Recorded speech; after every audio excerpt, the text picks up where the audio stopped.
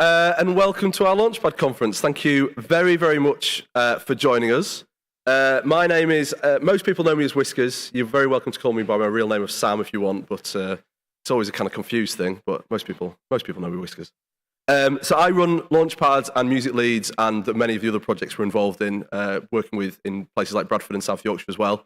And it gives me great pleasure to welcome you here. Thank you so much for coming. Some of you will have been to an event we've done in previous iterations. So we've previously run an event called the Young Conference, which is a very similar format today. And in 2020, we aimed to relaunch that conference as the Launchpad Conference, which was due to take place on the 26th of March, 2020. And unfortunately, that wasn't able to take place. And so this is us wanting to bring it back and create an event to help inform, to help educate, help inspire, and help everyone kind of bring people involved in music together in hopefully throughout the whole Yorkshire region and not just Leeds as well. So yeah, thanks for joining us. I hope you have a really great day. A few bits of housekeeping to go through at the start of today. Hopefully you've all aware of the programme. You've seen all the wonderful things we've got on offer for you today. There's multiple streams. Do feel free to wander and go into the sessions that you feel best suit you. We have a number of panels and talks in this room.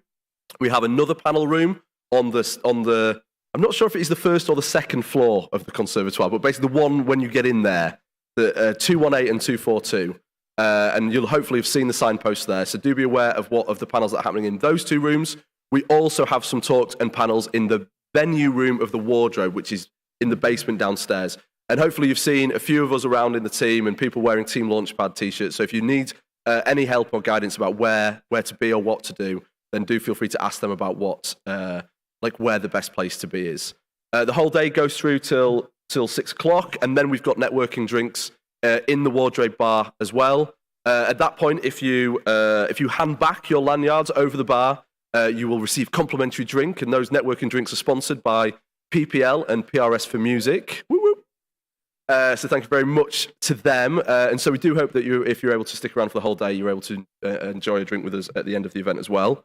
We do have a lunch break in the middle. Lunch is going to be served. It's like a packed lunch vibe, and you'll be able to collect them from either the exhibition space next door here or in the bar of the Conservatoire as well. That lunch is sponsored by UK Music and Kicker. So woo woo, thank you to them. Couple of other bits. So you might be aware, if you're not aware of what Launchpad is, in general, Launchpad is the program that we set up to support emerging artists and emerging industry professionals throughout all of Yorkshire. And it's been amazing that we've been able to support kind of over 200 people over the last 3 years through a combination of mentoring, support for the projects, and live opportunities. It's great to see so many of you here. If you haven't already twigged that if you've been supported by us, that you've actually got a supported lanyard that are knocked down. So if you are here and supported and wanted to meet other people, then do keep your eyes open. If you've been supported by us and you haven't got a special lanyard, do reach out to one of our team or go back to registration. We'll connect you with all of that. But I also wanted to mention that because if you're not aware, tomorrow we're hosting our first Launchpad Festival, which is a day of 38 of the artists that we've been working with playing across 3 venues in Leeds City Centre. And so if you haven't seen that and you're able to and you're up for some fun and discovering some new and emerging artists, it would be great to see you at that event as well. I think a couple more things, jumping around. The sessions that I didn't mention was the speed advice sessions. If you've not been to one of our events before, you might not be aware that if you haven't seen, there is the option to book throughout different slots in the day, one-to-one conversations with a number of industry professionals. So with a number of the speakers and people from our partner organisations as well. The booking for that is all done online now through an appointment link that you will all have been sent approximately 11 minutes ago. So everyone who was registered to attend and signed in should have got a link that allows them to book a slot for those one-to-one meetings. And those take place throughout the whole of the day. So do have at them as well. If you want to see the details of any of the schedule or any of the speakers, it should all be on the website and linked to from our social media programs. If you've got an issue working out where or when anything is, then do again let us know and let one of our team know, and we'll try and signpost you to the best place online. Or if you're not able to access it online, we do have various paper versions. So that's cool. I think the final thing to do is that, of course, today wouldn't be possible without our team and our sponsors, of which we've mentioned some of. So a big thank you to Emily from our team, who has done... I've been running... I'll say it again later. I've been running events like this since 2010, and I've been lucky over the last few years to kind of build a bit of a team who've been amazing to rely on and take a lead on various things. And Emily and the rest of the team of volunteers have been great in kind of helping pull everything together and run smoothly today. So thanks to them, and I'm sure I'll say thanks again at the end. Also thanks to our amazing range of both like sponsors and funders. I've mentioned PRS for Music, PPL, UK Music and Kicker, who are supporting various specific things today. But we're also really grateful of like ongoing funding from Youth Music and Arts Council England through National Lottery funds, who fund the whole Launchpad programme, as well as PRS Foundation. We're one of their talent development partners. It's also great to have support from Leeds City Council through their Arts at Leeds programme. And we also get little bits of funding as well from other local authorities around Yorkshire, such as Bradford, Craven, and Wakefield as well, to support our programme. It's also great to have the support of both the Conservatoire and the Wardrobe, who are helping us with obviously the venue provisions for today, and through Leeds Beckett University, who've helped with some of the volunteering as well. And many thanks to Leeds 2023, who've really helped us amplify today with some of the marketing and other things for it. And awesome merch for helping us with this. I think I've listed everyone. That's good. So, without further ado, I'm going to let you enjoy the rest of your day. We're going to take a brief pause before the first session starts. So, we have the first panel in here in terms of, about foster resilience. We have the PRS and PPL panel in the Wardrobe. We have the support in music organisations in 218. What else have we got? And Just the Tight workshop in 242. And there'll be speed advice sessions start at 12? At 11:30, so the first one's there. So we're not going to jump, in 2 or 3 minutes we'll jump into those first panels. So if you do want to kind of go and find the room and the space that's best for you, do feel free to go and do that. Have a great day. I hope to talk to many of you throughout the day, and yeah, have fun. Thanks a lot.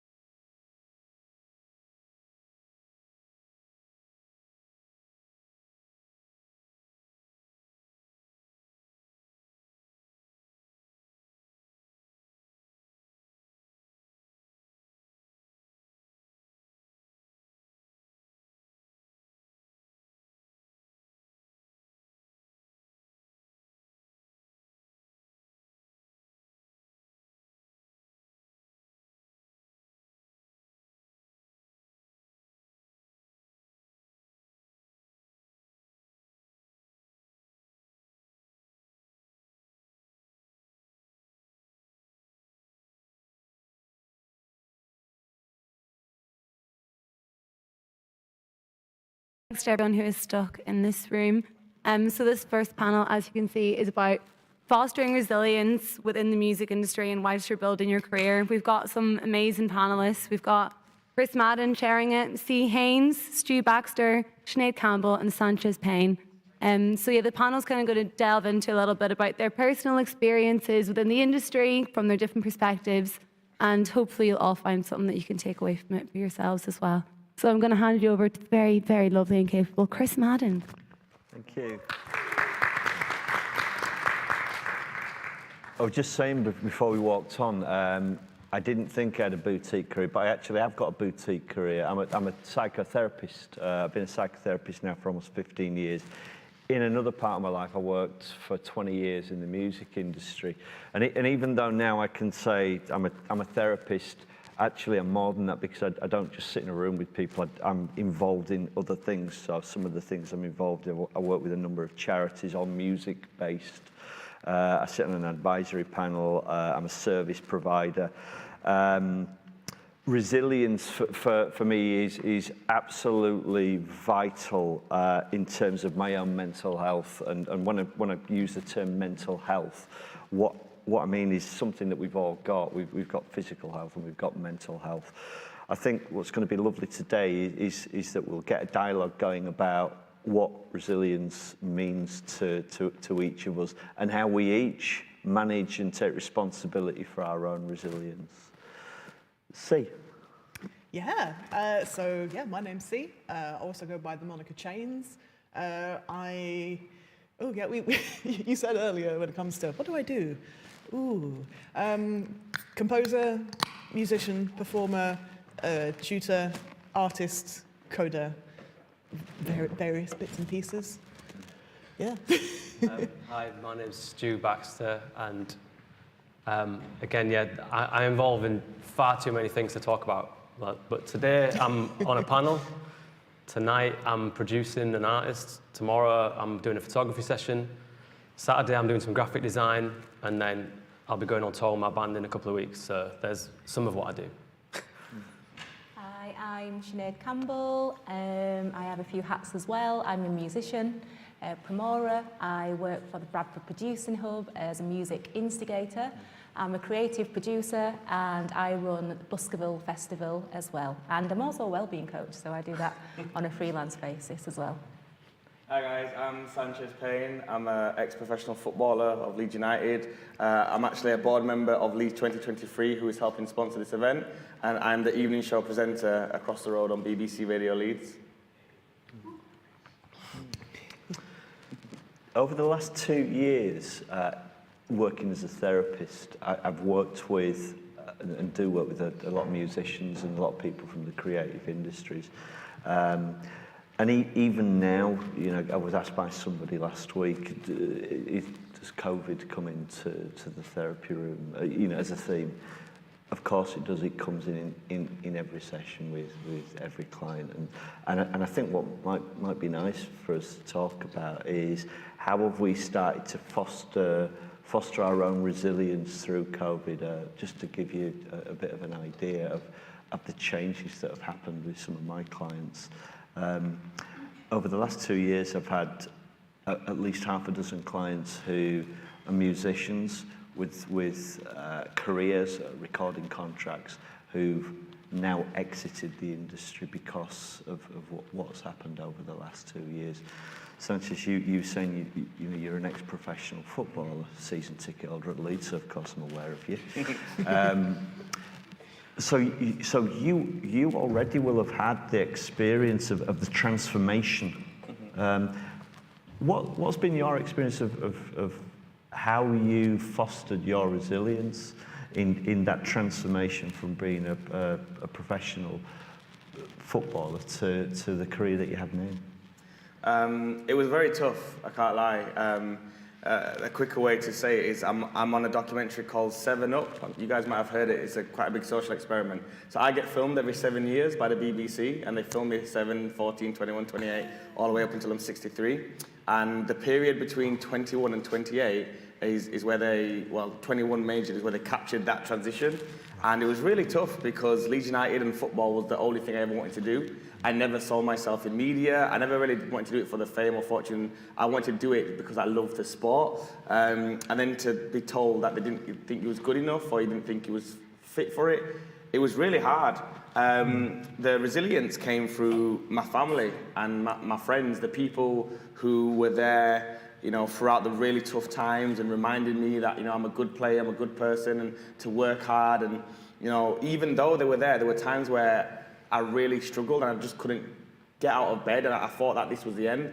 And I can't remember what it was, but something just clicked and made me realize that, you know, the world kind of doesn't owe you anything, and you've got to go out and get it, and sometimes you've got to create opportunities. So rather than waiting for things to happen, I got up and I started posting things on YouTube. I started putting myself out there. I came to networking events like this. I spoke to people. I told them about my journey. And then, you know, before you know it, I was hosting an unsigned talent event at Belgrave that should have been sold out. I think there was probably more people behind the scenes than on the floor. And just happened to be a BBC radio producer in the crowd that loved what I did. And then from then on, my career kind of came. So each stage of my life has taught me why resilience really, really matters. Because if I look back and think, what would I have done if I stopped? I wouldn't even like to think, because I now look at where I am and I'm like, wow, this is what happens. Because the only time it can never happen is when you stop trying. And that's why I'm here today. Sinead, what's your experience been of fostering your resilience? Because again, like us all, you know, you've got boutique career. Yeah, for me, especially in the pandemic, I think learning to actually rest and slow down. Because I used to be the type of person who would always be juggling 100 plates. And for me, it led to burnout. And it just doesn't work for me. And when the pandemic came, I really had time to sit with that and go, actually, why can't you stop? What within you is scared of almost stopping?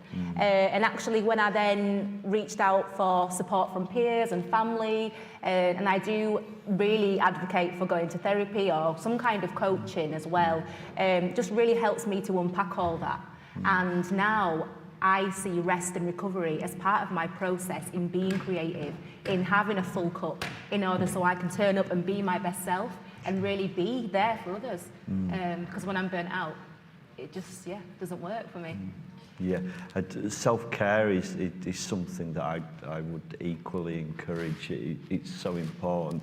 I know that as a therapist, next week I end doing therapy for 4 weeks, because I need to have space to be able to be silent, to relax, to find space for myself.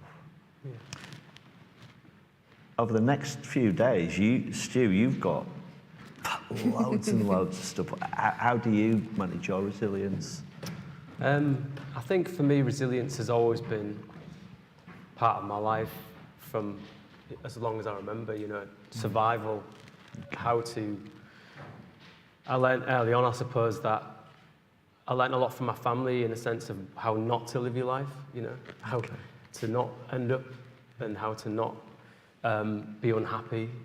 And I've always used that as a kind of strength for me to always do what I want to do and try and find ways of making it work. I think early on, a bit like Sinead was saying, I used to just juggle too many plates, and it sounds like I still do, which I do, but I've learned to make it work for me. And I used to feel guilty about it and sort of self-shame myself about it. And people used to say, "Why are you doing this? Why don't you just be a producer or a drummer or whatever?" And I'd feel really guilty about that and feel like I'd envy people that just did one thing. I'd be like, God, their life seems so simple. But then I realised that that's who I am, and I actually love doing lots of things. And if I was one thing for 5 days of the week, doing the same thing every day, I'd be miserable. So over the last couple of years and over lockdown, the main thing I realised was about myself. Because I started playing music when I was 13, and I turned 42 yesterday. And I've played gigs every week up until lockdown, my whole life. So having 2 years off really was a really difficult but amazing time for me because I went through being really depressed to coming out of that to changing my whole kind of focus on my career from drumming in a punk band to choosing to learn how to write for orchestration and orchestra and doing my first solo gig as an ambient tape loop artist to building my career as a photographer. And I think at the beginning of lockdown, I suppose I've got nothing to fall back on in terms of family and money and stuff. So I suppose after I kind of dragged myself out of the depressive phase and realised I needed to bring some self-care into it. And that's how I got into ambient tape loops and things, because that became my meditation, my therapy. And I made a film and a soundtrack for it. And then other people started saying that that resonated with them. And building this connection over lockdown really inspired me and made me realise that, you know, if I don't, like Sanchez said, if I don't go out and do it, if I don't pick myself up, nothing's going to happen, you know. I'm the only person responsible for this. So, and I've got loads of amazing opportunities, loads of amazing friends that I've built up over the years. So for me, resilience is kind of just who I am as well. Do you know what I mean? It's not a lockdown COVID thing. It's kind of, I don't know any different. So I hate to say it, but I've been through worse. Do you know what I mean? So it's like that thing of me and my band were like, well, we're not going to stop being a band because we've been through worse than this, you know. So we'll just carry on and write another album or whatever we're going to do. The hard bit is the financial side, you know, survival and paying the rent and stuff, but diversifying and using these other transferable skills. I chatted to someone before I came in here and saying, like, when you're in a band, when you're doing this stuff, when you're doing these early career moves, you don't realise how much of that stuff is really valuable, transferable skills. You know, touring in a band when I was young with no money and everyone was arguing, and I was mediating everyone, then led to me being a youth worker for 15 years, you know, and being a community worker, being somebody that can sit between people and help people and bring them together, and, you know, so all of these things are transferable. Sorry, I went off a bit of a tangent. No, that was brilliant. See. Yeah. I feel like, especially as kind of creative people and as musicians, there's kind of like common themes, I think, within us, with like a certain way of like, this is just the person you are. Like, regardless of the situation you find yourself in, there is the drive to create something, the drive to make things, the drive to kind of talk through those things with other people and support them with that. And I think also kind of a certain kind of obsessive kind of curiosity when it comes to these kinds of things. Like, your brain can't put these things down. So I totally know what you mean by the kind of like, if I try and kind of do the same thing for a very prolonged period of time, my brain's just like, no. Like, what is this? What are you doing? I remember I had like a really awful office job in my 20s. I was working at a hedge fund. It was horrible. Data processing, nothing particularly sexy. But I remember it got to a point where I was just staring at the screen. I was like, you've got to read the thing, see? You've got to read the thing. And my brain was like, no, it's not happening. I was like, come on, it's 11 o'clock in the morning, you've got to do the... No, it's not happening. And I was thinking, this is not working.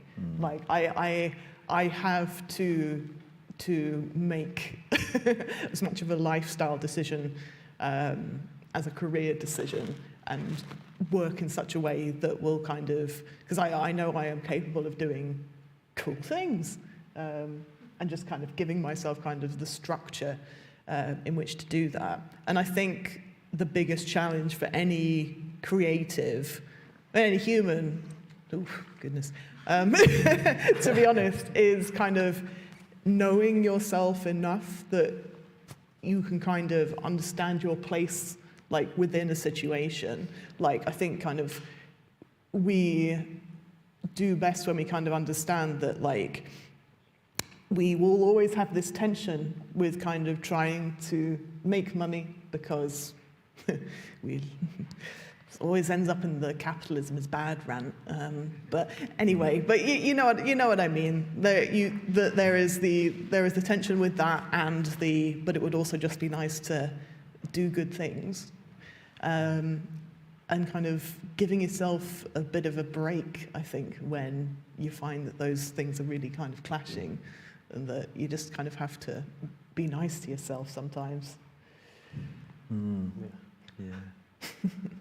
So part of fostering resilience for you has been that whole thing, much like some of the themes that Stu was talking about, is being gentle, being kind to yourself. Because I think as well, like, for resilience, I feel like, obviously it's very useful, entirely necessary, I believe, to like think about it on the individual level. But I think that's, if you only look at that, I think that's when you can kind of start to kind of have too narrow a vision. Like, sometimes there will be things kind of out of your control, and you have to find your community and kind of advocate for kind of, interests. Solidarity, there you go. I think you kind of have to remember that it's both. Yeah. I think that just reminds me of, well, it's made me think about a massive part of resilience for me over the last 2 years has been my community, and finding new community as well online, and being part of these networks that I've made loads of new friends, as well as the friends I've already got. I've always been someone that's invested in my own close community, but even more so, just what helped me survive and be resilient is also doing things for and with other people. Collaboration has been a massive thing, and getting that other point of view and that other feedback from something, because I know that a lot of people I've spoken to, including myself, being locked down or in isolation means you're also in isolation in your own mind, and you come up with ideas, you come up with projects, you come up with, you get out of bed in the morning, that's a good day. But if you've got no one else to bounce off to say, you're doing well, or let's do this, or you want to say, this is an idea I've got, and you want some other input, because your head can be quite a vicious place as well, I find. It's quite brutal. I can be quite unkind to myself inside my head, and constantly have to fight that and be like, but what helps that is other people and community, and showing how valuable you can be to other people as well is a massive part of inspiring your own survival and creativity for me. I really resonate with that, because two of the things, when I'm reading the question, how to foster while you're going through something, the response is massive. I remember times when I had projects, or I do a lot of mental health work, and I like to support people, and sometimes, let's say if you're being a creative, you're creating a project or music, or you've written a book, and then you can be in your own mind sometimes, and then you hear someone saying, "Oh my days, I heard your song. Oh my God, I heard your band play. Oh my God, I heard your tune." And that makes you, even if it's one person, sometimes that can outweigh the 1,000 other negative things to make you go, this is why I'm doing it. I've had one person sent me a DM saying, "I heard your track, I think it's banging." It could be simply that. So it's kind of your what and your why. Like the why is huge. Why are you doing it in the first place? Like, are you doing it to be known? Are you doing it because you love getting in the studio and collaborating with different artists and creating something to put out there to the world? And then that response is huge. Having that community and allowing people to, speak their truth to you and tell them how your project, your vision, the thing that you have created made them feel, I think that can allow you to be resilient throughout, because that's like, right, I'm doing it. That can give you that push that you need, even if you're at your lowest. That helped me loads of times, and I wanted to stop doing what I was doing. Yeah, totally. I totally agree with that. The why, for me, is so important, and I think when you really get clear on that and take the time to get clear on that, take the time to get clear on your vision, and also is there anything that you're doing for others too? Because when you've got something to give to the world, to give to others, to give to your family and your friends, you're less likely to get caught up in beating yourself up and kind of, when the no's do come, because they will, remember, don't make it all about you all the time as well. I know it's easier said than done, but sometimes it can just be timing. Sometimes, if you send an email out and you don't get a response, it is just because they are full to the max and their inbox has probably got like hundreds of emails coming in. So it's like, don't always go to the worst and think, oh, it must be me, I must be wrong. Actually, there are lots of circumstances at play, and when you've got your why at the core and you're actually thinking, what am I giving to the world? Why am I doing this? You can always come back to that, and that'll always be a driving force. Yeah, that's a really, sorry to butt in there, but it's a really good segue to actually the industry as well, and how we're surviving in this, and everyone in this room as well. That thing of, because I can get lost in the why. I've been in the middle of delivering a project that I'm paid to do, and then I've gone who gives a shit? Does anyone, why am I doing this? And almost gone back down that route of almost unpicking it too much and going why am I making this weird music that no one cares about? Does anyone care about it? I don't know. Do I care about it? You get a bit like that. But like you say, sharing that with other people, but also the like you said about approaching other people and giving back, I think, and to me, is a massive part of me surviving and having a career that I'm actually enjoying is 50% of that I'm giving back all the time. And I've some stuff I've done for 20 years, and during lockdown, I still remain humble enough to go into something fresh-faced and say, I don't know what I'm doing. I'm not going to try and be the person that thinks I'm bigger than I am. I want to start at the bottom, So going back to music production and going in back to school, back to the bottom, and going look, I want to learn from you as well. But so what I was doing a lot of, because I'm currently trying to go a lot more into production and music production, because I've always dabbled in it but never really mastered it. So one of my, I feel like I've got to offer something every time I ask for something. So maybe you don't have to do that, but that's how I feel. So I'll go to producers and engineers and studios and say, I want to get some more time in other studios, in other spaces, but I'll come and take photographs. I'll come and give you photographs for free if I can sit in your studio. So I think it's important to remember that kind of exchange of skills is important. It's not about money. There's value in what we know and what we do, and to be able to exchange that with someone.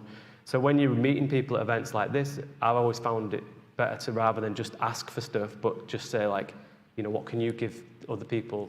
And don't beat yourself about that either, in terms of oh, I don't have anything to offer. Sometimes it takes your friends and your colleagues to be able to help you realise what you've got to offer. I've spoken to people today who feel oh, well, I couldn't give you anything back, and then I'm well, you can, because I've recognised that you do this, but they didn't recognise that. So you wouldn't have any of that discussion without this stuff we're talking about, without reflection, without meeting people. Walking through the doors this morning, it just was overwhelmingly emotional for me, because I just suddenly seen all these people that I hadn't seen for ages, and met loads of new people within 20 minutes. I'd seen 20 people I knew, 20 people I'd never met, and I was but not in a nice way of I've really missed this. I've missed this kind of chat and this kind of opportunity to experience other people's stories and how they've survived it and stuff. Theme that seems to have emerged here then is I'm going to term it relationality, coming into contact with people.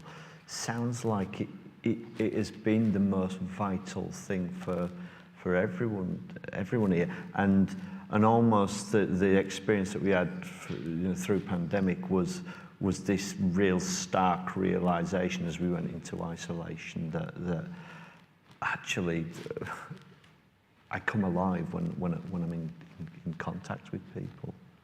I mean, I think even if it's not literal in person, I think kind of having a sense of even if you reach people online, or even if you kind of reconnect with your friends, Sure. that kind of thing. Because I had an interesting experience over the pandemic, because I think, okay, so 2020 January, I've had top surgery, which I've been waiting for ages, and then suddenly life is so much brighter, and I'm like, right, I'm going to go to the events, I'm going to do the things, I'm going to meet the people. Oh no. And yeah, obviously. But at the same time, it was a nice opportunity for me to kind of, I think, really realize. I remember like I was having therapy kind of through like, I don't know, 2016, 2017, and I came to what was kind of an obvious, it's always the thing with therapy, isn't it? It's an obvious realization, but you didn't really realize it, and it's still very important. It's always the way. Oh. Like, and then It's your obvious partner, once you know yeah. it. Yeah, your partner goes, yeah. It's like, anyway, I had the realization that I am most miserable when I'm bored. And the best way to really combat that during the pandemic was like, I loved learning new skills. Like, it doesn't even have to be specifically musical, but like, because throughout like teenagehood, like I'd always enjoyed picking up, if I could pick up a new instrument and like give it a crack, wonderful. That's me sorted for the next 6 months. But kind of sort of diving into skills and realizing that like, this is kind of another way that I can kind of develop myself and kind of keep myself happy, even if there aren't people kind of in the immediate vicinity. Like, did any of you have kind of some kind of strange realizations during the pandemic? I just had a realization just a minute ago. Yeah. Hey. Literally, we were sat when we met, and I was saying to C, like, have we met before? Like, I don't think so. And I was like, all right. And then a minute later, I was like, I'm sure we've met before. And I was like, nah. And I just felt like you said about that connection, it's not always in person. Yeah. And I was like, I'm sure we've got a connection. And then I just realized I've discovered your page on Instagram over lockdown and like got obsessed with watching your music and your videos and was like, that's where I know you from. It's like, actually, I made a connection with you, but you don't know me, but I made a connection with you. Oh, that's so nice. So I was like, I recognise you and I know and I've met you, but I just wanted to say that because I just realised then, and that's almost a perfect example of what you were saying about this connection doesn't have to be like obvious and physical and people you meet, but I've felt a connection with you and to the point where I thought I knew you, do you know what I mean? Yeah. So there you go, good example. Yeah. This is nice today. Awesome. So if we then start to address this question up here, it's the name of the panel. How do we foster resilience while building a career in music? What are the things that each of us would say we would encourage others to do in order to do that in an industry that, I mean, the reset button has been hit. Pretty much everyone I know works in music, apart from the other side of people who all work in therapy. And everyone has hit the reset button. How do we manage it? You're a well-being coach. Yeah. So, I've got a big word on the tip of my tongue, and that word is boundaries.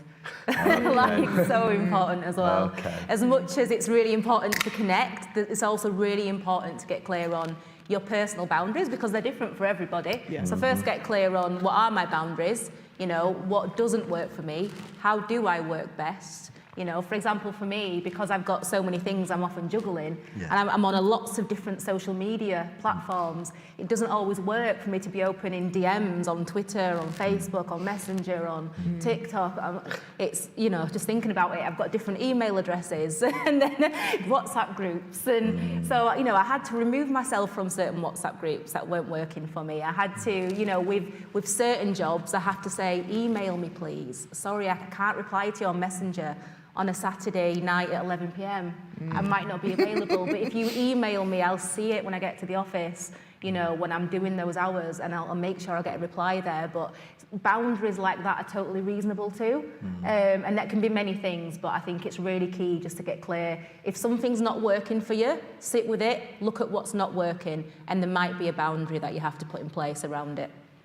Totally. That's a really good point. Because we want to be accommodating, Yeah, of and course. I think that's like such a natural instinct, but like you can't kind of serve the people around you if you're so depleted, or if people start to kind of take the piss. Yeah. Or I frankly. learned boundaries over lockdown for the first time. And now I work less hours and I'd get more. I do work less hours work, but I achieve more. For the first time in my life, like I achieve more than I've ever achieved, but I'm working half the hours I was working, which sounds weird, but I discovered that that's the thing you can do. Like, because it's about spending that time better, but also having those boundaries in place. So I think I set a boundary of a lockdown where at 8 p.m, I'm not going to touch WhatsApp. So anyone I'm in a WhatsApp group with, whether it's my bands or like photography or whatever, I'm like, if it's after 8 p.m, that's it, I'm done. I'm off. Unless it's an emergency, you've got my phone number, you know, like. So, because you're having conversations dropping into your phone at midnight, and it's like, that's not healthy, not for me anyway. So that, yeah, boundaries was massive for me. I wonder though, and I'm going to play devil's advocate here, if you are really, really trying to forge your career and you're scared about missing opportunities, that it could be quite difficult to set the frame of a boundary. Now, it's all right for me. I mean, I had flipping a WhatsApp message and a text last night, really, really late, from 2 potential clients. I'm not answering that. I'm not reading them. I don't recognise the number. Putting it down because I'll start tomorrow morning at 8 a.m. But I know some new therapists who are very, very early in practice who will engage with that. How do we then set a boundary for ourselves if we're pursuing something and we're perhaps at the start of a career? I wonder if your experience in your transformation and what happened for you, were you able to appropriately set boundaries, Sanchez? Yeah, I feel like the obvious thing is when you're grinding, you take many opportunities, don't you? And you put in the hard hours, you put in the hard time. If you are able to set boundaries at that early stage, that's great. If you're able to find out what works for you, what doesn't. But what everyone's just spoken about here obviously came from experience. You would have had to be messaging at late hours. You would have had to be answering the calls at Twitter, and then like, wait a minute, this doesn't work for me. And then it's about bravery. So there was times where, whether it was through when I was at football, whether it was in music, at radio, where you have to look at opportunities and go, does this work for me? Should I be saying yes to everything? Is it quality over quantity sometimes? And you have to really have these difficult decisions and have the bravery to say, like, on most Sundays, I don't reply to much things. That's me and my time. And the bravery is, will I miss something? Will something come and go? If it is, it's maybe not meant for me. I'm at that stage now of happiness where I would rather go work Monday to Saturday and Sundays is the me time. And then you know what it is? I'll pick it up on Monday. I read a book, I don't know if you've ever read it, The 4-Hour Work Week. And it's really cool perspective. And it basically says that, it gets to the point where it whittles it down to I'll work 4 hours on a Tuesday, and that's when people will mold into your time frame. Like if you're available in that time, that's quite extreme. But it's like if they know that's your working hours, you're giving quality, you are, good at your craft, people will mold into that. And I think people initially are scared when you're new into it. You want to just, like you said, you want to be accommodating to, yes, I'll do this, but if you're saying, yes, I'll do a gig, and you're getting told the night before and it's 100 miles away, is that really going to be beneficial for you to give your best self? So it's about bravery and really taking a look and understanding that, there's it's not the be all and end all if you do miss one or two things. But again, when you're starting off, you have to put you have to put in that graft, put in that hard work to then learn how those boundaries can be set. But I think you're right in that sense of like at the start, it's almost we're in an industry where you can't do that, or you're not encouraged or allowed to do that. So it is a real hard balance in it to be like, I've got to look after myself, but I've got to show that I'm willing to do anything in all hours, because that's how you get the work in this industry. You kind of just show up and you do the job and you do it until it's done, and you do anything that's around that job. Because I also know people that I'm sort of mentoring who are at the beginning of various careers in photography or music, and sometimes they'll start with really strong boundaries and it goes against them, because then people go, well, I don't even know who you are and you're telling me, like, you come in with this real hard line of like, this is what I want paying, this is what I want doing. And so it's always about a personable thing, isn't it? About look at every opportunity in a bespoke way. And that person have a separate conversation, a separate relationship. It's not like as black and white as that, is it? It's like, what do you want to get out of that relationship and what you're willing to put in. And I think that's a boundary in itself, isn't it? So it's looking at boundaries at the early stages in a sense of how far am I willing to go, and I want to be happy, like you were saying. I want to remain, engaged. So if you're willing to do an 18-hour shift and still be hyped up, because when I was doing that, when I was working 20 hours a day sometimes, I was hyped up on it. I was loving it. I wasn't miserable. I was actually like getting off on it, do you know what I mean? I was like, wow. Because I was in a job where I was working in a youth centre. I was running a music studio and a record label. And I was like, I have to work 20 hours a day because I shouldn't be getting paid to do this.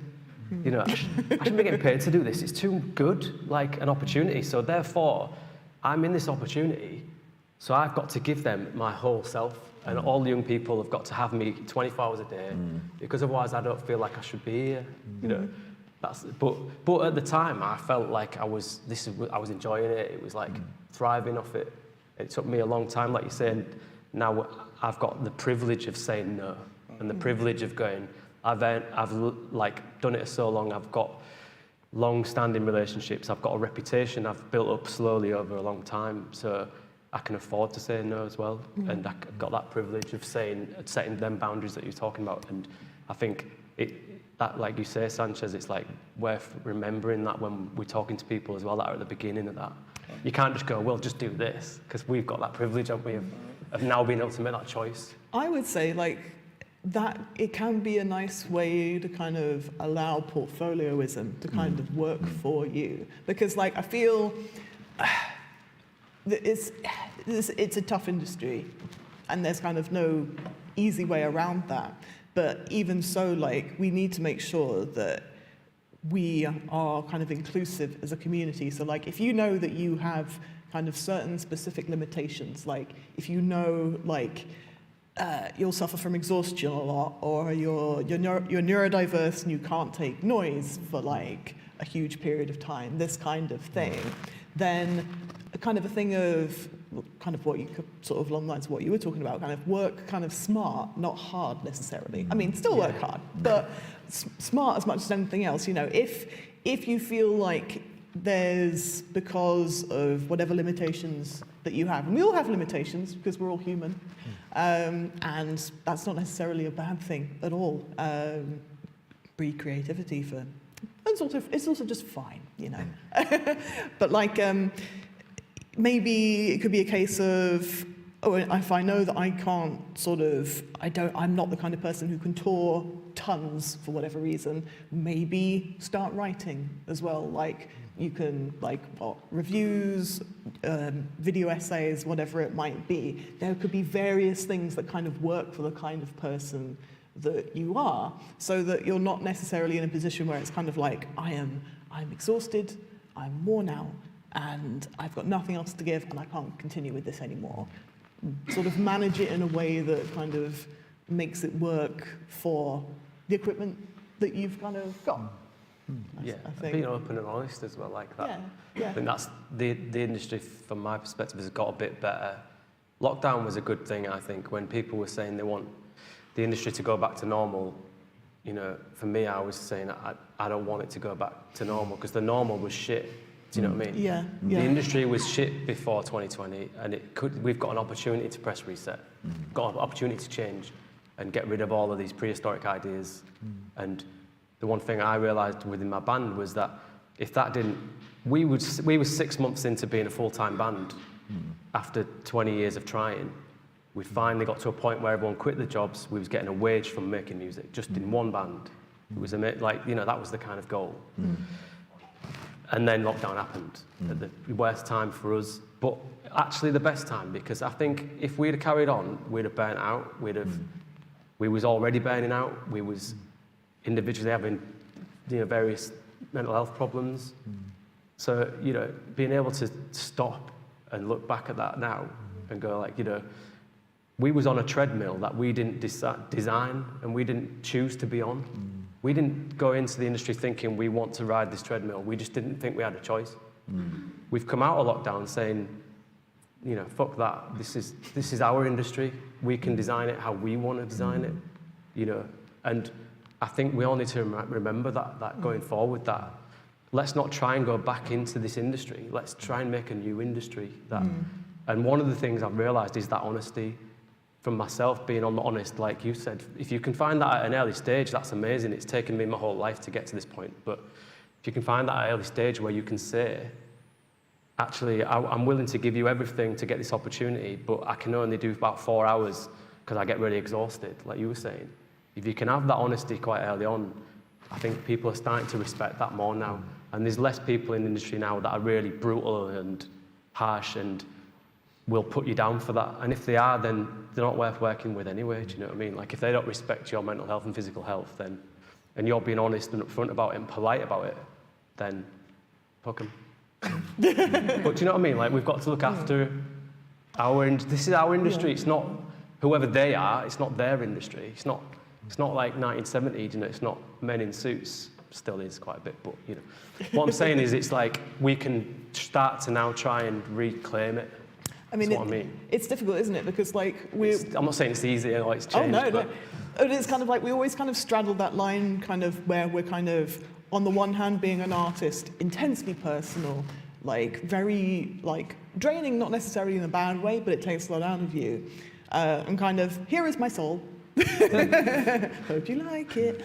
Kind of got that on the one hand, but also kind of you have to also treat yourself like a commodity on the other. And it's not always easy to manage that. Yeah, so I think that point was probably going somewhere. No, but then that is very different. You're putting yourself out as a product, aren't you? And as a brand and all these things, as well as trying to be honest and have integrity, but very vulnerable. Yeah. Sure. Yeah. You used a word then, products, that I knew things were starting to go wrong for me when I worked in music, when I started to referring to music as product, when I went to work for a major. And I caught myself saying it and thinking, why am I using that language? What is happening for me? This is a really brilliant theme, what we're talking about here, and the overall theme of resilience. I think we could probably go on for, about 2 more days doing this. We've got about 12 minutes left. And I think it might be quite nice to open it up to the audience to ask some questions. Has anybody got a question they'd like to ask? And yeah, we could got someone over here. Just something you just touched on there, the idea of music as a product. How do you feel about the term content as it relates to it? Well, I saw a quote over the lockdown, which many people might have seen, which was, when did artists turn into content creators? You know, when did they stop being artists? I mean, I don't know what I think about. I'm just putting it out there, but that's a really interesting. We've kind of like we've been told we're content creators. I didn't choose to do that necessarily. Do you know what I mean? Now I can't just be a musician or an artist. I've got to now be a marketeer, a content creator, everything. But what you going to say? Yeah. I feel with the content, something that helps me with kind of creating content and being resilient towards that is how I frame it to myself. So if I'm, say, doing a creative day, a few hours, creating some stuff, I'll just say to myself, okay, Sinead, you're creating today, you're being creative. And if we happen to capture some content, then great, and I'll just have it there ready. Yeah. And for me, I get when I've got a release, I've got a certain release plan to work around and certain things to post, but I'll try to be as authentic as possible within that. And that's the best way I can kind of balance it, I think. I was just about to say that, it's authenticity. You know, let's not sugarcoat it. You know, social media is a massive, powerful, you know, industry. It's a tool that I believe everybody should use. When people come to me at the BBC and say, how do I get involved with the industry? I say, well, all the stuff that you mentioned about the Snapchat, Instagram, Twitter, all this stuff, it's a lot, but that's it. They're platforms and they're amazing. Now, how I do it is I literally I point and post and talk and I'm just me, and then it goes. I might put a hashtag every now and again. I probably should research a bit more, but I do it because I enjoy it. Now, when people do it because they feel like they have to get out there, that's when it can be a bit difficult. But you know, I think we'll all agree that making content is a great way, and it's sometimes not the way that people would want. Like I've discovered musical artists from them doing a TikTok and it's their song in the background while they're doing something, and then I've gone to find their music, and then I'm now a fan. So it is unfortunately part of it's part of our lives now. So I'd recommend everyone to at least dabble in it, and then just try to be authentic and not really worry about it too much of how it looks. But use content. It's massive. Like, I feel like whenever we make something that we put out on social media, like, I totally agree. Like, I love Instagram, I have to say. Like, it's such a wonderful way to kind of connect with artists and come across, like, so many wonderful things. I think it's important to kind of remember with these things as well, though, that YouTube, Instagram, those are kind of my go-tos because those are kind of my favorites. But you're also kind of, you're a non-contracted employee for Google kind of thing, which is always kind of an interesting one. It's like being the whole 0 hours contract type shenanigan where it won't give you anything. So I think it's important to remember that to use it as a tool for your purposes. Like, I think many of these platforms have kind of preferences for, like, of course they'd love you to upload, like, every week at a specific time and all the rest of it. And maybe if you're the kind of person who thrives on a deadline, that's wonderful. And that happens to kind of be, you gel with that, fantastic.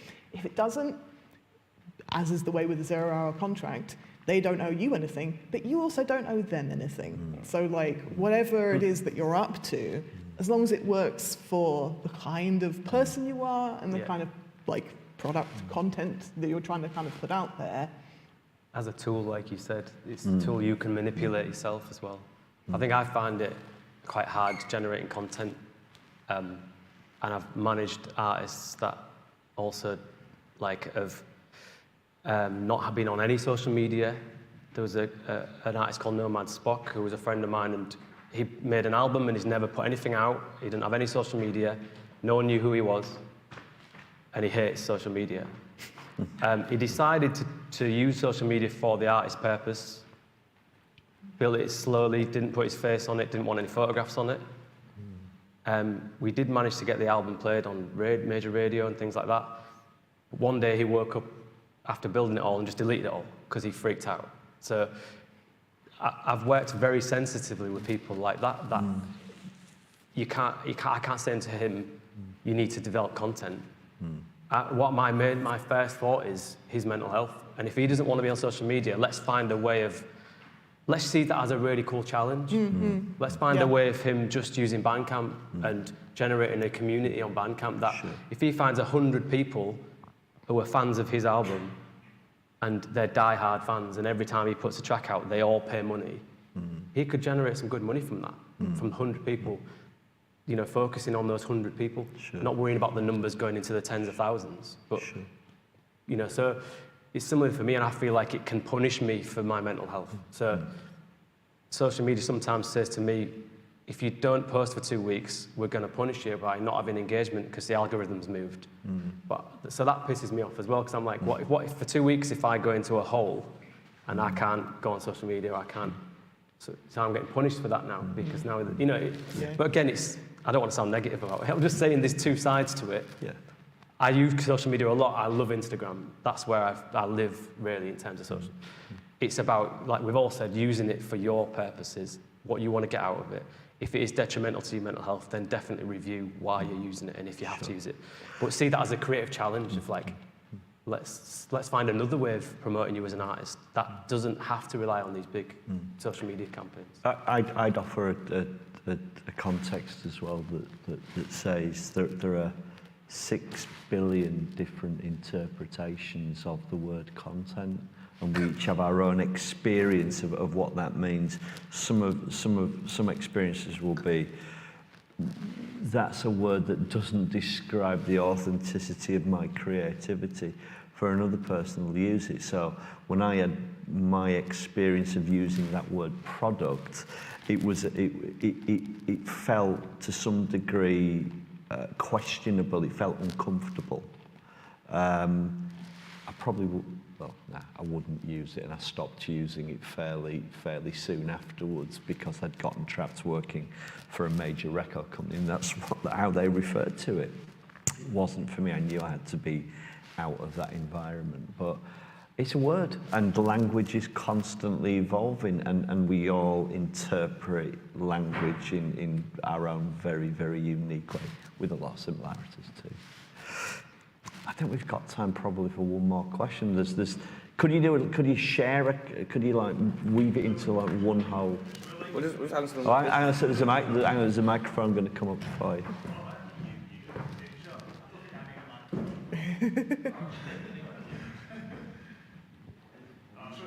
This is weird, isn't it? Hello. That is hard, isn't it? I was just going to ask about, like, you mentioned with different social medias and stuff, and say if someone started going onto it and stuff, like, it can be hard to get the personality, like, of yourself across straight off the bat. I feel like you kind of I put myself in a box of just, like, music covers and stuff like that, and you kind of, I had a gig the other week where some people came after seeing us online saying, oh, it's not bad, and then they got there and I was quite me gobby normal self and chatting away and stuff, and that got me a wedding gig. And that, to me, shows that if you show your personality, yeah, you can get better different ventures and stuff. Do you have any, like, I don't know, I guess recommended, like, is there a way to get out of that box, I guess, of not being able to show your personality, keeping it very regimented to just one thing, if that makes sense? I think that makes sense. Listen, personality has got me everything in my life. Like the amount of conversations or job interviews or places where people have been probably more qualified, more suited to roles, and once they've kind of seen me, they've bought into me. I don't know about you guys, but with anything, I buy into people. You know, if you come to me and we connect, then I'll give you the world and do everything I can. What I'll say is, you know, let's say a musician, if I could sing, I'd be doing the music covers all the time. The other thing that I'd probably do is just videos just talking, but it's tough because I'm very confident and not everybody is, and that's not always a bad thing. And I think you have to be unapologetically yourself. So I would say just do other forms of content, or maybe before you do a cover, explain why you're doing it. You won't even realise your personality coming across, but if you're doing a Lewis Capaldi cover and you're like, oh, I saw a funny video on Lewis, it cracked me up, and maybe your Yorkshire accent comes out. Do you know what I mean? Like, just add little nuances either before or after the cover to then let people kind of see your way in. And it's obvious that worked though, seeing the cover and they've taken a chance and then your personality shone through. That should be an example of, you know, you should try and find more ways that you're comfortable with to show your personality, because it's obviously great. Does it just come down to like repetitions with it and just keep posting until it just becomes natural? And the other side, so when I'm in my studio, I think of it like I'm talking to one person, even though I'm talking to thousands, and that makes it easier for me. Like, even though sometimes, you know, I am talking to thousands, I'm doing big conference or big things, when I feel like I'm talking to one person, that's when I'm recording, I'm talking to myself, I'm talking to my missus, I'm talking to my mum, and in that way, I'm just me. And even though I know, you know, it's obvious other people are going to see it, I'm not doing it for the people that they want to see a Sanchez talking a little bit more like this. I'm just chatting and I'm chilled, and then once you post it, I'm happy that that's myself that's gone out there. I'd add a therapeutic context to that. I've had this week 2 initial consultations with 2 potential new clients, and neither of them want to work with me. And that's all right. It really is okay, because I know that when a person comes and sits in the therapy space that I'm in, they're going to have to come and experience me. And some people really, really like me and feel comfortable. Some people don't. And that's the kind of name of the game. That's the kind of name of the game. There's another theme though that seems to, or might emerge from that is, are we comfortable with some people liking us, some people not liking us? And part of it, I suppose, part of the challenge is that we try and get comfortable with people just not really getting what we are. Get comfortable with perhaps using social media and putting stuff out there. I'm like, bro, does this feel like me? Sometimes we have to get over that. So public speaking, I feel really comfortable here. 25 years ago, if I'd have been sat in it, I'd have been shitting myself. I'd have been really sweaty. I'd have been like holding on like that. I wouldn't have been able to do it. To be amongst a group of people who are doing this so naturally is a really, really lovely experience. It's worth, yeah, it feels, it's natural, but Yeah. inside I'm anxious, you know, so it's Okay. another thing of Okay, like, yeah. you know, Thank you, masking Sean. and Yeah. press, you know. Sure, sure. So I think we all develop that as well, you know, like, Yeah. I've done loads of these things, but, Yeah. and I love it, but Yeah. I'm always, you know, I always look like I'm real chilled. Yeah. But I'm not, inside I'm like, The best way to combat that is, again, it's so cliche, but just being yourself. I've been in rooms when I was at Leeds United, and I walked into rooms and I'm seeing these big footballers in the big cars and that, and you know, then we go out on nights out and they're buying bottles and all this, and that's just not me. I'm from Chapeltown, you know what I mean? I'm humble, I'm chilled, I'm relaxed, and do you know what it is? I changed the ethos of Leeds United. I changed the ethos of the lads that used to go out and be pretentious. Because just being myself, and then it made me realise that, like I said, I'm on the board for Leeds 2023. We're about to do a year of culture that's going to, you know, bring international, and I did feel like I had imposter syndrome for a little bit until I realised that I know what I have to say matters because it's my own perspective and it's not yours. Therefore, we can learn off each other.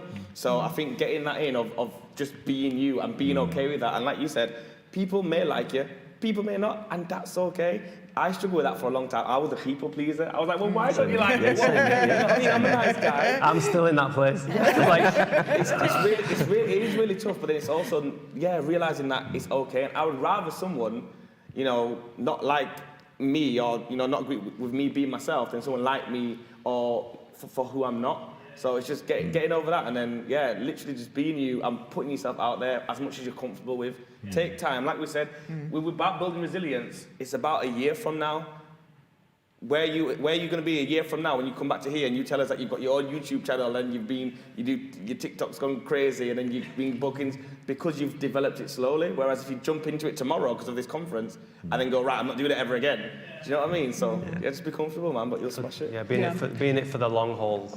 Yeah. I think there's a certain degree as well of like, essentially like what you were sort of saying, you kind of reap what you sow as well. Like, so if you put out a personality there that's like, it's not yours, then you're gonna kind of get back to you stuff that that doesn't really vibe with you, that doesn't really make you happy. If you kind of put out kind of like what you want to see in the world, like I'm often like quite a silly person, and I'm fine with that. And like I've kind of been in contexts where people like had sort of grand academia as a kind of like.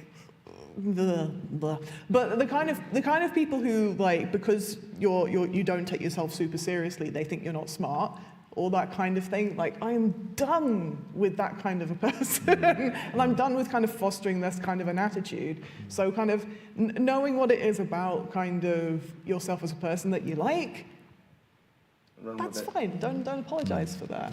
Like, Yeah, cool.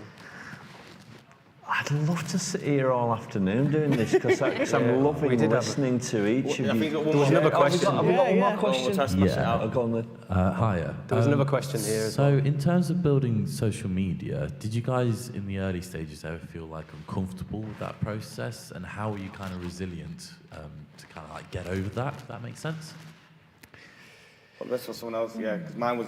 So I scored a goal when I was at Leeds United that took my followers on Twitter from like 300 to like 6,000 overnight, and same with my Instagram and stuff. So I was kind of already in it. So like I said, I've been filmed since I was age 7. So I've kind of been in it, and I've already been like, I don't really blah. It don't mean not to me. Like what I hated when I was on like 7,000 followers on Instagram, speak to people and try to collab. Then once I hit 10,000, everyone's coming at me. Like I really don't like it. But I also know that it's a great platform for myself to put myself out there and use it. But I've always been in it, so I'm probably you guys who've grown with it.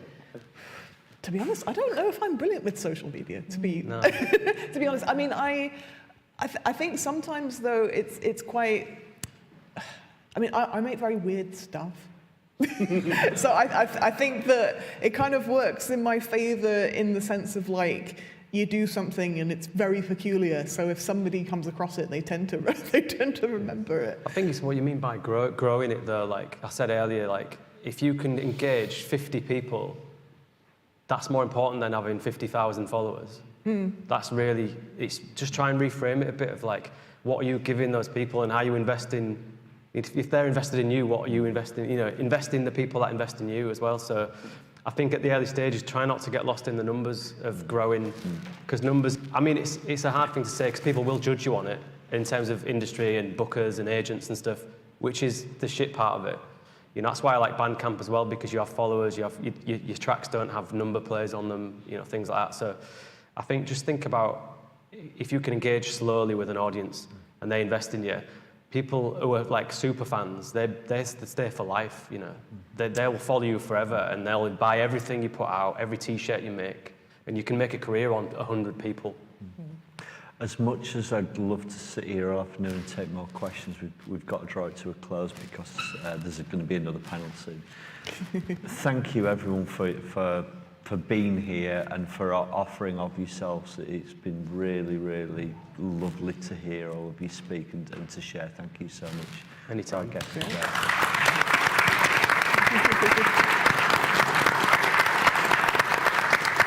Okay, yeah, thank you everyone. That was amazing. If anyone did have any more questions, I'm going to offer up that you just come and talk to these guys now that they're done. Just come and have a chat with them. So yeah, there's going to be a half-hour break now, and then we're back here with another panel, which is this one, at 12:30. So yeah, get a cup of tea or a cup of coffee or whatever, have a chat, and we'll see you then.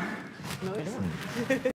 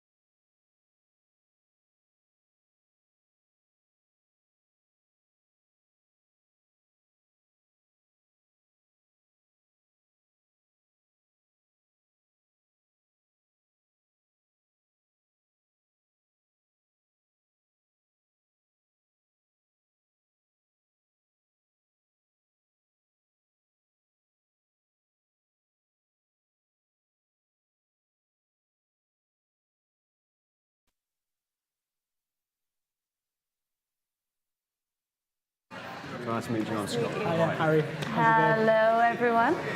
I was just saying, do you reckon if we sit on that side, those lights are going to be in our face as well? Have I sat in, or have I sat in completely the wrong place? I've got both. Okay, hello. Yeah, that is louder than I normally am, definitely. Welcome, everyone, to the Launchpad conference. It's lovely to see you all here on this Easter week. This is the second panel of the day, and it is about, dun dun dun, using opportunities to build your audiences. We've got an amazing panel here today. Well, oh God, this sounds so cocky. We've got an amazing panel, and I'm Ash. I'm going to kick it off down the other end. If we could just introduce ourselves and a little bit about who we are. Sure. Hi, I'm Jamila. I've worked in the music industry for about 14 years. Predominantly spent the last, or about 12 of those years as a major label A&R, and now I'm in management. Yep. Hi, I'm Laura. I'm a electronic music DJ and producer based in Leeds. Been doing it the best part of a decade with a slight interlude into motherhood, and yeah, it's me. Lovely. Hey everyone, I'm Scott. I do a few things. I run a record label called Clue Records. That turns 10 in November, so I've been doing that for quite a while.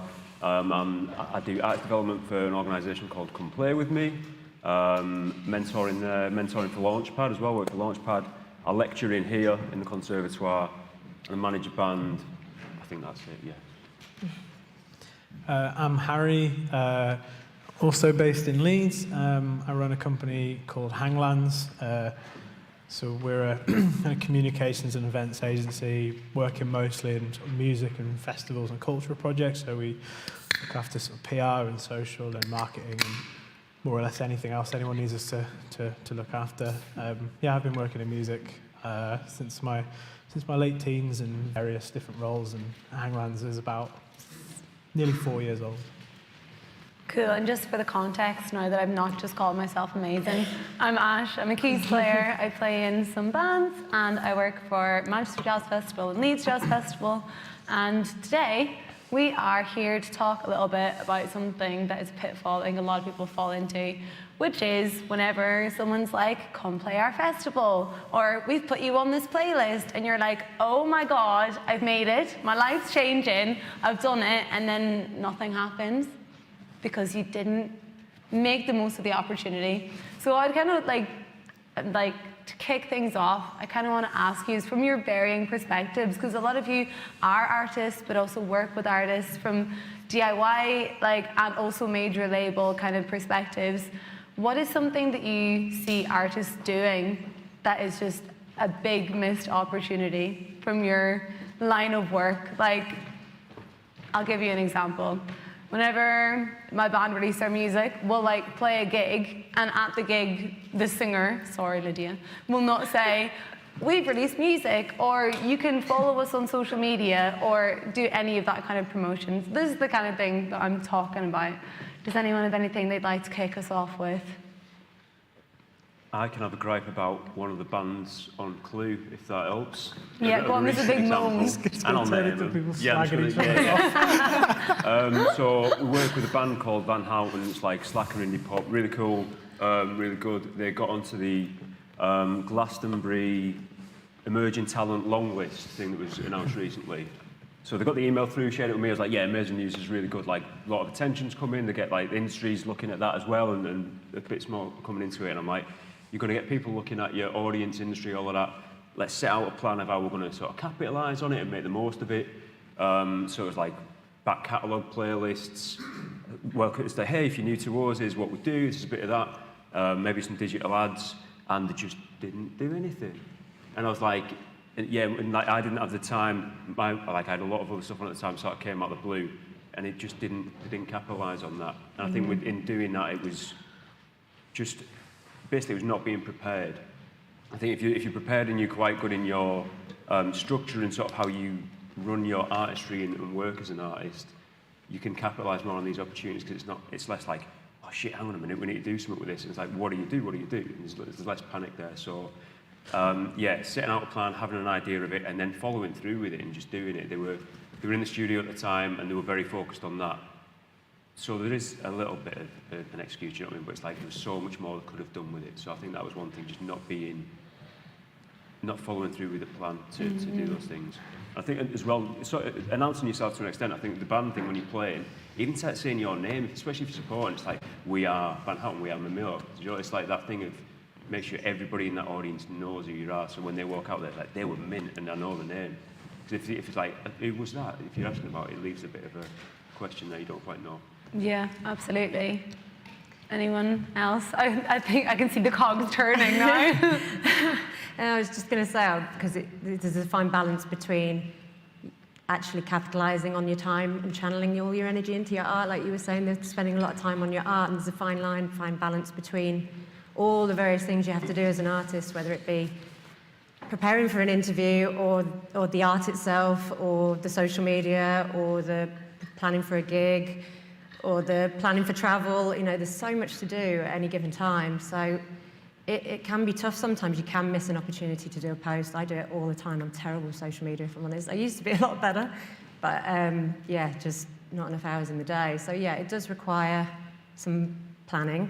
Obviously, if you can have another person doing that for you, that's a massive plus as well. But yeah, it's tricky trying to balance everything and when you've got so many plates spinning. Mm-hmm.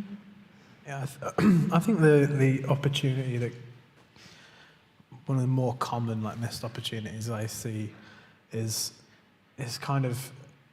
people just not following up on a success, or taking too long to follow up, or getting in their own head about stuff.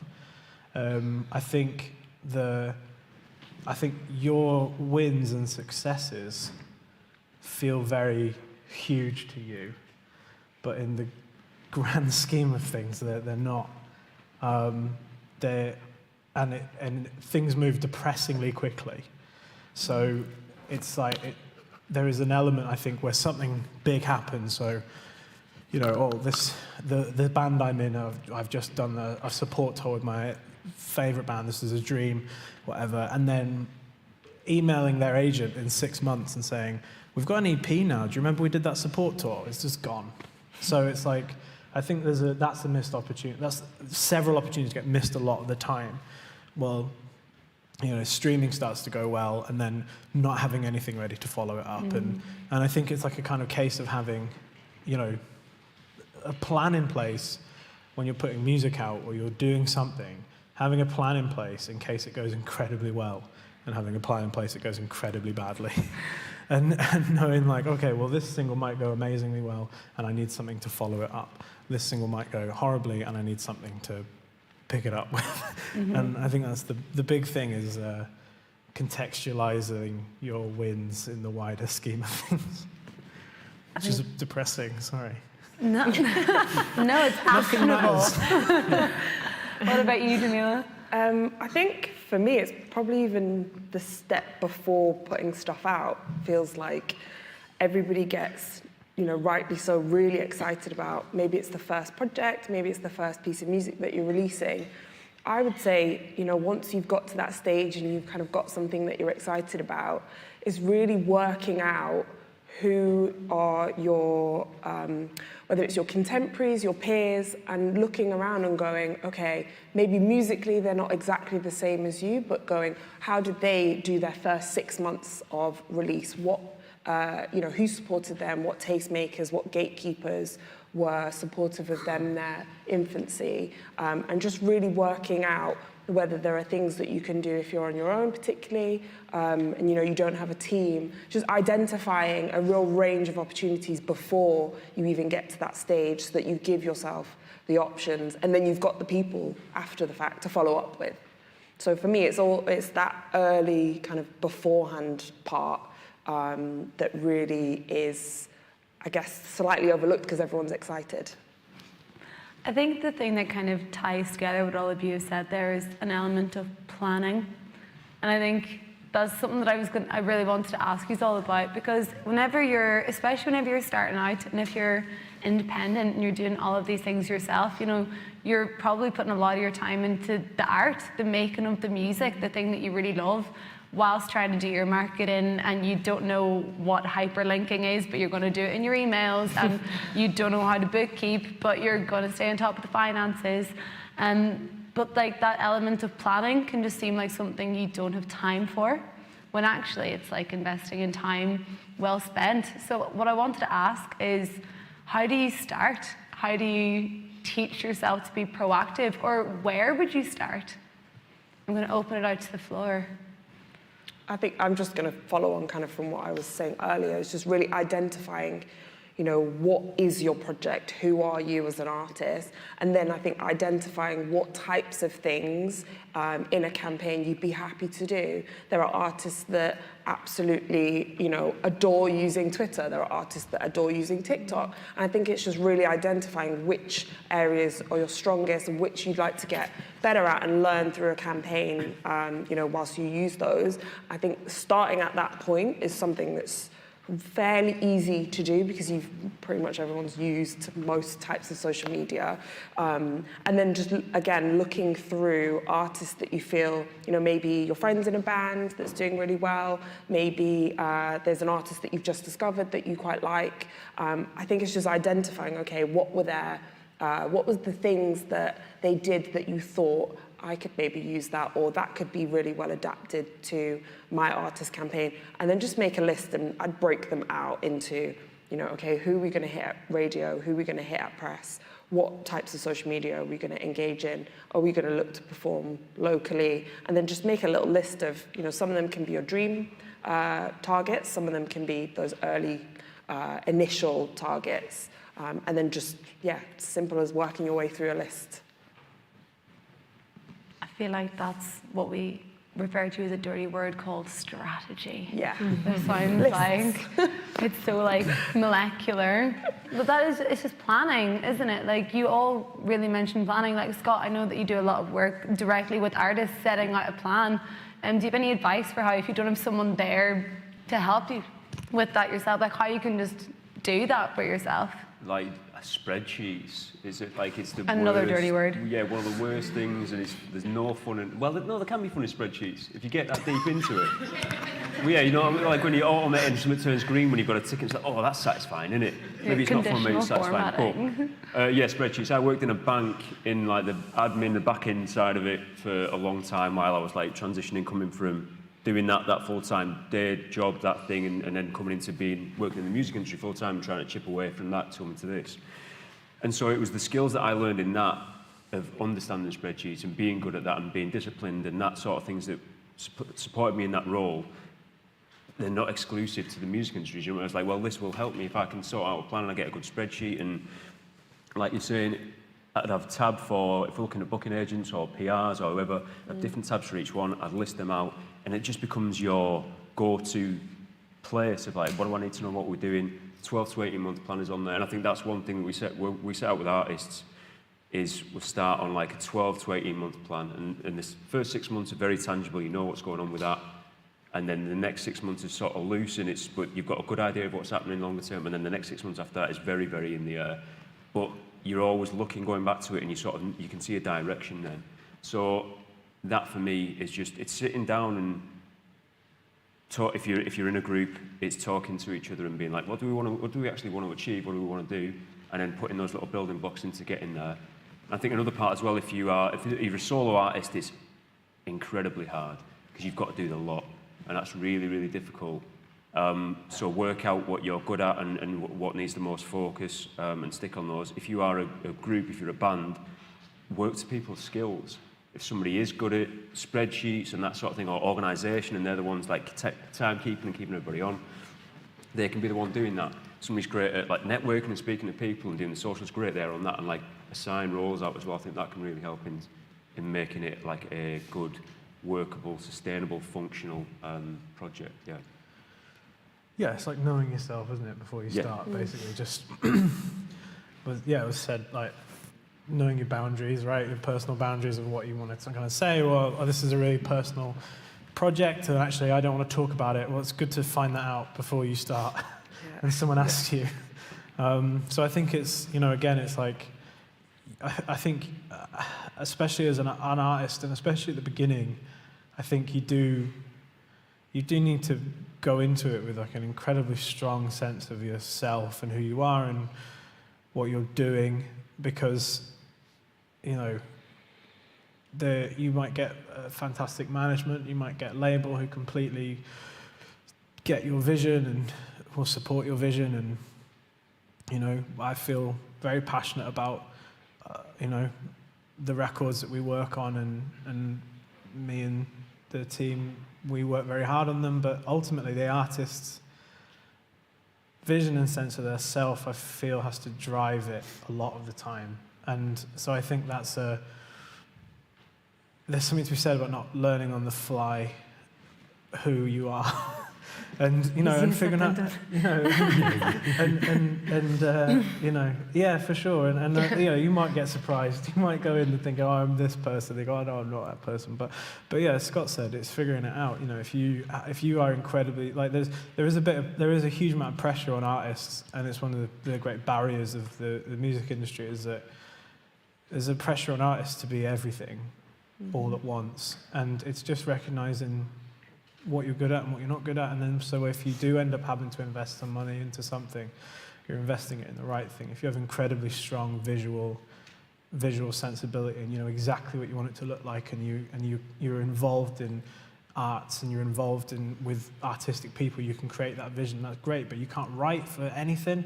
Well, then maybe you pay a journalist to write your biography, and you collaborate with other people in your community on your visuals. So it's like figuring out who you are, I think, and what your best skills are. So my old band, we didn't ever pay for anything because our drummer owned a studio, I owned a PR company, our singer was an artist. We could just sort of knock everything out. It was great. And you know, we owned a van, so we kind of had everything. So you know, finding people outside of that as well, like your friends who, like, you'll be in a creative circle, you'll have friends who are photographers, videographers, who they're also like trying to emerge at the same point as you. It's like, if you can do that alongside each other, and they can really go on that sort of journey with you, do you know what I mean? And discover and develop their talent, that can really work as well, I think. Yeah, I think it just depends as well. Every journey trajectory for every artist or band or whatever is so different.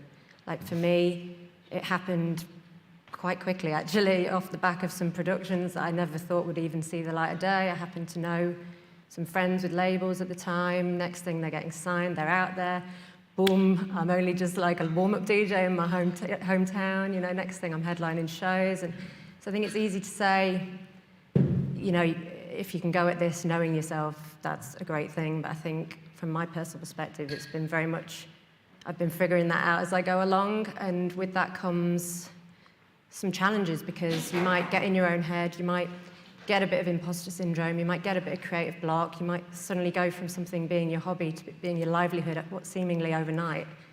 And actually, you know, with that comes a need for some personal growth stuff and figuring, you know, kind of learning on the job essentially for a little while before you can figure out who you are and what makes you tick and what's right for you, whether social media is your thing, whether it's not. You know, for years I was kind of doing a lot more social media, and then it's only with a bit of a break, a bit of a sort of step back from it all. I'm not really that kind of person. I find it all very contrived, or can be contrived.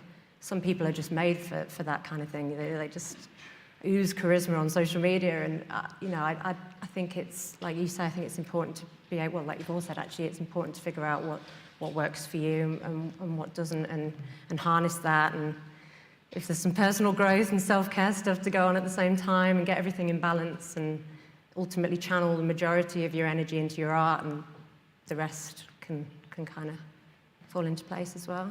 Absolutely, because that's one of the things that I wanted to follow this up with. You know, it's all well and good, especially after a day like today. Like, people are like, oh, you can do this, and you should do this, and you should plan, and you're all fired up, and you're going to do it. And then tomorrow you've got to work a 10-hour shift, and then the next day life gets, like, not that life gets in the way, but life will continue to happen, and it's really easy to get overwhelmed. And whenever you're overwhelmed, you just do nothing. Rather than just being like, oh, well, actually, if I just decided for 3 social posts I'm going to do next week, then at least that's a step forward. But do you have any, like, tips for how to deal with that, how you've dealt with it personally, or with any artists that you work with, how to kind of deal with that feeling of overwhelmed or everything coming at you at once? Meditation. I don't want to, preach or whatever to those who maybe aren't for that or, aren't into that. But for me, it's been very much personal care, self-care, meditation, yoga, just going inward a little bit and working through some niggles, shall we say. And for me, that's been my saviour, actually. Particularly this past 2 years. I think I was trying to meditate for years, wasn't actually really meditating. And then I got COVID really badly a couple of years ago, right at the start, March 2020, and invested in one of the apps. And I've never looked back, genuinely. I think that's a really, really, I think everyone should be doing it. Just even for 5 minutes a day, 10 minutes a day, whatever it is. It's really helped me because, the overwhelm can come. You can overthink everything. You can get in your own head over things. And I think that just allows you to get outside yourself for a little pocket of time and just maybe have some more perspective, some more objectivity on things.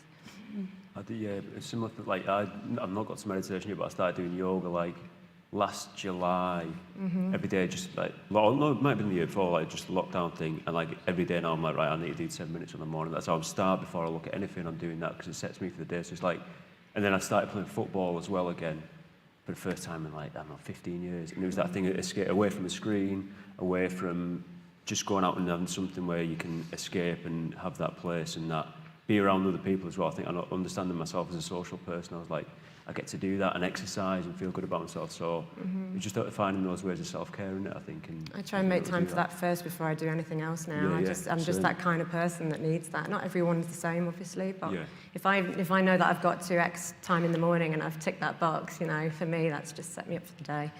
And it just allows you to a lot more freedom when it comes to your creative expression. I'm currently working on a DYCP Arts Council grant at the minute, and I really noticed the difference sitting down to work if I haven't done that first, if I haven't just had that sort of half hour, whatever. Harry, Jamila? I eat too many crisps and my hair is falling out, so probably not the best person to talk on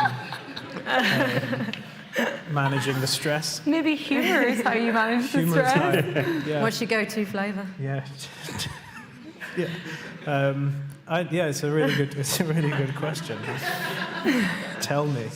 No, I don't know. But it's something to be mindful of because everything, all the stress and the pressure is ramped up to 11 because the industry is so hard, but also it's because it's art, right? We're all either making art or the three of us are working with people's art and working with people's, hopes and dreams, and it's a lot of pressure. It's very difficult to go back to an artist and say, we put your life's work out into the world, and I'm sorry. And here's a pack of cheese and onions. Yeah, exactly. Here's, I spent the fee on crisps. So I think it is worth remembering that everything in the industry is far higher. I think, and I think finding that time and finding that space. I think ideally, and I think probably to bring it into the opportunity side of stuff, it's probably about making sure that there are people around you so that if opportunity does knock, you're not alone in a room. And whether that is other musicians, whether that is a broader scene, whether that is management at any level, or just collaborators or friends or other artists, I think there is something to be said about being part of a scene or a community when that opportunity happens, or to kind of say my Steve Lamacq just played my post-punk band. Go and speak to the other 10 post-punk bands that Steve Lamacq has played and go, what did you do?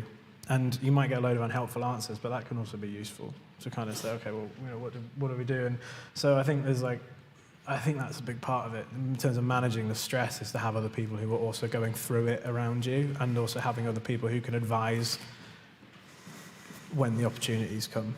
Yeah. And I think all of us spend a lot of our time probably in our day jobs advising artists. either we have a working relationship with or a personal relationship with, in any of the different roles we all do. A lot of it is just talking to other artists and people in the industry about what should I do now. I think like on the sort of touch on that, what again another artist recently had, they sort of accidentally did something that is disruptive to their career. So nothing devastating, nothing bad, but it would have helped if it didn't happen.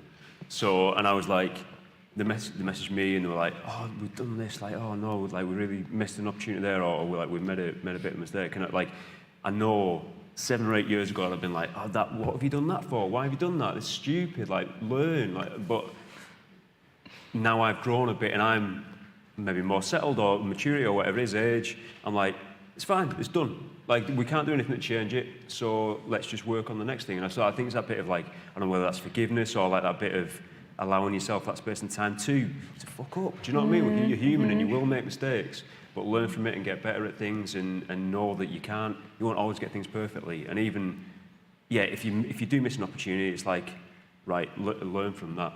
Learn for the next time and be better at something. So, but yeah, just being a bit kinder to yourself as well, and not you feel that pressure as an artist, the weight is completely on you, and you're like, that was the one, that was my window, that was it, and it's gone, and I've knackered it. It's like, no, keep on going. If that one good thing's coming in, you're doing something right.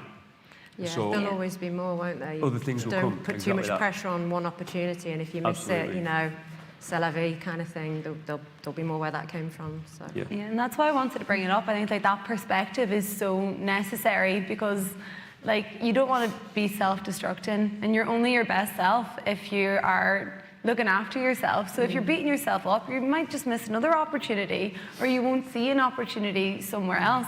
And a lot of this stuff can get so like insular and heavy and like, I need to do, but like actually just chill out and be nice to yourself for a minute, and then you'll probably be like, things are better anyway, or I'm in a more positive mindset and I'm able to see these opportunities. Yeah, I definitely think one of the, we talk about planning, and often that that's always about looking towards the future, and I think sometimes getting caught up in the kind of the abstract, in 5 years I want to be here, in 10 years I want to be here, and actually something that I find can be quite useful, and just a small, something that can ground people that are feeling a little overwhelmed, is just to take a snapshot of a really small window of time that's already passed and look at the achievements. And they can be the smallest thing. They can be, if somebody's feeling so overwhelmed they can't make it to the studio, but then in 2 months' time they've been to the studio 5 times, that's something to celebrate, and that's something to say, look at where you were 2 months ago. You weren't able to get in the studio. Now you've been in there, you've made 3 songs. That's brilliant, that's fantastic. And I think being able to do that with yourself is sometimes tricky. So maybe whether it's a friend or it is a manager or somebody on your team that can just help kind of remind you of the progress that you have made without necessarily, being too daunted about all the expectation of the things that you want to come. I definitely think, sometimes looking in the past can be good. Mm-hmm.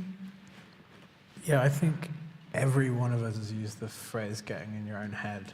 And I think from my experience of my own, so I think the worst opportunity, the most stupid missed opportunity in my time as an artist was I put out some music and it started to do quite well.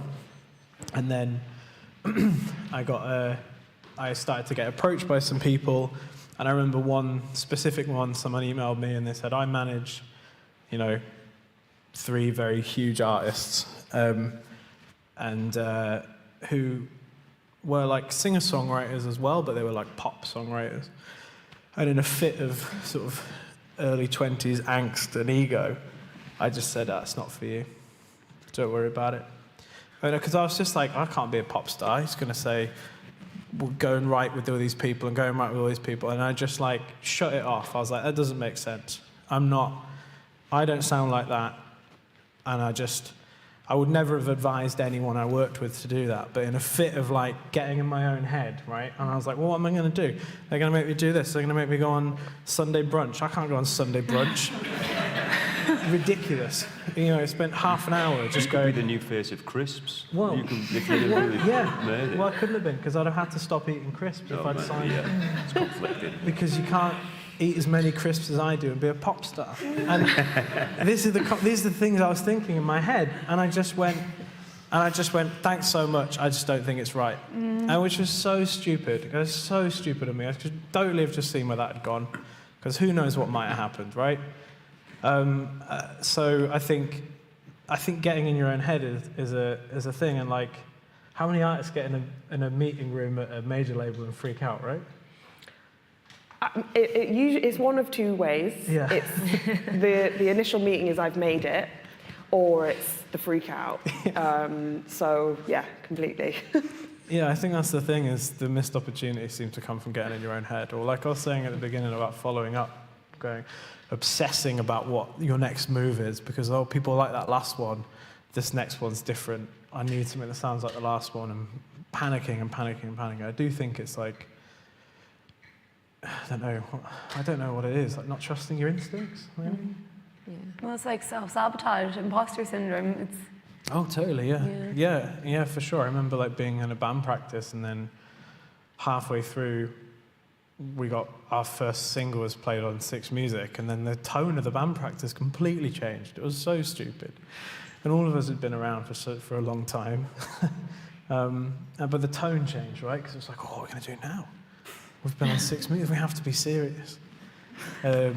So I think it's stuff like that when those opportunities happen, they feel like the biggest thing in the world. You know, when your uncle's texting you, he's like, I heard you on the radio. It's like, wow.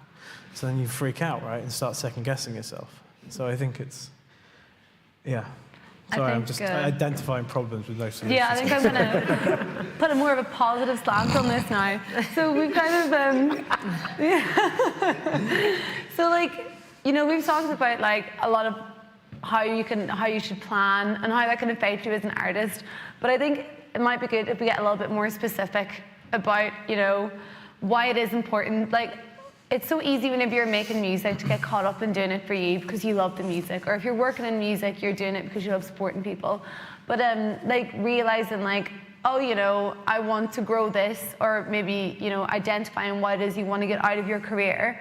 Like identifying it and then being like, right now, how am I going to do that? And using different opportunities like getting a slot at a festival, or being playlisted, or radio play, or whatever it is, like taking those opportunities and making the most of them. I was kind of wondering if we could like talk a little bit about how you identify those opportunities and what is an opportunity, because it could be anything. It could be meeting someone here today. It could be, I don't know, Clash premiere in your new music video. But like, how do you identify these things and do something with them? Like, what do we mean whenever we say take the opportunity? Dead silence. I'm gonna just, Jamila, what would you do with your artists? I think there's definitely an element of kind of going back to somebody's boundaries initially and kind of working out, as you know, you mentioned about the Sunday brunch thing, you know, maybe that that particular time wasn't kind of within the boundaries of how you saw yourself as an artist. And I think it's working out, well, what are those things that are within that boundary for you as an artist? And then really identifying, okay, how does that particular opportunity convey what I want to convey with whatever it is I'm doing, whether it's a gig, whether it's a piece of music, you know, whether it's a TV performance, a brand opportunity.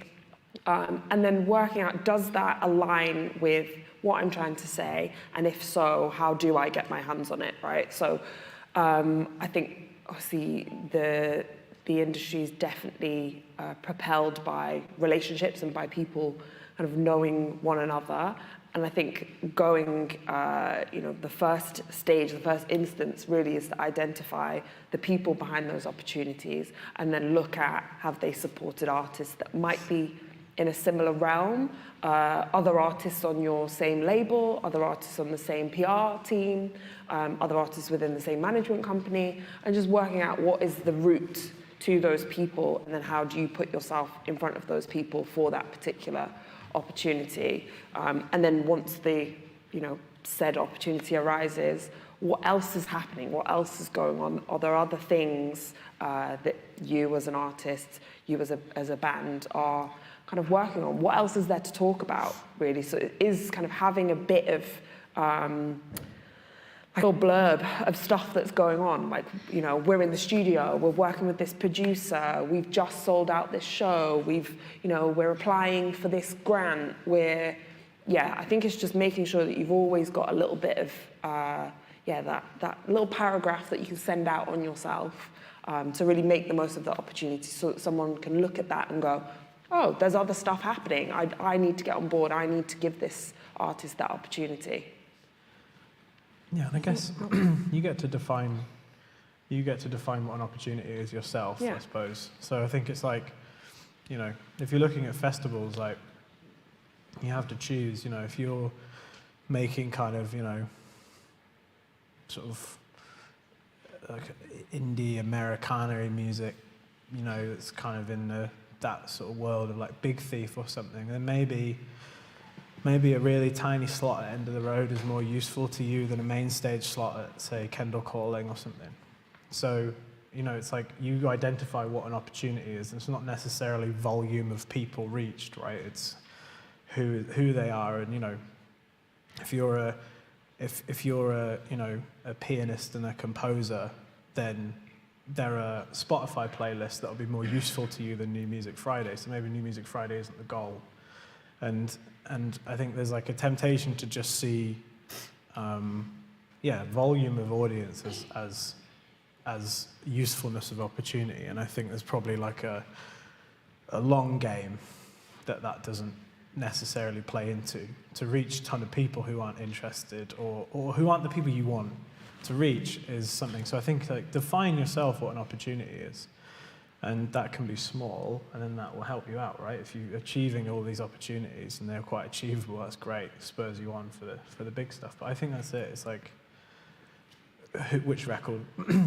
label is secretly Canadian the dream, or is Mute the dream? Like there's just figuring out what they are and deciding what they are. I think the trickiest thing one of the hardest things I've found is the part of taking an opportunity is knowing when not to take the opportunity, the art of saying no in a way. I think there's a temptation, particularly when you're starting out, to just take every opportunity that comes your way. Sometimes that could be, maybe not the best decision. You have to trust your gut, you have to trust your agent or your manager, the person on the ground, to be the person that can help you, guide you with which opportunity is the best one to take and which one isn't. But I can definitely speak from experience that there have been opportunities, maybe it's a gig that I've played in a territory in the States, that's later, if you're in it for the long ball game, if you're in it for longevity, that might have cost you an opportunity down the line because it wasn't the best place to play.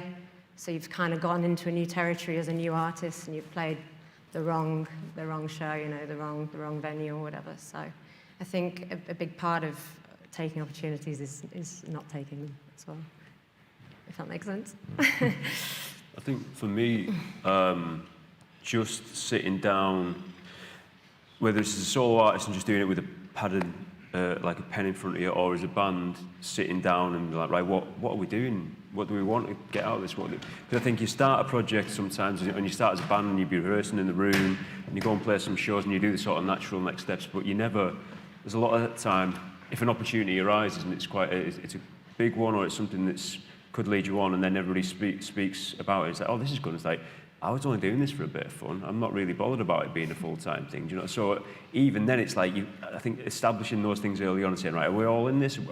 Is this a bit of fun for us and it's an out-of-hours thing? We just go and play shows and we drink a few beers and it's sound, or is it we can do that and have fun, but what are our goals? Is it a festival? Is it a Spotify thing? What is it? And actually, sort of deciding what those things are, having a few, and then for me, it's breaking it down. When you've got that end goal, it's like, right, so how do we get there then?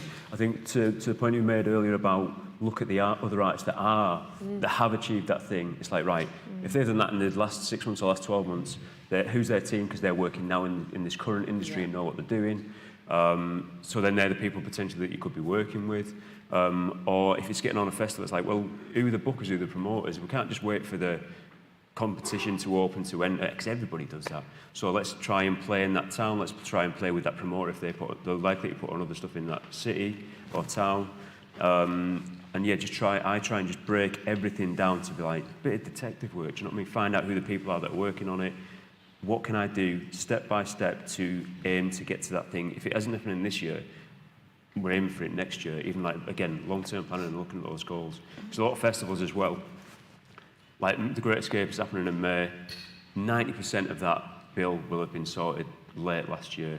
Like a huge amount of it. They'll leave a little bit of window open for like new artists coming out so they can show that they're on trend and know what they're doing. But I think again, yeah, I just try to drill that thing of like having a bit of a plan and an idea and a momentum of what you're doing and when you're applying things and what you do, where you're going. Yeah, I guess we're talking about creating opportunity, I suppose, a little bit as well. Like, you know, I kind of remind everyone at work a lot that we kind of, again, it is such like a personal industry. It does exist on personal relationships. Like, you know, we really try and, so there's a festival we work with where we were like really, really engaged in the process of like organizing this festival, you know, and like advancing and all kinds of stuff. And, you know, it's just remembering that you're communicating with a manager who might be frustrating or something because you're talking about this festival or you're arguing about billing or something. But again, it's like treating that as an opportunity though to leave that, to end that interaction with that manager who also on their roster has an artist that I would love for us to work with at our company, to leave that interaction with that manager thinking, well, that company we work with for that festival, they were really sound, and I think they do some PR actually, or I think they might do some social, like the amount of work we get sent, and I think this does track. I know this is more industry than artists, but I think it tracks. The work, a lot of the work we get referred for is like, we worked with them and they did a good job and they were nice.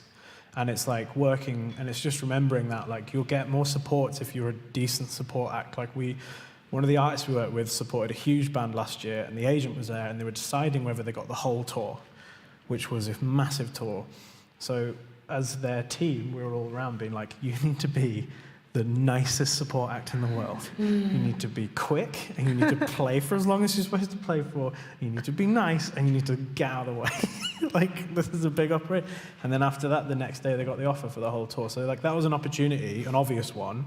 But the opportunity was, you know, it's the same if a local promoter has you on the list. It's like, oh, they supported, and they brought some people, and they were sound, and they were nice, and they were helpful to work with. That is in itself an opportunity. You're creating an opportunity, right, out of just being nice and professional and good. So I think that's something that as like a company, I try and like consider with every interaction we have professionally of like what happens when I run into this person in 5 years' time, kind of thing. I also think we've kind of talked a little bit about, I guess, opportunities that other people can give to the artist, when actually, there's lots of people that make music that also are very creative on the other side of things. So whether you're directing your own videos, you're making your own merch, you're, kind of creative outside of just being in the studio. And I definitely think as artists, there are more and more, whether it's a brand, whether it's a visual artist, whether it's someone making the dreaded NFT word, there's opportunities for you to kind of come up with these ideas through your campaigns and kind of create your own opportunities around the things that you really want to do, kind of just outside of the kind of music creativity element. So, if you're making a merch line and you've got a really specific idea, we touched on it a little bit earlier about, who is in your network already, photographers, your friends that might be making artwork. The level above that is, are there any brands, are there any merch companies, are there any photography studios that you'd really like to work with? And kind of creating those opportunities by bringing them, here's my fully fledged idea. This is my campaign for my single, my EP, my album. You know, I'm doing X, Y, and Z. I'd really like to work with you and collaborate with you on this idea that I've got. Is this something that we can discuss? So I think there's a couple of things that you can do like that, that, you know, is more you bringing the opportunity to somebody else, but it's equally an opportunity for yourself. I think there's a lot in that, like, opportunistic mindset, and that can sometimes be like slated as like a negative thing, like, oh, they were grabbing, but no, it's proactive. You know what you want, and I think it ties in as well to what we were saying about like authenticity. And if you know who you are, then you know what success for you looks like, and then you're able to find it, or you're able to make it for yourself because you know what it is that you want. And like, a lot of like this panel is about like, how did that build your audience? We haven't really talked about that, but I think if you're doing all of these things and you're being you and you're putting that out in the world, then your audience will grow because people will connect with that if you're able to like project that. That was more of a statement than a question. There's not really. But no, I think in terms of like using opportunities, but I expect they've come up a fair amount today as an example. But I think they're a good example because they're a Leeds band and they're currently doing well. But I think if you look at the last sort of like 18 months, 2 years for Yard Act, I can't think of a much better example of a broadly independent band capitalizing on opportunities to build an audience. I feel like at every single step, they've made more or less the right decision in terms of, you know, initial press interest that surprised everybody, including the band, to then jump on that, and then kind of, so then they seem to, you know, speculatively, immediately then try and work, because the critical acclaim was sort of wrapped up from day one, so they seem to work very hard on the grassroots stuff and putting the car boot sales in the car park of the Brudenell and all that kind of stuff. So they just seem to react to everything. So it's like, if it's something you're looking at, I would recommend just trying to scan through the timeline of what happened with that band, from launching in like the first 2-3 weeks of lockdown to, you know, playing the headline in the Academy this November in about 2.5 years. That'll be.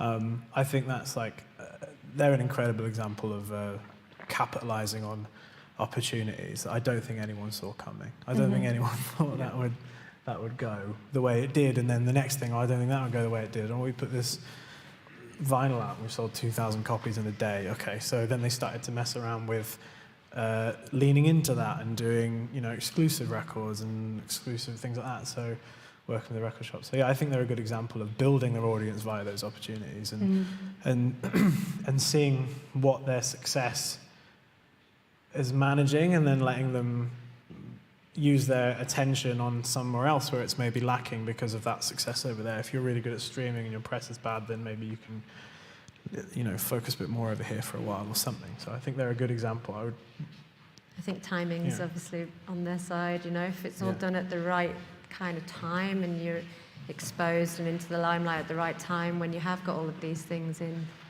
check, I think it's going to help you, isn't it? And anyone that can sort of make success out of, it's happened, hasn't it? There's been people who've made success out of and turned the pandemic into a real positive. So, you know, fair play to them.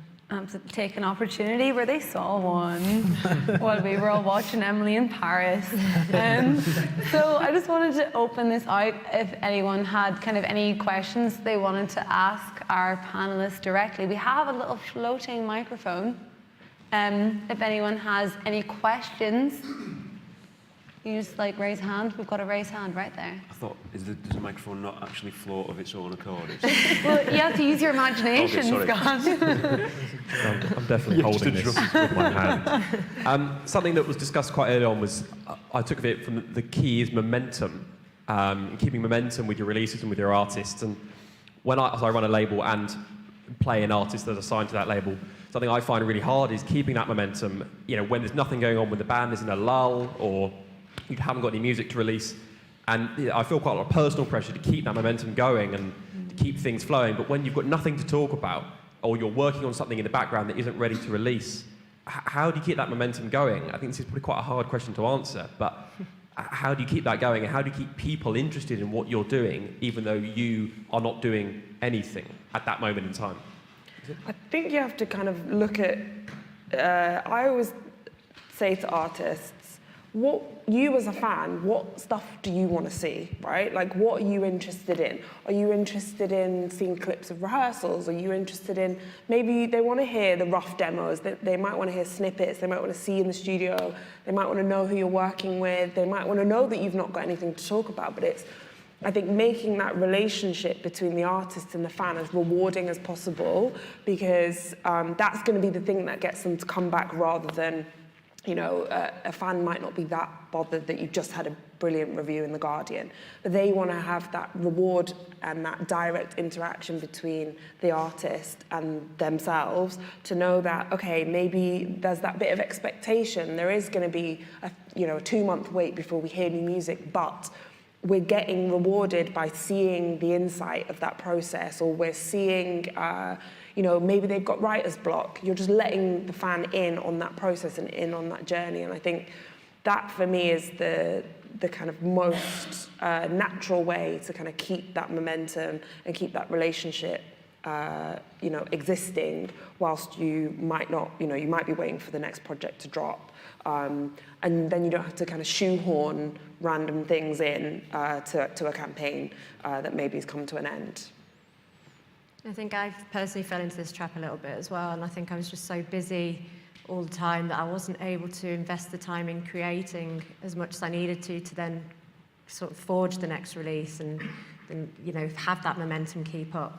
But if you are just in a fortunate position where you can just keep creating, then in theory you keep releasing, and that in itself keeps the momentum going as well. Obviously, things get in the way, life gets in the way. You have to put your time into the planning and the whatever else that gets in the way of the creation. However, create, I think, is what certainly something I've learned. The more you create, the more momentum you'll have. Yeah, I think from the label side as well, it's probably a bit of campaign planning as well, and understanding the artists you have as well. Do you have someone who writes incredible music but writes it incredibly slowly, and factoring all of that in. So if you're launching something new, it's making sure you don't get caught out planning for stuff to go well, really, and so if you've got like a 5-track EP, it's not on day one saying here's the EP. It's just planning a rollout, planning, well, how much do you have, and then you get to a point where if you get to a certain kind of level of profile, you can kind of go away a little bit if you feel kind of confident in that, and you'll know your audience. If your audience wants to watch you building the music on TikTok, then do that. But if they don't care, you'll also know that as well. And it's like, I think it's just like, it's just having a bit of a bank of stuff and a plan for a period of time, and then figuring out who your audience is while you're busy, to then realize what you need to do while you're away. Yeah, I think on the back of that, I always see it like there's two parts to the artistry. It's like there's the public facing side of it where you've got a release, but likely that release was recorded 6 months ago in most cases. So you've been planning it for a while, but you need to act as if it's fresh and you're still excited about it. You will be naturally less excited about it. Usually artists do sort of fall out with it, and the last thing they wrote is the best thing they've ever written, always the case. But it's like, on the background of that, while that release, this EP or this album is coming out, the band might be in the studio, or so that like it's already, try to keep them, so that's the back end of it, do you know what I mean? So there's like, you've got that public perception, and then this back end bit is coming in, so then in 6 months' time that's there, and you've always got that thing going over. I think to a point that Harry made there as well, don't be afraid to switch off a bit, and that's probably not a very wise, like a lot of the industry will be like, no, you need to be on all the time, present momentum, and it's like, do you need to? Like, you think about your art, again, I mentioned this earlier, you think about your artistry and you're like, you feel that pressure, like, I need to be on. It's like, why? Like, are people paying attention to it? You just pouring yourself into it and posting the same things over and over and over. Do people really care? Are you switching people off? Are people going on to social and being like, God, they're really ringing this out? I was like, why do I care about that? have that bit of time back from it if that's what is needed. Yeah, and when you come back and there's a release campaign or there's a tour, that is planned and it's ready and it's thorough, and you've got to build your momentum from that point. But social media can be it's an awful place. I don't think there's a lot of use in it. Obviously, it's a great way to communicate with an audience, but it's grim as well. So look after yourself and work out what is right for you and how to approach it right, and take those breaks if you need them. People will understand that. Okay, I think we've probably got time for 2 quick questions. Just 2, I'm afraid. So if we, get one from there and then maybe one from there. Yeah, so I just wanted to mention about, or coming back to the topic of using opportunities to build your audience. First of all, before you start using those opportunities, you've got to build an audience. We've got internal audience and external audience. And sometimes that comes down to networking. You people haven't spoken much about networking, but when you talk about internal audience, that's the people around you. Like some of you might be part of a band. That's your internal audience that you work with. You might be managing a band. Probably that's the internal audience you work with. Then you've got external audience, which are like your fans. So before those opportunities start coming, you've got to build your audience.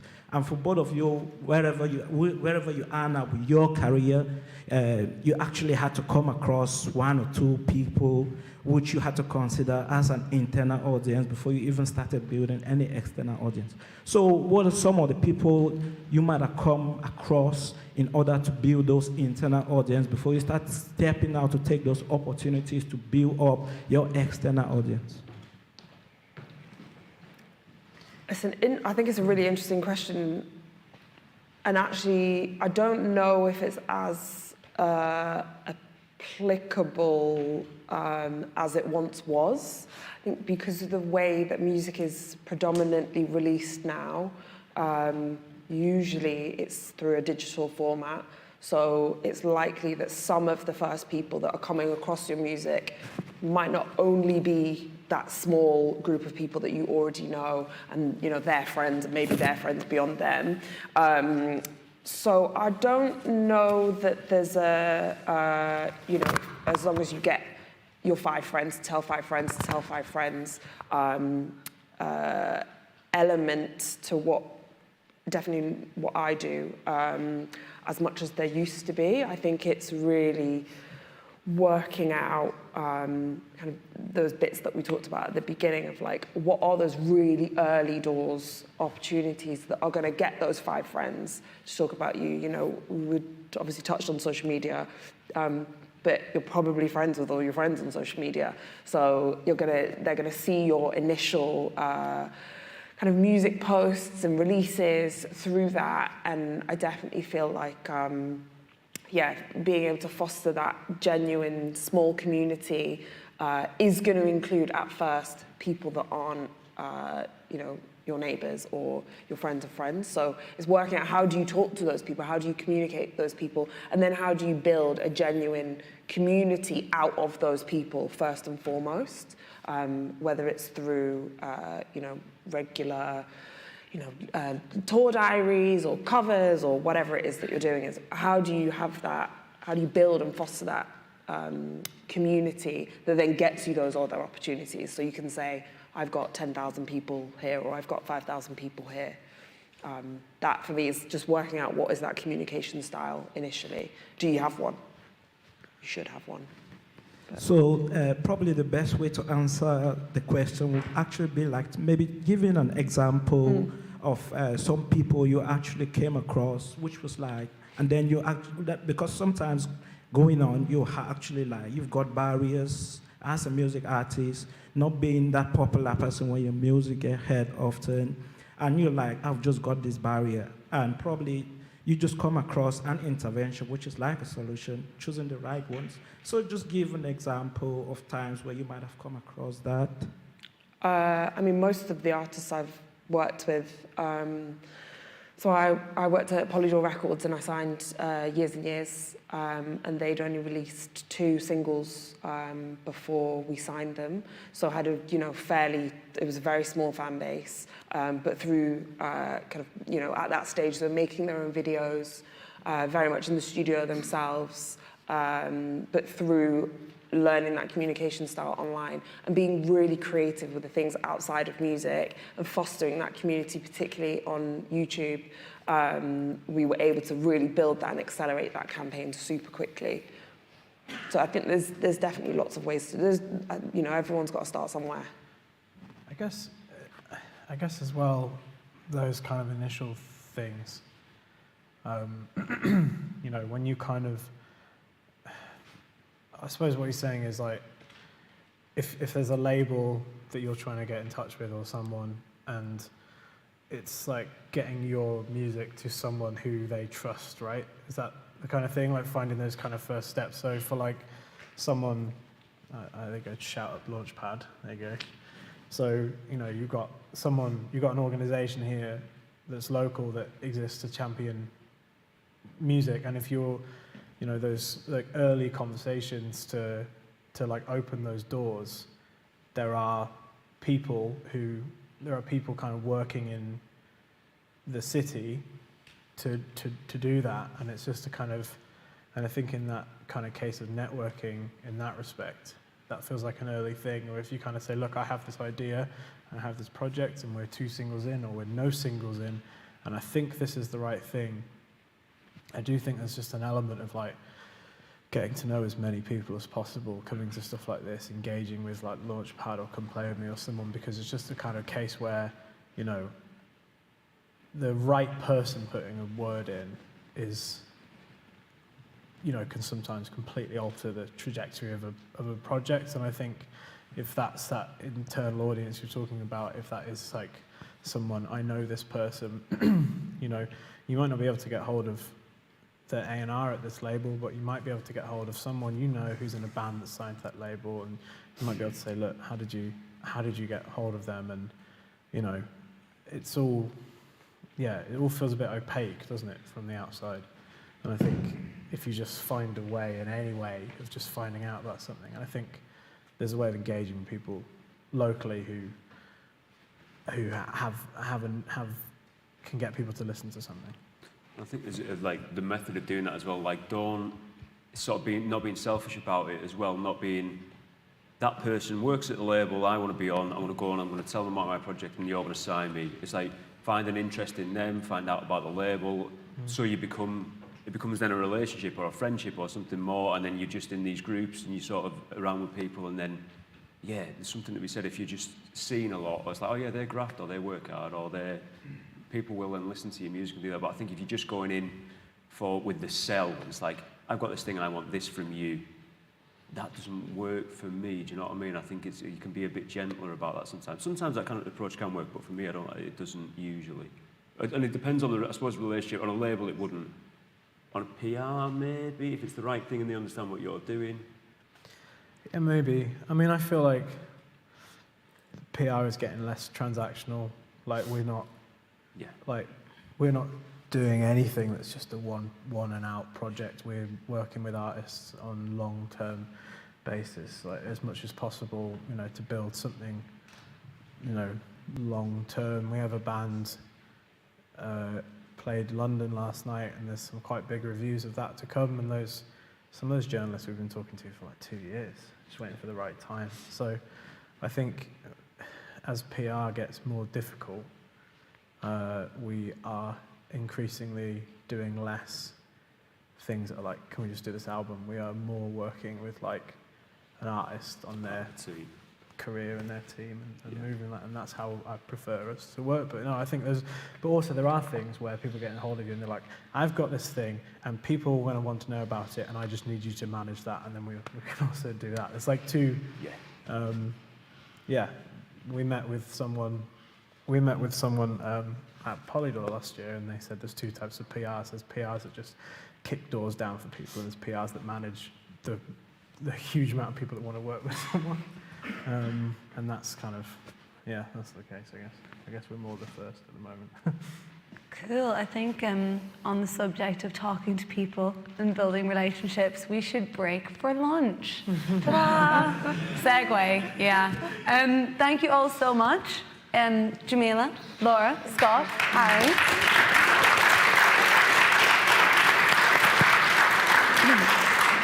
I reckon that some of you are probably still going to have questions, so I'm going to volunteer these guys' free time over lunch to collar them and to ask them your questions. There is lunch. Anyone who has one of these, you just get, well, anyone, you can just grab some lunch in the cafe bar on this level or downstairs, and we're back in this room at 2:30 for our keynote with Yolanda Brown. Okay, thank you. Thank you.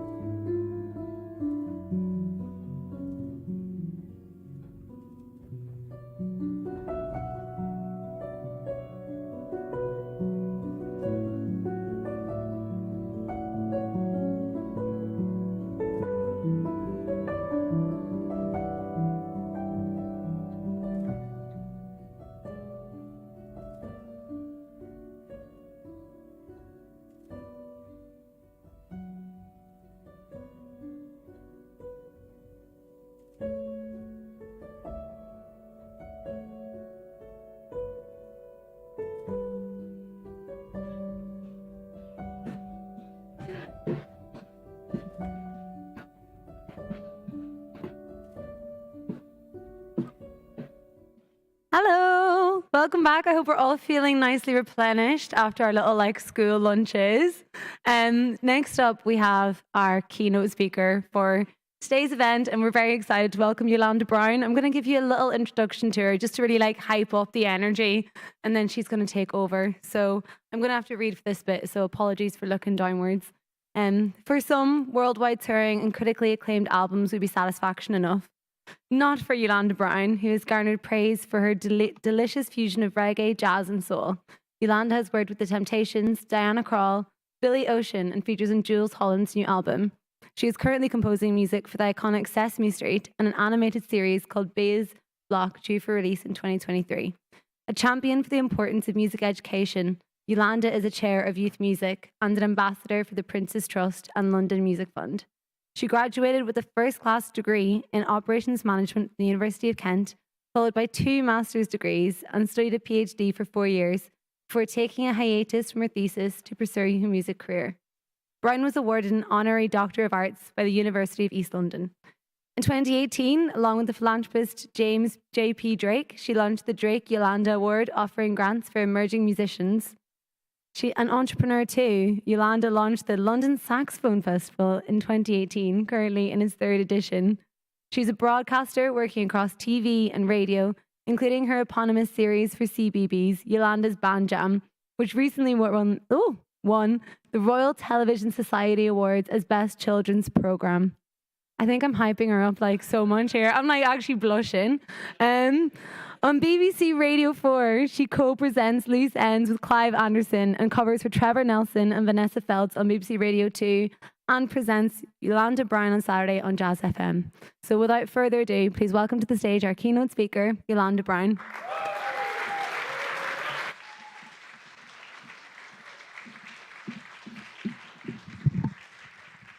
Thank you. Thank you. Can you hear me? Thank you very much. Okay, yes, we're on. Thank you. That was very kind of you. And it does help a little bit, actually, because whenever I'm asked to deliver a keynote, sometimes it's about the journey and speaking about the journey. But I really want you to leave with something today, not just learning about what I do and where I've been. And so I thought, what could I leave you with? And usually, how many in the room are musicians? I want to get to know who I'm speaking to. Musicians in the room, great. And people that work in the music industry, that might be all of you again, but yes. And working in education, maybe? Lovely. And have I missed any other sectors out? Do you want to shout out to me just so I know? Music lover. Who's a music lover in the room? That should be everyone as well. Great. Okay. So we know who we're speaking to. That's great. So almost like a great melody. You'll know this. Sometimes you might just be out driving or cooking or doing something and a melody pops in your head and then it's stuck in there for a while. It could be something really abstract. It could be something brand new. It might be a song that you haven't heard since childhood and then you go and dig it up and then start listening to it again. Melodies are amazing like that. And I find sometimes phrases for me, and I mean lyrical phrases, words, creep into my head every so often. And when I think about a music career or a career in music or in the industry, those phrases keep on coming up. So I have 5 that that I'd like you to walk away with. If you take just one or half of one or two, that's really great. There are some sub-phrases as well that through family, maybe my grandma, my mum, those phrases come into my mind as well. So anything that kind of sparks your interest, inspires you in any way, please do. If you want to write it down, voice note it, whatever it is. I hope that you're able to leave with that and it helps you and spurs you along. I might like some interaction as well, just to make sure I'm getting the message across. So when I do say the phrase, if you would join me by repeating it after me, it doesn't have to be in harmony or follow any particular tone, but nice and loud would be really right. Is that okay? Brilliant, good. And are you all enjoying your day so far? Brilliant, I've heard really good things, so I'm glad. Okay, so the first one is, an apple is a fruit, but so is a mango. Don't worry, stay with me. So here we go. An apple is a fruit, but so is a mango. Okay, so speaking from the perspective of an artist and a music creator who you're making music, but you want to get it to an audience ultimately. Otherwise, we wouldn't be right here together. We would be making music in our room for ourselves, and that would be fine. And that is fine for some.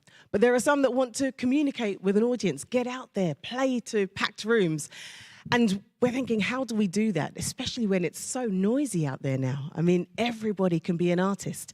Everybody can sell something to a market from the palm of their hands on their phones. I just think it's amazing. Speaking to young students now, and I said, yeah, when I did my first concerts, we printed flyers, and I was outside of all of the music venues that were similar to the kind of music I wanted to play, and I would be there with my hoodie on because I didn't want to be recognized from the flyer. And say, oh, you should come to this concert. You should. Well, they don't do that anymore, do they? You just have to put something on Instagram, or put something out on Instagram Live, or on YouTube, and people are there. They'll flock to it. So I just think it's really amazing how things have changed. But back to the slogan, an apple is a fruit, but so is a mango. What is your unique selling point? What makes what you do special? And it's not always easy to know that because we're humble. We're not always very good at thinking of ourselves as a brand. But I think it's important to do so. If you're working as an artist, or if you're working in an organization that you want to start an initiative that's going to help people, or if you're starting, a series of concerts, and you really want people to come and enjoy it, you believe it, but what's going to make somebody else come to that place? So what is the unique selling point? A little story. I remember, learning the saxophone from the age of 13 at school. I'd played the piano, the violin, the drums from a younger age. And I loved making music. And that traditional way of making music where you do your grades and your scales and the next grade and your scales. I loved all of that. But then when I found the saxophone and had it for a Christmas without any lessons and just learnt where all the notes were and was able to play along with my dad's record collection. And we're talking Motown, soul, reggae, jazz, classical, bebop, everything was there. And I could just play along with it. And I thought that was amazing. And it was a whole new way of experiencing music. So then coming back into learning music traditionally and wanting to perform it, I didn't know where I sat because there were musicians that were grade 8. There were musicians that you could put a piece of music in front of them and they could just play it straight away, and that wasn't me. I never felt like I was the best at what I did, but I did love it. And I do think that there is something in that. It's not always about being the best at what you do. It's about what can you give to the person you're sharing your gift with. What will they leave with? Will they leave with joy? Will they be left with inspiration or motivation to go and do something? That is the essence. It's not about how many notes a minute and what style of music and can you put it in a box. It's not like that, but we're told that it is. So even later on, you've heard my story already from that lovely introduction, leaving university and deciding to pursue music full-time and put my PhD on the back burner, which I'll come back to that later on. And I realized that it wasn't necessarily about the style of music that I make, even though the critics would come to the concerts and say, it's not jazz enough, it's not reggae enough, and it's not the kind of soul that we're used to. Even though all of that was coming at me a mile a minute, I could still see the audience members. and the smiles that they were taking, and meeting audience members after the show and them saying, oh, you know, when I listen to this song, it makes me feel this way. Or, oh, I loved it when you said that on stage and it really, really touched me and it's helped me. And actually, 3 years on, I've gone on to do this. That's what I latched onto. And I found that that was the unique selling point. It was the communication with the audience. And that has revolutionized the way that I see a career in music. For me, it's about the impact, but it might be about something else for others. So I think it's really important to understand what is unique. What do you want your music, your product, your brand, your initiative to do? Does that make sense? Brilliant. Okay, so I'm going to move on to the next one. And it stems from a song that I have on my album. It's called Dream, Dream, Repeat. And I love to speak about this song before I play it on stage, just to leave an audience understanding that we should all have a dream, okay? Dreaming isn't for the youngsters at school. What do you want to be when you grow up? It's not that. A dream is something that you can then work towards. And I call it Dream, Dream, Repeat, because you have a dream, you think, I want to, whatever it is. In fact, if you've got a notepad or if you've got a phone, just note down what your dream is. It might seem strange to do, it might be hard to do, or it might be very easy, but just jot down what your dream is. Because after you've written it down, then sometimes doubt can creep in. Sometimes if you share that dream with somebody, they might say, what, you? Are you sure? Do you think you can do it? You don't have the qualifications for that. But actually, if it's your dream, it started from your core, none of that should matter. But sometimes it does impact us. Oh, I'm not good enough. Maybe I should whittle it down a bit. Maybe I should change it. Or maybe in 5 years' time, you know? Set that dream and then keep it there. When it starts to waver, when things start to look a little bit like, oh no, there's been too much disappointment with this, I won't be able to do it, that's when you dream again. And then, you know, someone says, oh, you really, you know, maybe it's as an artist putting on that first concert and you know what it's like, trying to get friends and family out, getting as many people as you can into the venue.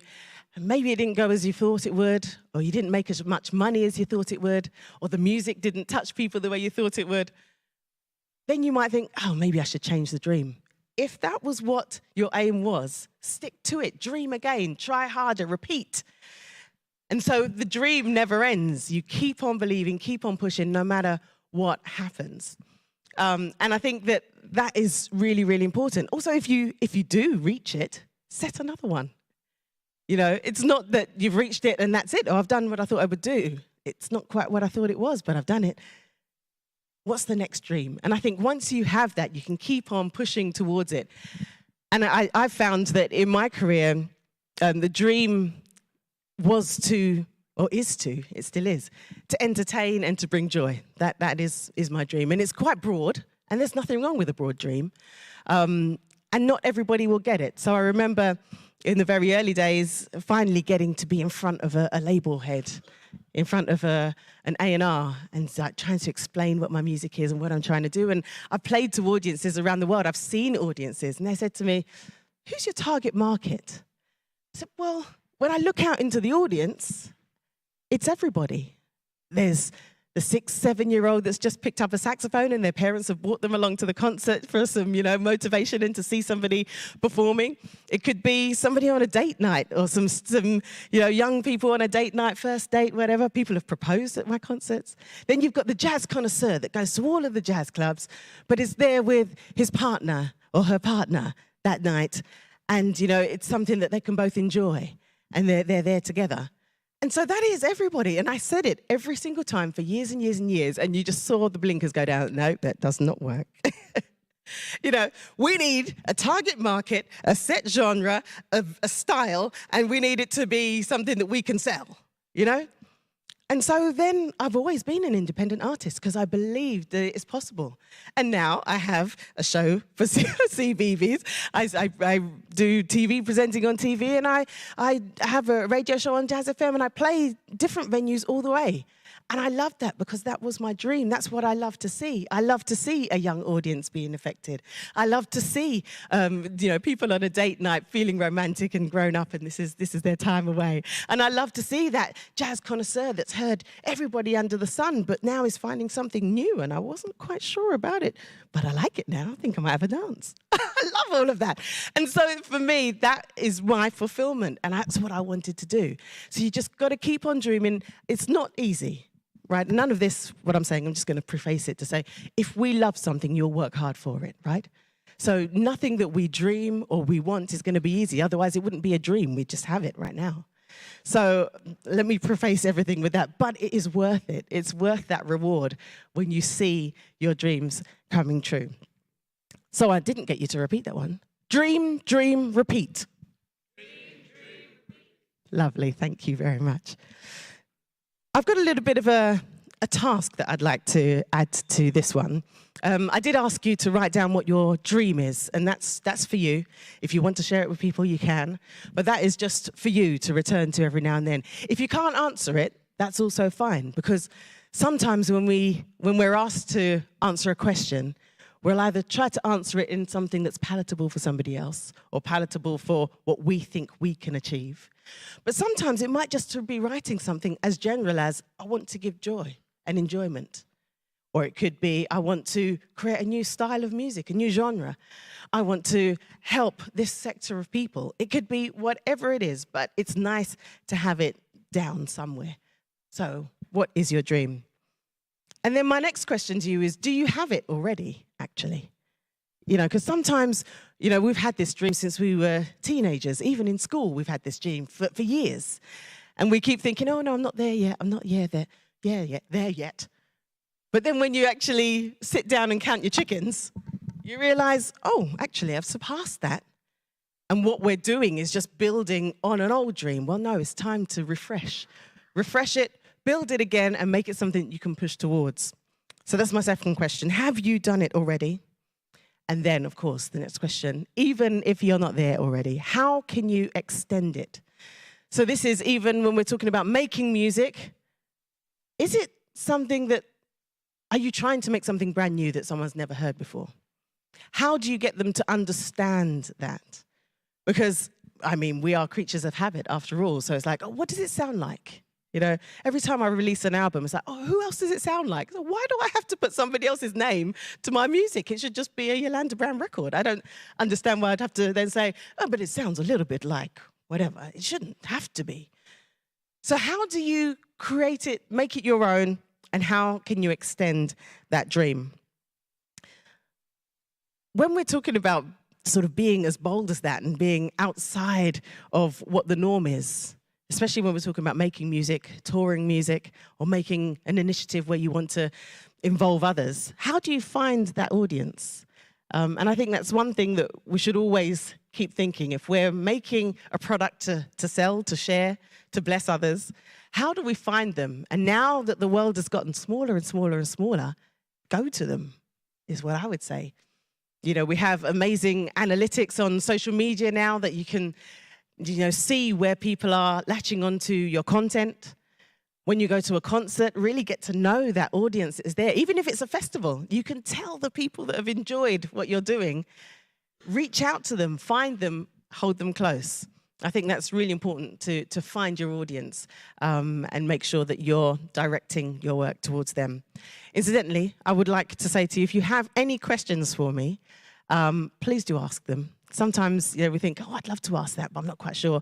Chances are somebody else is thinking the same thing. So jot it down and I will take some questions at the end. At least 5 would be wonderful. Thank you very much. All right. So my third point to you, cooking on all burners. I'll do that one. Cooking on all burners. Now, I don't know if you've heard that phrase, jack of all trades. What comes after that? Yeah, no, it's not nice, is it? Oh, nice. Because I've realized now that we need to, as creatives, we need to do more than one thing. And I'm sure that you've experienced that, especially with the last 2 years that we've had, we need to be doing more than one thing to survive even. I remember, again, in those wonderful exec meetings that I had with the labels that were asking me to really condense myself into a box.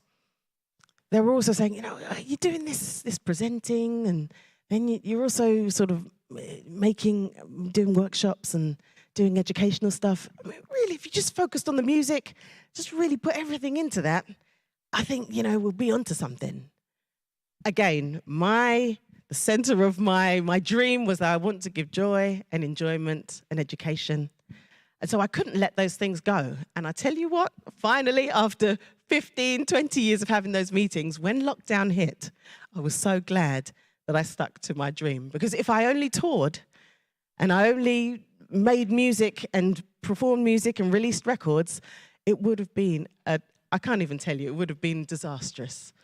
But thankfully, there were the other strands of what I was doing that really could come up to the fore. I could focus on them a little bit more. Music didn't die.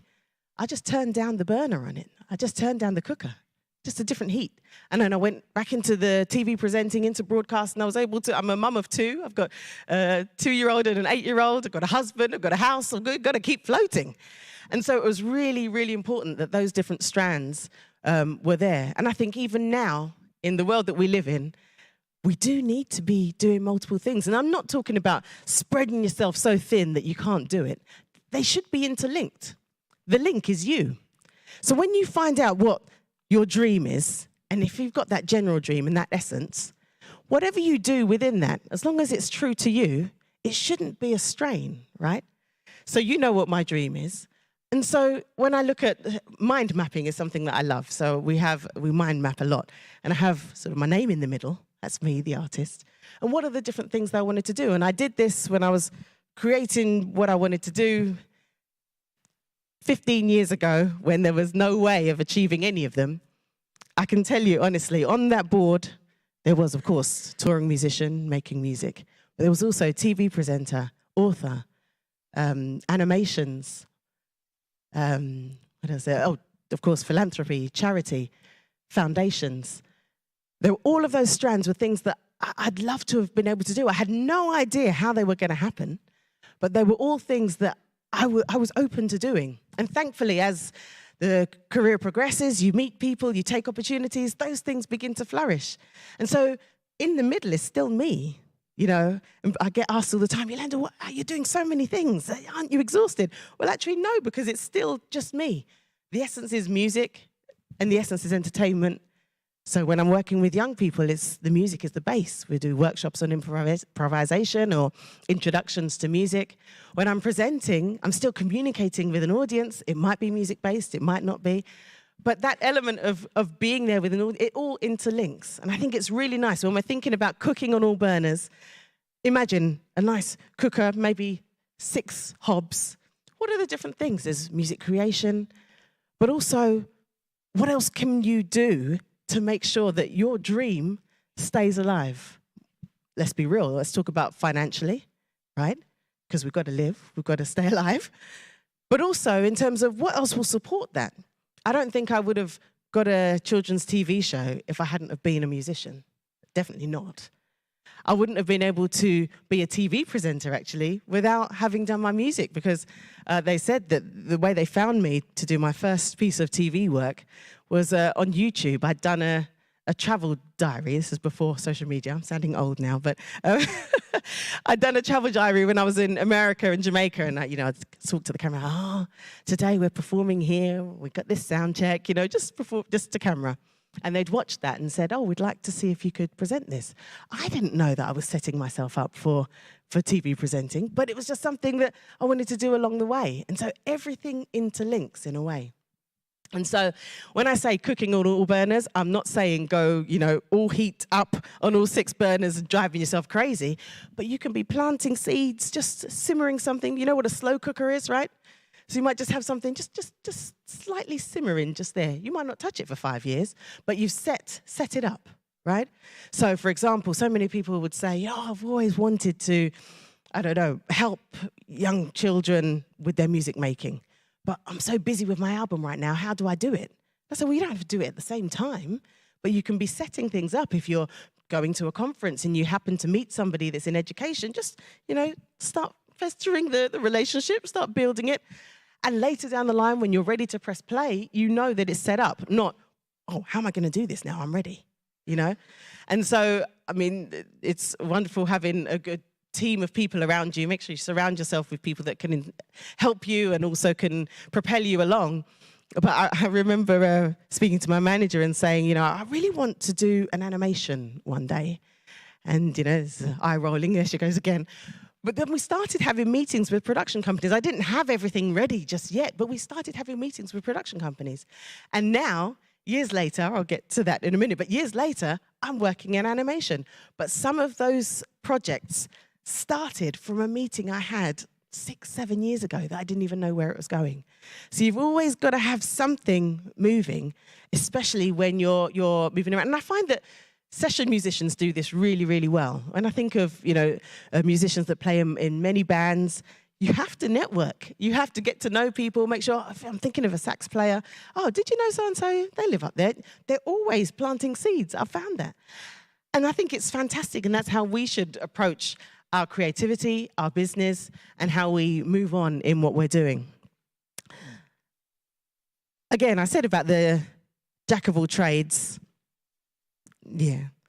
I saw a really lovely post on social media, actually just during lockdown, and they said that that's not the whole phrase. Did you know this? Some of you will know this, right? So actually, the phrase is jack of all trades, master of none, though often better than a master of one. Shall I say that again? I'll say it again. That's what it did to me when I heard it. Jack of all trades, master of none, though often better than a master of one. And that just made it make sense for me when we're cooking on all burners. Yes, they're not all firing at once. We might not even be paying attention to the last one. It's lower than one. It's like on a half degree. But you can always be building, always be making sure that you have many, many pots covered. I think the most interesting one for me was, again, during lockdown, this call from Sesame Street. I've never been a music director of a production before. I've always made music for myself, and Yolanda's Band Jam, I'd written the songs for it, but I got a call from Sesame Street saying they've got a new animation called Bees Block. They would like me to do all the music and underscore for it. And I was so thankful. It came in lockdown. We were on tour in Australia when lockdown was announced. They'd done 2 weeks, had a week to go, had to cut it all short and fly home into lockdown. And then the phone calls were coming from the agent saying, this is cancelled, this is postponed, this is cancelled. And, you hear that dun, dun, dun moment where you think, oh my gosh, all of the planning that we've done for these wonderful tours, all the hard work we've put in, what was it for? And are we going to get it back? So thankfully, this project came in, and it's a 2-year project, really, really enjoying it. We're into underscore now. And it's such a different skill, making music that's not meant to be heard but felt and not fighting with the dialogue. But I love it. It's amazing. And I think all those skills and knowledge that you build up along the way, they're there for a reason. They come in handy at some point. And I've found that, especially with this one, just being able to make music in different ways. I've said this in workshops to so many people that music isn't just to be performed. It can be in video games, and I've said it so many times, but never actually done it myself. And so I really, really love this project, but it doesn't feel like I'm doing another thing. It's making music. It's going to give joy. It's going to entertain. And so it all makes sense within it. So that one was cooking on all burners. Does it make sense? Just repeat after me. Cooking on all burners. Very good. And just so you know, those burners aren't necessarily always projects. They could be skills. If you wanted to build a skill set, it might be adding another instrument to your list of instruments you play, or you want to get another qualification. Those things also are included. So the fourth thing is, you don't have to be a multi-millionaire to give back. This one I love. You don't have to be a multi-millionaire to give back. Give it a go. Yes. This one is important to me, I have to say. As we are on our journeys, either as creatives, in business, whatever it is, we're very much focused on what we're doing, where we're going, and I've told you that that is important. What is the dream? What is the goal? I'm going for that. But actually, there is so much that comes from sharing. And I do find in music, you either have collaborators or non-collaborators. There's no in between, you know. You have the people that love to share their knowledge of the industry, of technical terms, of different things. And then you have people that are quite close and just focused on what they want to do. And I've always found that when you share, when you commune, when you collaborate, great things happen. More doors open and wonderful effects of change can happen as well. And this is also true of when you're offering your help or wanting to support others. And so philanthropy for me is really, really important. And I see it even when we're here at the Conservatoire, you know, learning amazing things. There are young musicians that are looking up to the students here. And we're just, even if it was like a teaching the music or a kind word or, oh, let me put you in touch with this music teacher. Just those acts of giving, I think, are so important in what we should do. Because at the end of the day, we make music to share, but we also want people to buy it. We want people to buy tickets and spend their hard-earned money so that we can live. We're not just making music and giving it away for free. So at the end of the day, to be able to offer ourselves to others, I think is really, really important. Is there a local music hub or a local community that you can work with and give of your time? And I'm not saying to do it all the time, because we also get asked to do a lot as well. But just prioritizing some of those projects, I think, is really important. Giving back to the next generation, for me, is really, really important. We can't wait for somebody else to do it. And when we speak about the next generation, day by day, they're getting older and another generation is behind them. And so I think it's really important that we continue to look back. I don't know if you've seen a film called Pay It Forward. Anyone see a film called Pay It Forward? It's a wonderful concept where, you know, you do good to somebody, they feel blessed by it, and they do good to somebody else, and it just keeps on rolling and keeps on going. And I find that music really does that. If you perform a concert, somebody loves the music, they've left in a good mood, and you never know the inevitable you might have saved from happening, and I love that idea. So don't wait to be a multimillionaire to give back. Do it as you're growing, whether it be in charity, whether it be in workshops, whether it be to those around you. I see youth music is up on the board there, and it's such a wonderful thing to be the chair of youth music and see the organizations that we support and the lives that are being changed by music. But I could have just sat there and said, I'm a musician. I'm not going to be helping in that way. I'm not going to be at board level and do anything like that. But I think there is definitely a joy and a blessing that comes from doing that. So if you have the capacity to, and you have the time to and the ability to, don't shy away from it, is what I'd like to say. Don't wait to think, oh, when I get to the end of the project, I'll have a bit more time and I'll do it. It is really important to give back. And also, as musicians, we also need help. As startup companies, we need help. As companies that have initiatives that would need sponsorship or people to get on board, we need help. And so if we can offer our own help, then that help will come again. That's my pay it forward mentality. And I remember being a young musician and deciding that I'm going to be a touring musician, and then thinking, oh, I've got to make an album. I've got to pay the band members. I've got to pay for it to be mixed and mastered, artwork. Then I've got to pay for it to be made, then get racking, and then start touring. I mean, it's enough to make you want to stop, you know? And there isn't always a way to get those funds. It's money, ultimately, that we would need, you know, and all of that support. But just imagine then, as you've gone through your journey and made it to where you wanted to be, and you look back and you can see somebody going through a similar journey as you, to be able to help them in any way that you can, I think is a wonderful thing to do. And that's what sort of sparked the Drake Yolanda Award, to help artists who might just need to master their album. That might be the next step that just pushes their career that bit forward, was something that I really love to do. So see what you can do to give back. And the fifth one, the last one, is enjoy the journey. I haven't painted a really blistering picture there, but enjoy the journey. I find that when we're focused on our dreams and our goals and what we want to achieve, you can kind of miss the little wins.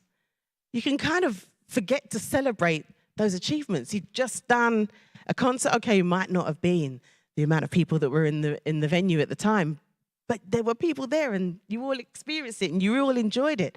Or a new piece of music that you've been working on so hard, you finally got to perform it.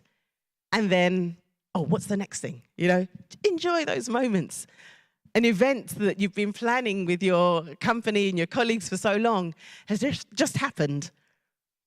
Maybe there was something else that might not have quite gone right, but celebrate the fact that it happened, because as those milestones move on and on and on, you'll turn around and realize that there was a lot to celebrate and a lot to enjoy along the way. There will be disappointments. Let's be real about it. There will be. But my mum would always say it's all part of life's rich tapestry, you know? And all of those things just help us to get stronger. And I never see a disappointment as something to cry over. It's a lesson to learn and to build on and to make ourselves stronger. And then keep on planning, keep on pushing, but make sure that you enjoy the journey as it goes along. So I'm going to run through those 5 points one more time and just repeat them one more time. And hopefully you'll take some of those away. So the first one, an apple is a fruit, but so is a mango. Great. Dream, dream, repeat. A quick story about that one. Every time I say that story, especially in a non-English speaking country, I say, and this song is Dream, Dream, Repeat, and they always say Dream, Dream. And I just think it's so lovely because that's kind of what I want them to do, but we can be stuck in a rut for quite a while. You know? So I'm just going to play the song now. So I do love that. Okay, then cooking on all burners. And I don't have to be a multi-millionaire to give back. And most importantly, enjoy the journey. Thank you so much. It's been lovely to speak to you. I'm here to oh, thank you. I'll take it.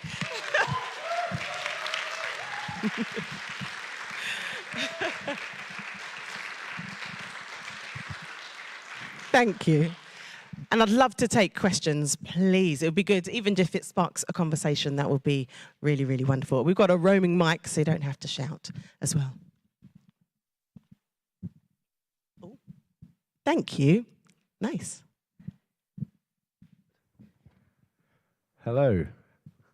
Hello. Oh, hello. So I was looking at his hand over there. Hello. The cooking on all burners. Yes. So do you ever, did you kind of seem to like really readily embrace the burners? But like, did you ever feel like pressure to like internal pressure, not just external pressure from other people? Did you ever feel like, I want to just be on one burner? And you had to resist, kind of like fight that? Or were you always just like, I'm cool with all the burners? That's a really good question. Interestingly enough, I've found that I think I prefer multiple burners. It's really weird to speak like this, but I think I prefer it because on a daily basis, I can decide what I'm going to focus on. And I do feel if it was just one thing, I might drive myself a little bit nuts, even if it's only 2 things in a day. But if it's just focusing on that one thing, it can be, you sometimes need to step away from it, see the whole picture, and then dive back in, you know? And so sometimes it's nice to focus on something else. It might trigger something because, again, it's all under the same umbrella. It's like, oh, actually, if I apply that to this will work. So I do find working on multiple things across different areas, sometimes they inspire each other and you can see a different worldview on it. But yeah, definitely not all on high at the same time. That is too much. That is an internal pressure. But I do like kind of being able to just look away. And for example, when I'm doing a workshop with people, just being a mum for a minute. So I'm not going to do any work. I'm going to go and play with the girls. And there might be something that one of them does. I'm like, oh my goodness, I could get someone to do that in my improvisation workshop and they'll feel more confident with it. things trigger each other, you know. And when we're talking about all burners, a cooker ultimately is going to cook to make a lovely meal. So, you know, a little spice from here, a little bit sauce from there. I think it all comes together really nicely. Great, thanks. No worries, thanks. I can still remember you up there. Hello. Hiya. So you said that you were turned down by A&R because they thought you were doing too many different things. Do you think that's still the same case now? I don't know how long ago this was, but I feel like a lot of people in this room here are all doing exactly that. We're all doing 5 or 6 different things.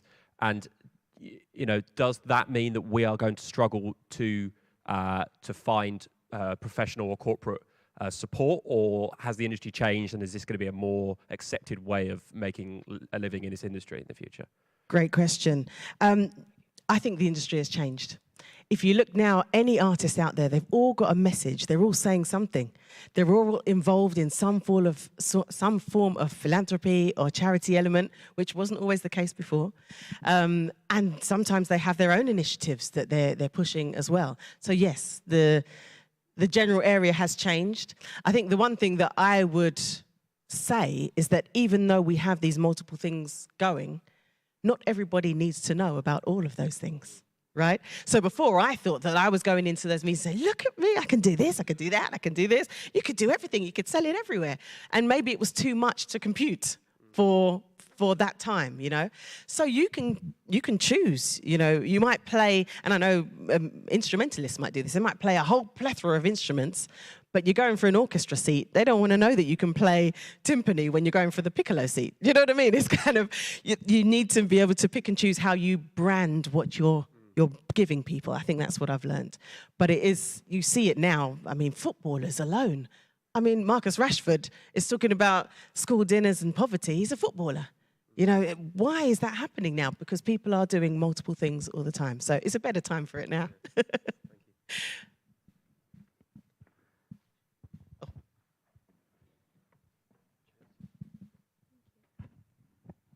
Oh, testing. Hi. Mine's a little bit more specific. Yeah.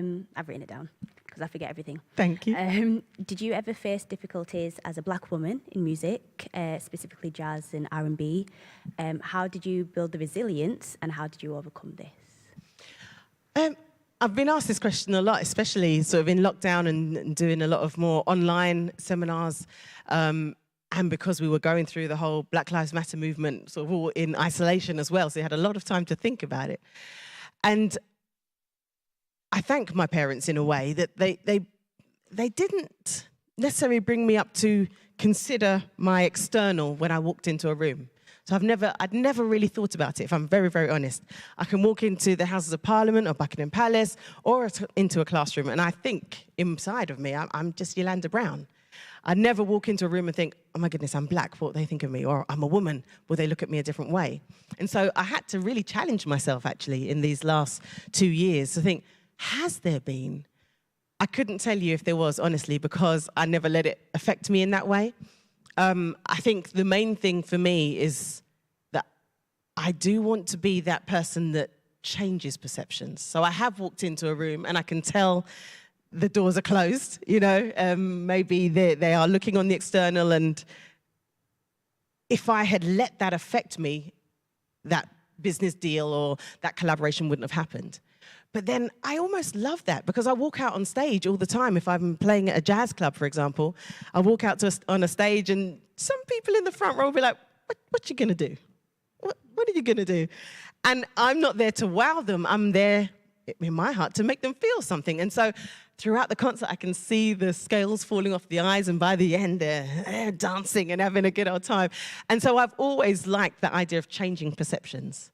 So if I have been affected by it, I don't really know, because I've just wanted to change their mind every single time, you know. And that can come from even outside of race and gender. It can come from, I remember joining a concert band, and the first thing that somebody asked me, I was playing second tenor, they said, what grade are you?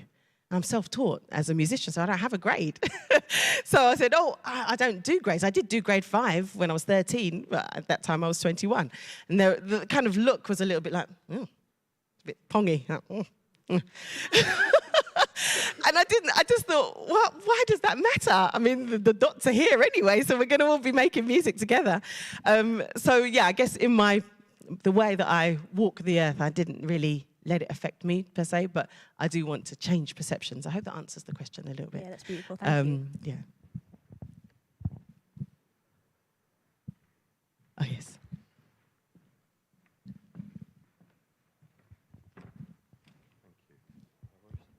Hi, Yolanda. Hi. I'm a multi-cooker burner, or burner cooker myself. Nice to meet you. I work a lot with young people, and what you were saying about laying the seeds and having those dreams, and things come to fruition in time. You just have to sort of if it's not letting things catch up with you, it's letting other people also catch up with you. And it seems to me that at the moment, a lot of young people have a very instant, some people call it attention span, but I think there's that, if things aren't gratified really quickly, they lose heart. We live in a very sort of instant society. Genres change, fashions change, and they're so tied in with music as a fashion. I think for me, it's a real problem, because young people do get so wrapped up in that culture that it's hard to say, just lay the seeds. Music is a lifelong journey. But how can you give us some experiences of that, or how you may deal with that? Yeah, and I think the main thing to do, and this kind of stems on from that idea of having a dream, and knowing what your end game is, you then have to plot it, right? So for some people, who are like, I just want to release an album. And I meet people like this all the time, especially with the Drake Yolanda Award, where they're applying for funding. And I'll say, what are you going to use the money for? So I'm going to make an album. Oh, that's great. That's brilliant. And then what happens then? It's kind of blank, you know? And so when we're setting those dreams or setting those goals, we also need to be realistic with how do you get there and what are you going to do next, which is why I asked about what's your extension, right? So let's take making an album, for example. Okay, so you're going to have to record it. How are you going to pay for those things? You're going to pay for the musicians, the studio, mastering, what are the rest? What about distribution then? Even if you're not printing CDs anymore, how do you get it out onto all the platforms? Once you've made that album, what then? How are you going to sell it if nobody knows about it? You're going to have to tour it, right? So a lot of young musicians don't never think about the idea of then you're now in business because you've made a product. You're now going to have to tour. How have you found PR to get people to know about the album? How do you find places to play and find a booking agent? And so when we want that instant gratification, I think we need to, when you're working with young people as well, is put all of those things onto the table, not to make it a challenge for them, but just so you can see the whole picture and understand that nothing comes straight away without some planning and without preparation and then doing those steps. And I think once we can see the steps, hopefully then they can see the bigger picture. Does that help to answer the question? Brilliant. Thank you. Sorry, just got another question. In terms of going back to when you were talking about mind mapping, yes, the many different things that you wanted to do in your career, in your life, did you have any limitations? Was there any kind of, when you created so many different things, did you look at the list of what you had and thought, you know what, let's put that one to the side because I've got too many, I've got 10, 20, whatever. Is there, how did you think about what's the ones that you want to really focus on? I think the ones that I knew I wanted to focus on were sort of probably the ones that I wrote down first, you know, because those would have been right at the forefront, the things that you're going for. But what I found is that I wrote it onto a whiteboard and kept it in my office or somewhere that I would see it every single day. Because I could go to an event, and if it's to become a touring artist and make my music, so I'm looking for execs or studio people, booking agents, those are the kind of people I want to meet. But we're at a networking event and someone comes to me and says, oh, I've got these young people that I'd like you to speak to. I wouldn't then say, oh, that's not my focus right now. No, because I know that on my mind map, somewhere in the corner there, I had workshops. Right? So if you've got that mind map, you've drawn that out and you can see it every single day, yes, you know what your focus is and you can circle that and make it in a different color. That's the thing that you're really working on every single day. But if you can see that mind map every day, someone might speak to you. It happened literally just today, actually. Somebody reached out to me, a young lady that plays the French horn, She says, I love learning the French horn, but I really want to play jazz, and I'm really good at improvising, but I don't know where to find a French horn jazz players as inspiration. And then we were just here, and forgive me, I've forgotten your name already. Jenny Robson. I've just met Jenny, and I said, are you having a good day? What do you do? She said, I'm a French horn player. I said, oh my goodness. I've just had somebody reach out to me about the jazz French horn. Do you know any? And she's already given me 2. I can now go back and send an email. So at the time when this young lady sent me the email, I could have just said, I have no clue. I don't know what that's about. But just by meeting people, and I don't know what will come of that relationship, you know, and along the way, and I might meet Jenny again, and then it all goes from there. So once you have that mind map, you know the things that you want to reach, there are different things that come your way. I always share in workshops that if you'd have asked me when I was 13 what I wanted to be when I grew up, it was a racing driver. I wanted to be a Formula One racing driver. That was my dream. I didn't say it to many people because they'd give me that look of, you.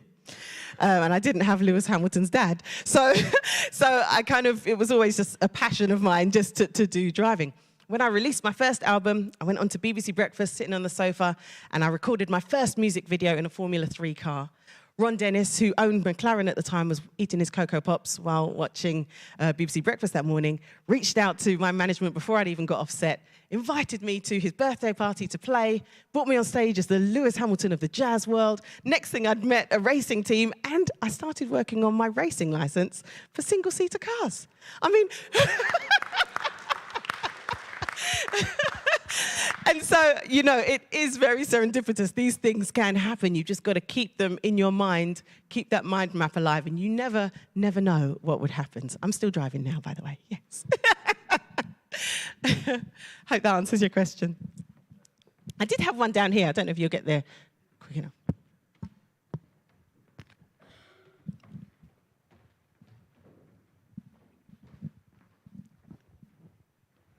Hi. Hello.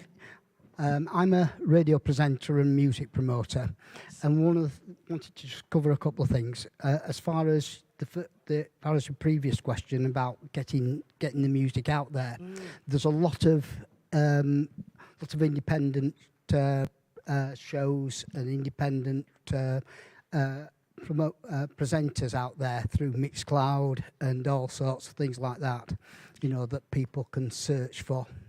Absolutely. I mean, I'm certainly happy to speak to anybody because I play quite an eclectic mix. And Brilliant. Secondly, about networking and whatever, there is a lot of people out there that are looking to actually work with people. I'm involved with something called Green Eyed Records and also Music for the Head and Heart, and we're always trying to promote collaboration with people, so there are places out there that are certainly worth contacting. Lovely. Well, I hope you make some connections today as well. But it is really, really important to find those people that want to collaborate and communicate. That would be really, really good and good to know. And that helps also when you're looking for your audiences, I said earlier, do look at the regions and look at the independent broadcasters as well, because that is a great way to just get to an audience really, really quickly. Thank you. Lovely. Do one more, and then I know that the next seminars are starting, so yeah.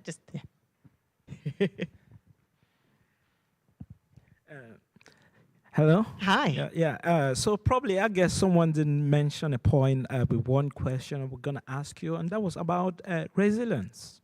About? Resilience. Resilience, yes. Yeah, so probably, I do guess there might have been sometimes like you were just thinking you are your own self. You must not kind of play jazz in a certain way for you to actually come across your expression to others. Yeah, and sometimes you might have sat in front of someone who might have been a record label and say, oh, no, that's not what it sounds like on the radio. I don't think she's good enough. Yeah, so they might like, no, you're not good enough for that. That's not what it sounds like at the radio. We're targeting this type of market, and this is what we want it to sound like. But you're like, no, I'm just being myself. Yeah. And sometimes you get turned down for that. So, you don't have to regret about your actions because you're just being yourself, but you've got to deal with it. And yeah, in terms of that, how did you deal with it? Yeah, great question.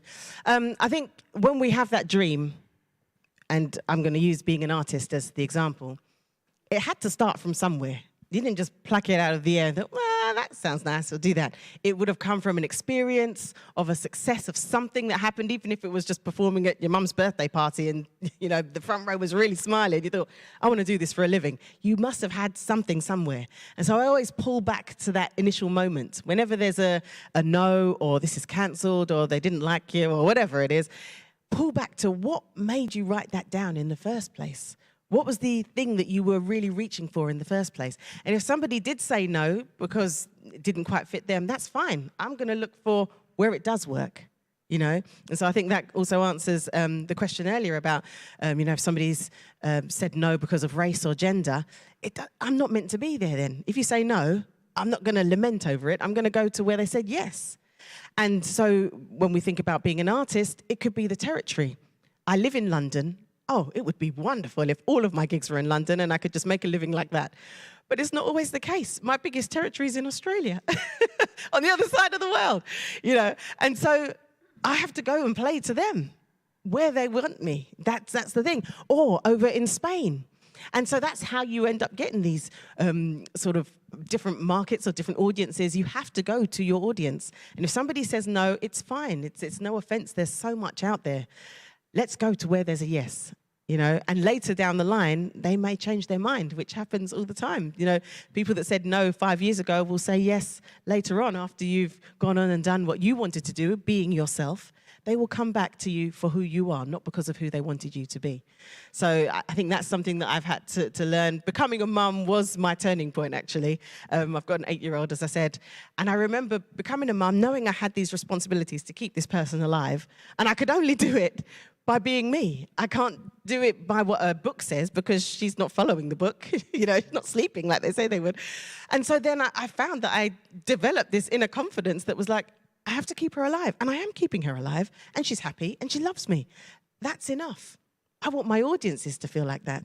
And that's your audience. Not everybody loves grunge. Not everybody loves grime. Not everybody loves jazz. So you don't have to be for them. You know, you can only be yourself is what I've found, especially playing a brass instrument. My sound actually is to do with the resonance of my skull. I won't go too deep into it, but it's to do with the resonance and how things reverberate around my skull. I can't change that.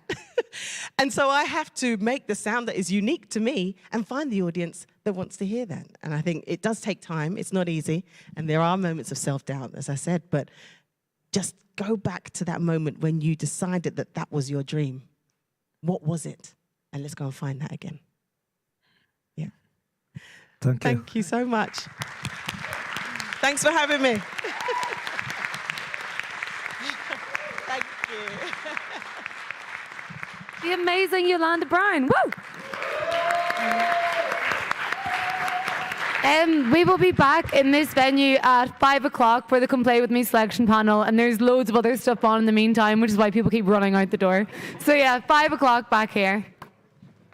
Lovely. Thank you.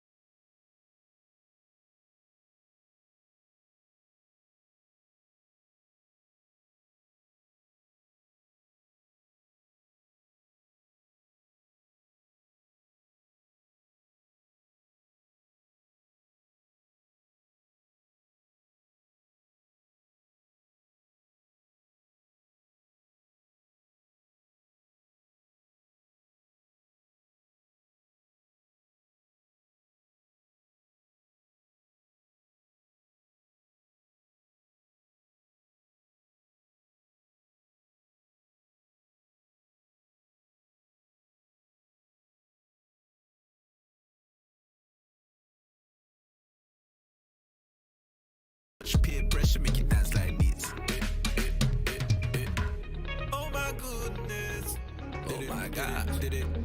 Okay, okay. Fill my cup, baby, no chase. Body air like a plane.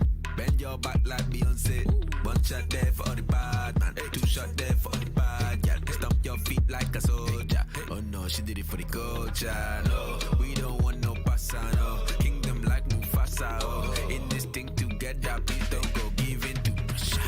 If your brethren go jump off a bridge, then would you follow? If your brethren go jump off a bridge, then would you follow? Everybody dead, everybody dead, dead, dead, dead. Everybody dead, everybody dead, dead, dead, dead. Oh my goodness, oh my God. Wait, hold it, rock it, set it, picture pose so we know, don't forget it. Kisha, Dami, Sophie, Becky, paintings doing the most in the fetty. One more shot for all the bad man, two more shot for all the bad y'all. Tell the DJ reload it, yo DJ, reload it, ayy. We don't want no passa, ayy. Kingdom like Mufasa, ayy. Pressure make you party after party after party. If your brethren go jump off a bridge, then would you follow? If your brethren go jump off a bridge, then would you follow? Everybody dead, everybody dead, dead, dead, dead. Everybody dead, everybody dead, dead, dead, dead. Oh my goodness, oh my God, God. If them are fit to Amazon, we don't fuck with them, them, them. Every day creating pasta, we don't fuck with them, them, them. If them are fit to Amazon, we don't fuck with them, them, them. Check your pride, be like Mufasa, we don't fuck with them, them, them. If your brethren go jump off a bridge, then would you follow? If your brethren go jump off a bridge, then would you follow? Everybody dead, everybody dead, dead, dead, dead. Everybody dead, everybody dead, dead, dead, dead. Hennessy gon' make you dance like this. Ray Ray gon' make you dance like this. I want one shot, whoa, two shot, whoa. Please don't give me too much peer pressure, make you dance like this.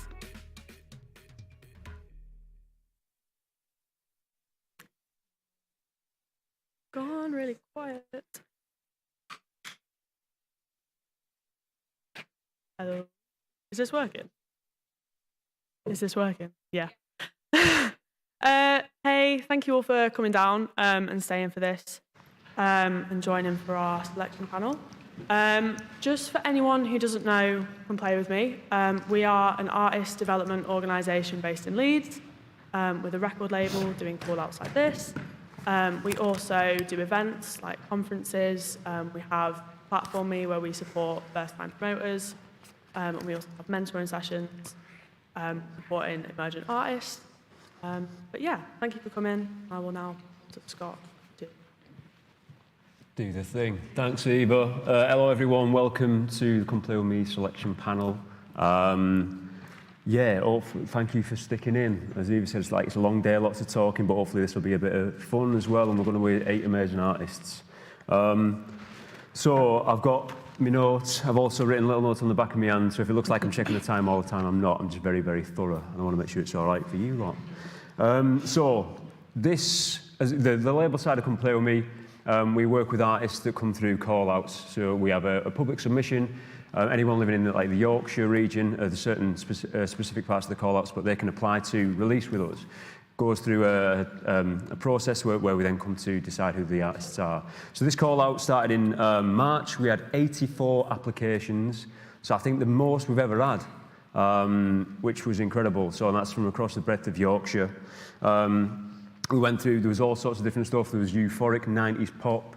There was sort of controversial comedic acts. There was some sublime spoken word bits. There was a 12-year-old train obsessive, which was one of our favourites, which was absolutely great. But the breadth, the depth, the genres, the styles was just it was amazing to see so much going on there. So yeah, we've managed to whittle that down in a pre-selection panel to 8 artists. So you're going to hear clips of the 8 artists today. Some of them I know are in the audience, so we'll get to say hello a little bit later on.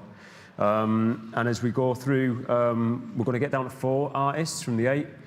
Those 4 will appear on a 10-inch vinyl record supplied by Breed Media, so our partners. Breed, you can see up there, they're based in Sheffield, do some amazing work. Just pressing records and working with good people, so I'll tell you a little bit more about them in a minute. I'm going to introduce you to our panelists shortly. The panel, our judges, are going to select 3 of the 4 artists. And then rather excitingly, we had an idea that you lot have also got ears and opinions. So you're going to vote for the 4th artist. So there's a bit of a public vote bit. So get your phones ready and warmed up. Because, yeah, we'll be asking you to vote for your favourite out of the remaining artists that haven't been selected by the panel. So yeah, before we start, thanks to Breed for supporting us with this. They are supplying the 10-inch vinyl for this and supporting us with a lot of other things as well. So yeah, they began in 2008, based in Sheffield. They look after artists, putting out CDs, LPs, 7 inches, all sorts of stuff. So info@breedmedia.co.uk is where you can get in touch with them if you want to find out about pressing vinyl, CD, any of that sort of stuff. It's good to work with a Yorkshire company as well, isn't it? Support at your doorstep. So go and find out a bit more about Breed. They're a really good organisation and company, do some good stuff. My wonderful panel of guests. So I'm going to invite each of them to introduce themselves. Start with you, Alex, if that's all right. I'm Alex. I work at Ninja Tune and Big Data. I've been working in the industry for over 10 years now. Run my own label, put on nights, been on tours and whatnot. So been in various different hats at different times.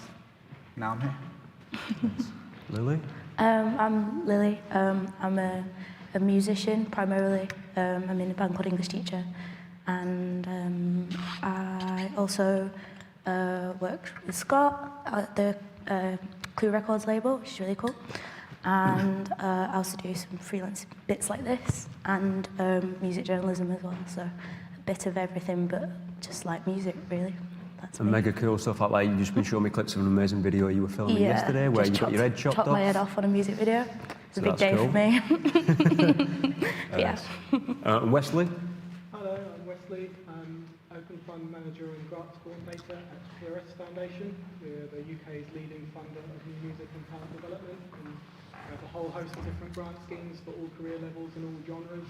And we fund a lot of organisations such as Music Leeds, who come play with me as well. We also have a fund that is specific for Yorkshire-based artists with the PPL Management Accelerator Fund. And we work on other programmes such as Key Change and Power Up, which were both founded and launched by PRS Foundation.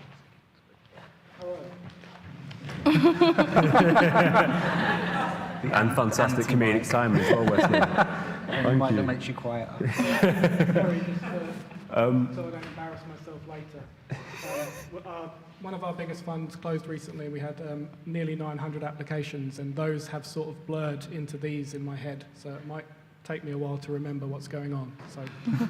And it's good because we've got like a lot of perspectives, artist, label, funding, loads of different opinions. So it's good to hear different parts of the industry. Like you don't normally hear about how artists get selected for panels or for labels and releases. So this is a bit behind the ropes, behind the velvet curtain. So hopefully there's some good insight here.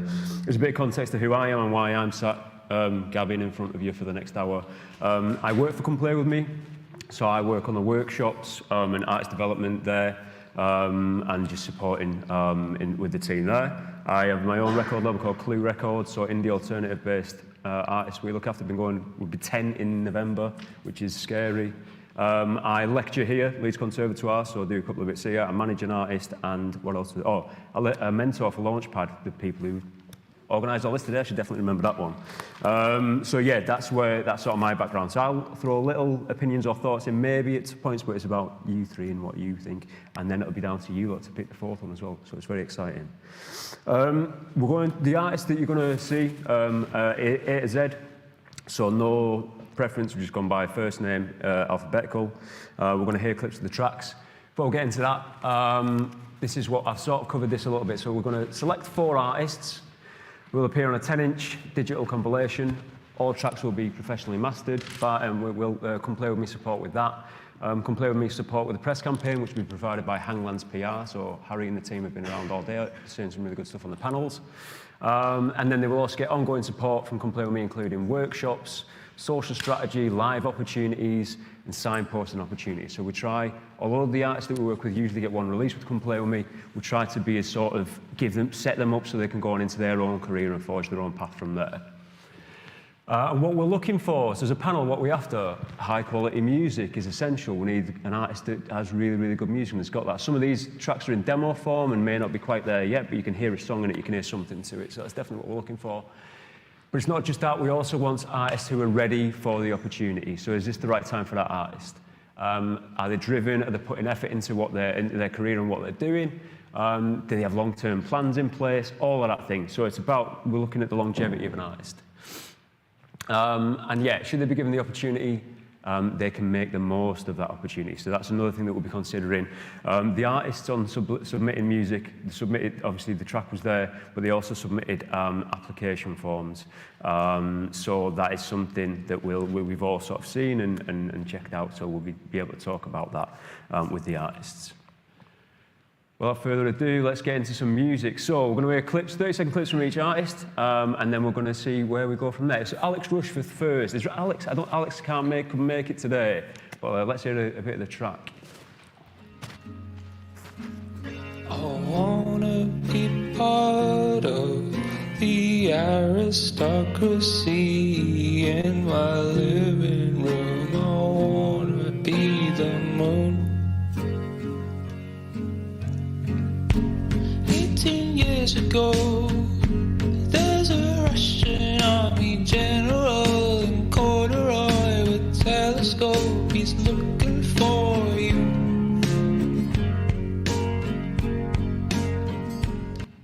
Thanks. A light applause for Alex there. Yeah, great. So I'll give you a little bio, and then we'll get into talking about the track and then sort of the submission. So Alex Rushforth is a pop polymath, singer-songwriter, producer from Leeds, the outsider's outsider artist. Alex crafts joyful and ironic meditations spanning football, faith, meaning, love and laughter. That sounds like something you get in IKEA, doesn't it? Love and laughter. Throughout the last decade, Alex has been quietly creating a vast body of work, releasing bold, brave and beautiful self-portraits, animated by their versatile vocals, gift of melody and unique sonic eclecticism. So some good words in there. Wesley, I'm going to start with you. So this was one of your, I've asked you, before I asked the judges to pick their top 3 out of this, so we had a bit of an idea where we were going with it. But Wesley, yeah, this is one of yours. I don't know if yours were in order, but it was the first one you had down there as well. Yeah, I really like this. Musically, I thought it was really nice. I like what they were doing. But what I think it was the plan that swayed it. For me, I think I just like this, because they've done 4 albums already. I like that they're clearly aware of that and are trying to push themselves to do, rather than do less and maybe concentrate on a single and video, they're going for like a 30-track epic, which is pretty bold, I think, and I kind of commend the confidence of it, of doing that, basically. And I really like their approach to fan engagement and making sure that they're, you know, keeping in touch with people who are into them and all that sort of stuff. So I thought, yeah, this person is clearly going to make the best of this opportunity. Yeah, I think on I remember seeing bits in there, was like they had Radio 1 support, 6 Music support, and also they were talking about the album is a bit of like a concept, but like a post-Covidian, there's religious overtones. So I was like, I don't know what any of this means, but it sounds fantastic. I want to know. You immediately want to know more about it. Yeah, I was excited about it, basically. Yeah, I thought this is someone's really trying to push themselves creatively, and I thought, yeah, give them this opportunity. Great. Yeah, that's good. Lily, it was also in one of your top 3. Mm-hmm. Yeah, I've made a little notes thing because my memory and ability to make sentences is bad, so I'm going to just read off here a bit. But yeah, this was on my top 3. It was for a similar reason. The 30-song epic idea kind of like really intrigued me. I thought the lyrics were really beautiful, there's a lot of like research, it seems, like in the idea for the concept of the epic, and like with references and stuff, and that like speaks to what I look for in stuff I want to listen to. It's just like sort of from a more like artistic perspective. Yeah, and also I thought it sounded a bit like Alt J, and I really like Alt J. So yeah, I get it. I thought about that, but yeah, I definitely get a song like that. Yeah. Alex, how about you? Not one of your top 3, but what did you feel about it? Alex came prepared with his top 3 with an incredibly detailed spreadsheet of pros and cons, and it was amazing. As the most organised, I've now forgotten to bring the spreadsheet with me. So I'm like, I think for me, obviously incredibly ambitious project, which is mint, and I think that's always a nice thing to have a big plan. But I thought the music was lovely, really catchy, beautiful voice, and I loved especially how they'd chosen to produce it. It sounded just like they were saying it to me. Yeah. And I think it wasn't overproduced for the most part. The one bit that I found that pulled me out of it a wee bit was when it got into the chorus.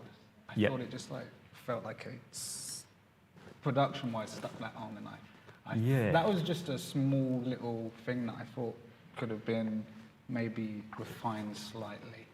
Yeah. But it wasn't in the composition. I thought it was really nice. It was just a production thing that pulled me out of the moment in that song. It's probably the only thing I had as a mark on it. I get what you mean. It sort of steps into it quite boldly into the chorus, like it doesn't naturally lead into it, which can really work as well, can't it? It can absolutely work, yeah. you know.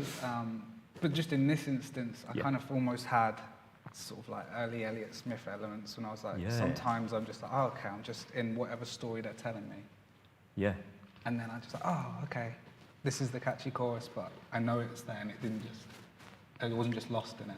Yeah. I don't know if that sounds a bit subjective, but that's what I felt. Yeah, and I think that's one of the important things to say as well. And like everybody has, each individual in this room has completely their own taste and views on music in it. So I think even taking on the board these, if you're in you are one of the artists, or you're thinking about that, and it's like I don't agree with that. That's fine. That's how music works, isn't it? Yeah. I'm the only one here that probably didn't pick it, so So yeah, it's definitely something to be said for that. On a funding, or like I don't know, how do you look at things from PRSF then, or like, and how would you? I don't know, does this appeal to you in that way? Or? Yeah, absolutely. Like I say, I like the ambitious nature of the project. That like makes me feel quite excited about it.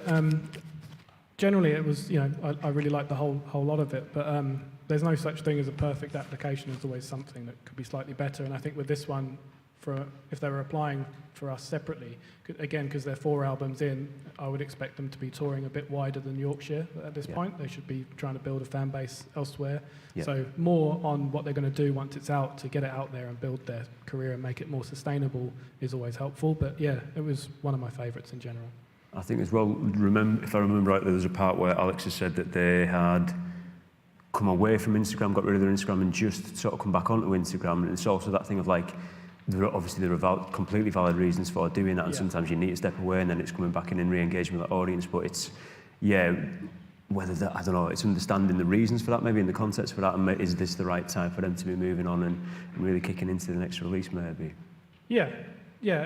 Some explanation about that is kind of helpful. I don't actually use any social media at all, so that's just not part of my world. I don't really pay much attention to that. So I'm always looking for the other stuff, and I let other people at work deal with that stuff. Amazing. Well, I described social media early on as grim, and I stand by that section. It's great, but it's an awful place.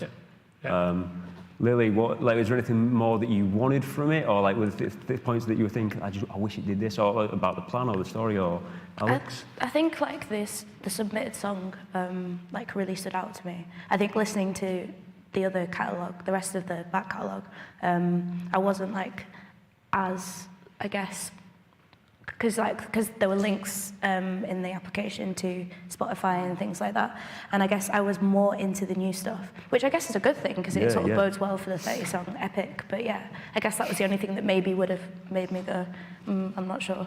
But yeah, I was a big fan. I mean, I think it's one of the first ones that I listened to, so I was like, hold back, this might not be one of your favourites, but yeah, it sort of stuck with me through the group, so yeah. Cool. Yeah. And Alex, on do you like deal with the A&R side or the submission side of, like, obviously with Big Daddy you do, but like with Ninja Tune as well? A&R and stuff, and in Ninja I'm doing talking to the record shops. So basically, if you've got a record coming out, talking to the shops, this is coming, how do we want to promote it and get it in your shops. Also, the creative about working the creative marketing team. So if you come with us and you've got a plan, so this, for example, someone like this who's got a big plan, a big concept, so cool, how do we help tell that story? Because you touched on it with social media, but we're not, the way I look at it is that we're not just, and this is a horrible way of phrasing it, so forgive me for saying it, we're not just competing with other artists and musicians to get their attention. You're competing with everything. It's an attention economy, social media, Netflix, everything, TikTok, whatever it may be. And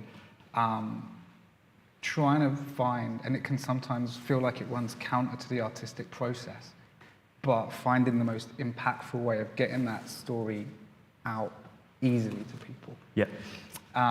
Certainly with the acts that we work with. Not every artist wants to work with labels and goes down that route, but if you're working with, say, a label who's maybe investing and working and helping you craft your career, that would be some of the discussions that we have. And it's like, you know, a 30-song epic is mint on the one hand. Yeah. On the other hand, I'm like, that's a lot. Yeah, yeah. So, and that's not necessarily a bad thing, but I'd probably be like, I would err towards refining that into something that's going to be easier for people to digest.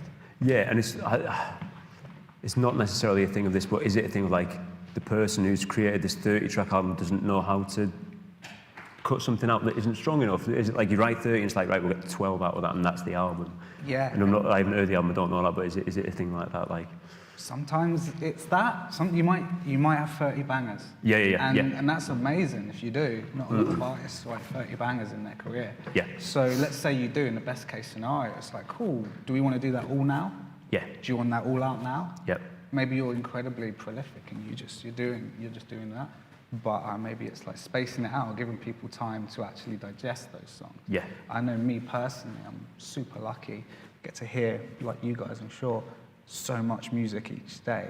But there's a difference between hearing it and listening to it. And I find sometimes just the quantity means I miss good things. Without a doubt. And I would be inclined with an artist like, mate, your stuff's wicked. You want people to really hear it. Yeah.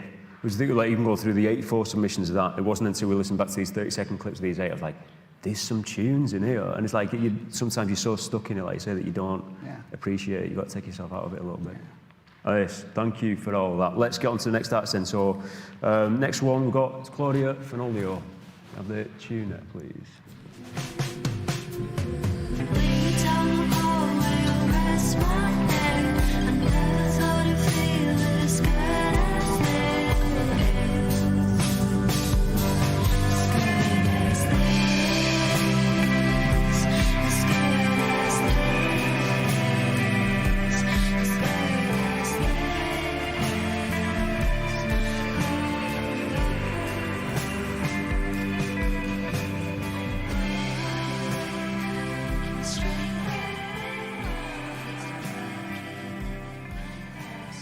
Thank you again, little. Claudia, is that you in the back? I haven't got your hand. I can see that shine is coming out from here. And also, I said Fenoglio. Is it like how? Fenoglio, because and my accent, could have butchered that. I tried to be better, but yeah, Fenoglio. Okay, thank you. I'm going to read your bio now, so hide behind your hand again. Claudia makes the kind of music you want to fall asleep to, but once you fall in, you get the urge to jolt back, awake. Just listen to her voice once more. Just to listen to her voice once more, so that was like a clip from a review. So taking inspiration from Julia Jacklin, The Staves and Phoebe Bridgers, Claudia pays homage to her acoustic roots, singing about nostalgia and revisiting old memories. Yeah, very cool. I'm going to start with you again, Wesley. I promise I won't next time. Well, I might, you never know. But yeah, this was again in your top 3, one of your top picks. Yeah, I really, really like this track. I find sometimes with this kind of music, it can feel almost a bit samey, like, oh, yep, I've heard this before. But there's something about this that made it just stick out a little bit. And I really like the way the whole track just builds. And you just heard it there, that like the way the lead guitar bit comes in at the end. I really like that. And the production didn't feel too polished in a good way. Like it feels like the whole thing is just a really nice package. I really liked it all, really. And it's one of the reasons I picked it as my one, again, is the plan, like just very clear, tangible goals that you're talking about, 2-year plan, you know where you want to go and what you want to do and how you're going to do it. So it's like, yeah, this is a done deal for me. I guess the other thing, the only thing I thought about it is because they're releasing an EP as well, whether it would be better to just separate that and do this on its own and make the most of this and release the EP as something else rather than mixing them up, but that's just a little thing. Cool, great, thank you. Alex, I'm going to come to you now. What were your thoughts on this one? Yeah, I thought it was really lovely. I think pretty much everything was spot on when I listened to the track.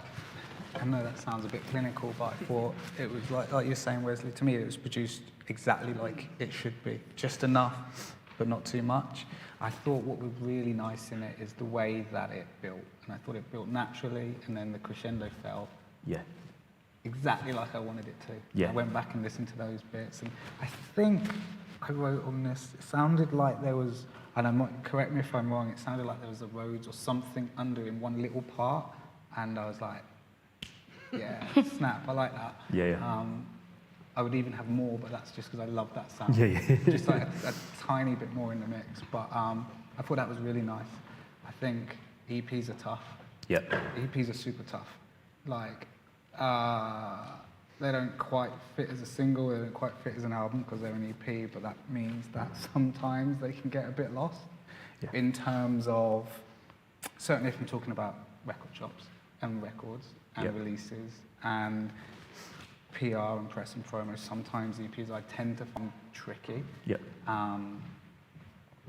Doesn't mean don't do them, but it's just something to always consider sometimes, I think. Sometimes splitting up into just a run of singles is quite nice. Yeah. And certainly in DS with like Spotify and whatnot, that can work well for you. Yeah. But it very much depends on the artist. It's just an observation. EPs can be tough. Yeah, absolutely. Yeah, great. Lily? Yeah, I thought it was lovely. Voice is lovely. The guitar tones were stunning. Gave me like, I don't know, points like Lana Del Rey vibes. I think the guitar tones were my favorite part of it.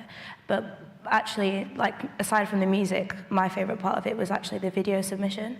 I thought that you did like really well with that. I thought it was the most, I guess, engaging one. It was so well planned out, and I think, you know, going on from this, if you apply for like other funds, having something that's so structured that people can be like, that ticks that box is like so useful. And just like the footage of like the live stuff as well, just really tied everything together, and it was like you really sold yourself. And also, I think in the submission it said that you'd done some, added some home recorded parts in. And if it's the bit that I'm thinking of, I actually liked the lo-fi feel of your own production. So I don't know if you want to keep that in or go and re-record it, remix it, but I quite liked the sort of, I think you guys both mentioned that it had a sort of, it wasn't overproduced, you know, and I thought that added a certain something, it made it different from, you know. It sounds like it should be on a vinyl. Yeah, exactly, yeah. Yeah, this sounds weird, but it sounded Sheffield. It's like the outro is Richard Hawley. Yeah, to me. I was trying to think of who it reminded me of, and it's Richard Hawley. It's definitely got that in it. So I thought it was like beautifully sweeping like that. I love that stuff. I thought it was really good, and I'm glad you said about the video submission because this was. So in applying, you can do a written submission, you can do a video, or you can do an audio. We try to make it as broad as we can on that and accessible. The video Claudia put in was. There's nothing wrong with talking to a camera either, that I can absolutely work and get your personality across, but it was made as if it was like a mini documentary almost, like there was bits like this is my plan and talking over it, and from that it was clear like this is just for the submission, this won't be seen by anyone, but clearly this artist cares enough to do this and put that effort in, and it really, that conveyed it massively, so yeah, I think it was really impressive. Yeah, sorry, you can, about that, you can apply to PRS Foundation with video applications as well, and I do find that you are able to get across like a bit of your personality and who you are a bit easier that way than you would otherwise on like quite a dry application form. So it's kind of try and be aware of that and make sure it doesn't impact you through like unconscious bias and stuff, but it does help show the person that, I can see who this artist is and what they're trying to do, which you can't do in a form. Yeah, words on a page are so much, because it's just, everything's the same in it, but when you see somebody, it's that human thing, and you just see somebody's face, and it's like, you almost don't want to disappoint them by saying, you're not getting the money. So yeah, it's one of them as well, it definitely helps. Amazing, thank you. Let's move on to the next one then. So, Concrete next. We've got Concrete in yet. So we've got Chris and Hannah. Could we have a clip at Concrete's clip, please?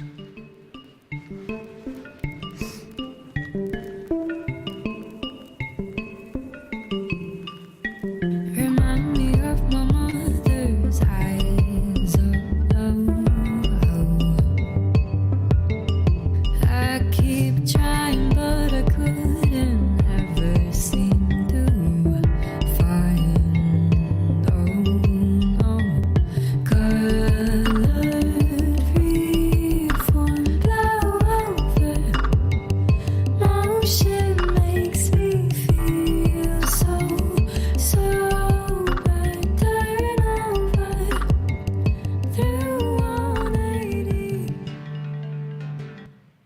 Amazing. Thank you.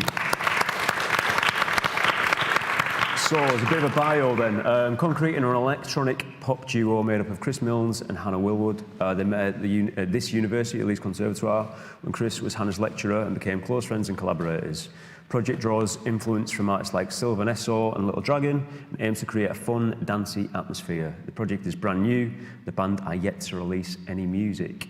Alex, I'm going to start with you, if that's all right. What were your thoughts on this one? Yeah, it was cool. I thought the production was really nice, especially when it came out. I was like, oh, I like this. I thought the singing was lovely. It kind of reminded me of Wyoke a little bit. And everything felt like, production-wise and everything in a really good place. My only thoughts on it were that everything's really nice, but the chorus got a little lost to me. And I think something there in the structure maybe would have benefited it to make me really feel like, now this is the chorus, and it's really pulling me into those little hooks. That's just a personal thing, and maybe you'll disagree. But that was really the only thing I had that was not on the positive. I really like the production. I really like the composition of the instrumentation, the electronics, what was meant, to be honest.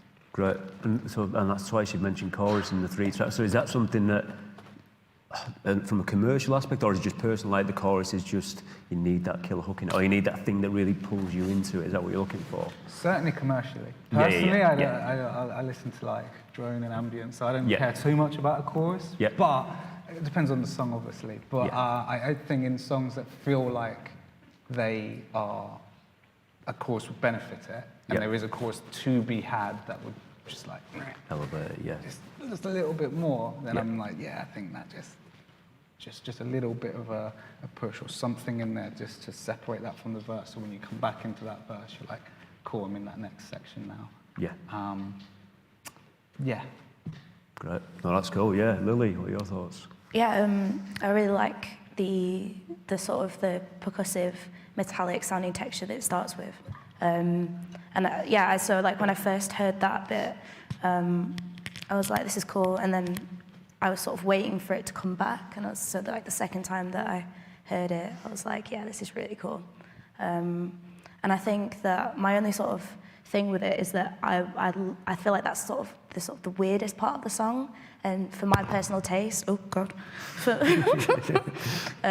my personal taste, I'd lean more into that kookier element, because it was really cool. But yeah, it was a really good application. Yes, right. Yeah, Wesley, what were your thoughts? Cool. Yeah, I really like the track as well. Again, the whole bells thing when it comes in and sort of offsets that kick, so it's got quite a nice feel to the whole thing as it goes through. I don't know if I'm reading into this completely the wrong way as intended, but I really like the voice and how that matches with the sound. But it felt like there's like a sinister undertone to the whole song. Like there's something odd going on, like. And I just wanted the music to sort of match that, like to be a bit, I don't know, like a bit more dirty or a bit more. I just wanted some more somewhere. Maybe it's what Alex picked up on with the chorus. I didn't make that connection, but yeah, I felt like I just wanted some more to happen. But that's, I can't quite. It's that sinister thing that just doesn't quite match for me. But the actual track I really, really liked, and I definitely had my PRS Foundation hat on when I looked at this one. And in the plan, it was just, there was lots of I would like to do, hope to do, love to do, and I am going to do this. So it's having a solid vision of what you want to do, I think would be much, much better. But I think there's like loads of potential in this. Like for a first track, like as a new band, that's pretty phenomenal, really. So in the application form, you want it to be something a bit more concrete. Exactly. Yeah, exactly. Correct. There you go. So I definitely encourage you to look at PRS Foundation funding for future projects, for sure. Can't believe I just made that joke. Sorry, Wesley, that was a really good point. I slept on it. It's my own fault. Submarine that with an awful... You opened the door, you just walked It had to be done. Yeah. You set him up. And so a little point of this, it's the first thing, it's a new project. Where does that come into your thought? Like, as a label, is that, great, we get staff from fresh and there's no background at all. Is that a good thing, or do you want a little bit something now? How do you look at it? From our side, I mean, there's two elements to it. One, that it's a first track and a brand new thing. What a brilliant foundation. Yeah. You've obviously got, you've got good ears, it sounds like you've got good ears. Yep. You understand like composition, writing, production. That's a given, right? Yep. So that's the skill bit sorted. Yeah. And working with a label on the A&R side, they can also help with, this suggestions on maybe you'd want to tweak a chorus here and there. So that's what my hat was. If I had that track, I'd be like, this is mint, that's a good start. I think we should. The artist has the right to say, fuck off, it's my song. But it's also part of my job to just make those suggestions. So I think this could help elevate it. These are our reference points. In terms of it being brand new, it's a tricky one. Some artists, there's just an undeniable buzz and electricity around them. Very small. One of the artists that we signed quite recently, Black Country. Prior to us, they'd had very few official releases, right? And obviously they've grown to be like really quite successful. But you do want to see, is there an audience? So it's a toughie, and it's not always down to the best track. And that's the hard bit. Like your music lovers' hats, like it's the best music, right? But sometimes it's like, is there an audience that wants to go out, buy tickets to the shows, and buy your records? And from a record label side, kind of commercials, perhaps the less romantic side of it, that is always a consideration. So if you're new, but you're playing shows, you're selling out gigs, okay, there's something here, absolutely. So being new is no problem. Amazing, thank you. Thanks everyone. So let's move on to Felt. So Felt are here, How are you, Ian? Let's play the track, please.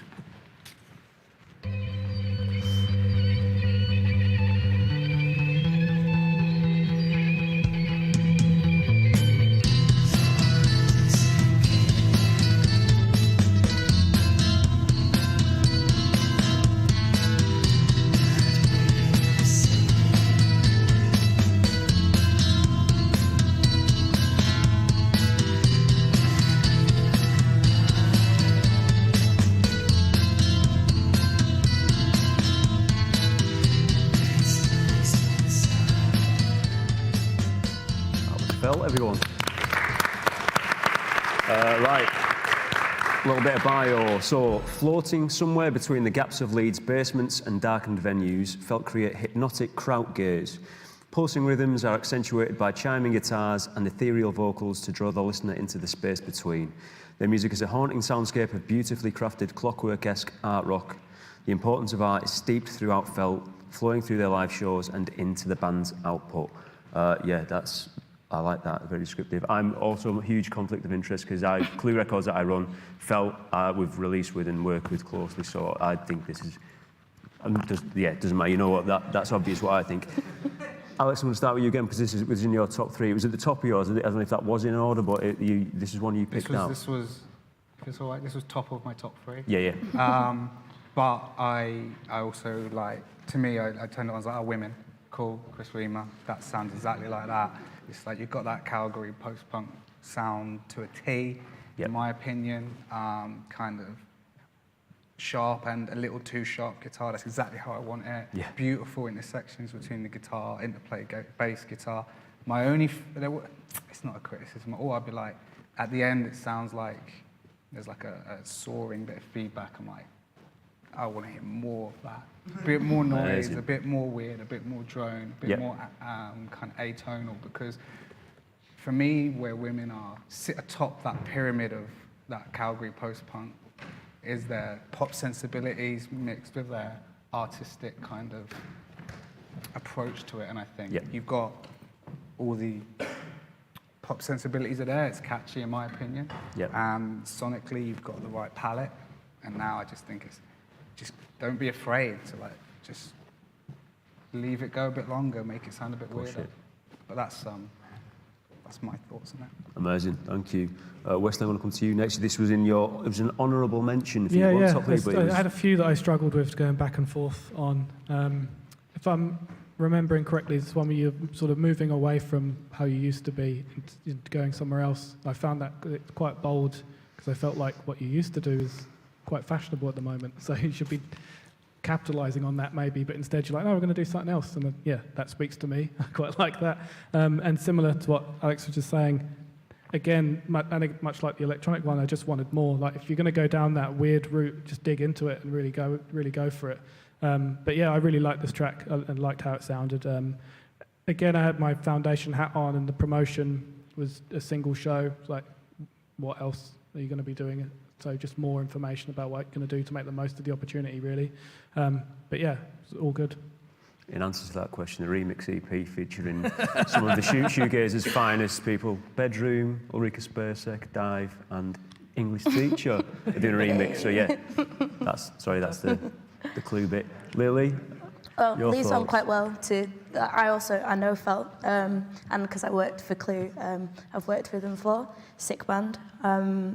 Yeah, and what I liked about the submission was that my only thing that I've had with your music, and this is a controversial opinion, is that I think that your lyrics are so good that I always want to hear you more. So I feel like I could hear you a bit more on this song, and I was like, yes, fine. But also, you know, the buried vocal is a good sonic thing. So, but yeah, and I think also what's great about the submission is that the idea to do like a tireless idealist show, which is your promotions thing, because I went to one of those before and it was packed out. So it sort of bodes well for a release, the idea that if a track does come out, you know that it's got the scope for being received well, for shows to sell out. And like, that's it, and it really, like, that's what it's about, is the reception, is people wanting to listen to it, wanting to go to the gigs. So yeah, I like the idea of that, and keeping it, you know, wanting to put it on yourself is always a cool thing. So yeah, I like it. Great, thank you. Right, let's get on to the next one. Next, Hang Linton. Hang here. I've definitely seen Hang today. Yes, right at the back, hello.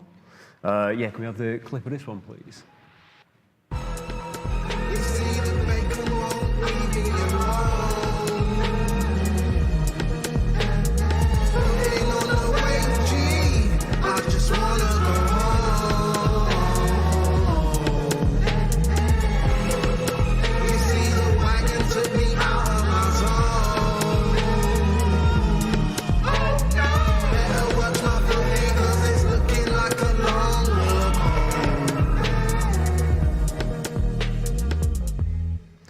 Nice one, thank you, Hang. Okay, so Hang Linton is an interdisciplinary artist from London, based in Leeds with a DIY approach. Working in music, performance, video and installation, their art is rebellion against clean aesthetics. After cutting their teeth in Berlin across multiple projects and collectives, Hang has landed on home soil and is ready to create waves across the UK. Armed with a live setup of a sampler, synths and visuals, Hang bends your ear around the counterculture sounds and movements that have helped shape him. Yeah, very cool. Lily, I'm going to come straight to you. This was on your picks and it was top of your three. Yeah, it was number one on mine. And it was sort of like, I guess, 3 reasons for that. I think I've recently struggled to find like music that I want to listen to, and I don't I don't know if that's just because I've been doing a lot of work in music where I have to listen to music, but also I think I'm just struggling with like finding stuff I want to listen to. And what I liked about this is like the blend of different genres. It felt new and it felt engaging, and it also reminded me a little bit of like, I don't know, the voice reminded me a bit of like Andre 3000, which is just like, I love Andre 3000, so that's really cool. And yeah, and there's some samples in it that I really liked. So yeah, it's just like a blend of like different things that I like, and a mixture. And I love stuff that crosses different musical genres, so that was really cool. I think in the submission, like name dropping Gorillaz and a tour with Baba Ali as well, which I saw on Instagram. I think like it's sort of already having those kind of things in place is like really exciting for, I guess, for a label wanting to sign someone for a single, because it's like, you know, you've already started to make those connections, and you've already got people that want to, you know, work with you and stuff like that. So that's great. What else did I write down? Sorry, I did a quite big paragraph. Yeah, being able to make your own visuals again, it's just like another string to your bow, and I think that should be commended. And then finally, like, lyrically, like I'm just a sucker for anything that's got like a political or like any kind of like social discourse in it. So I thought this track, just like, it was really my kind of thing. So yeah, I was a big fan. Amazing, ringing endorsement. Alex, also in your top 3 or second in your selections? Yeah, this was wicked. I think a lot of what you were saying, I completely agree with. I thought that touching on some incredibly important topics in the song, and I thought that with that background, then listening to the track, I felt very much like I was almost standing out in like a rainy street in Berlin. And I was like, okay, I feel like I've been a bit transported, and I find if I'm transported in a track, it's doing something right. Yep. From a label side, artists that are doing it themselves already, whatever it may be, from production, videos, performance, setting up shows, anything like that, is so nice, because really what you can do as a label is elevate the work that people are already doing. Yep. Do you know? So the more strings to someone's bow, is you've got more to play with. Yep. Which is always incredibly exciting. I thought the track was wicked. I thought put across the messages that was behind it, I thought really well.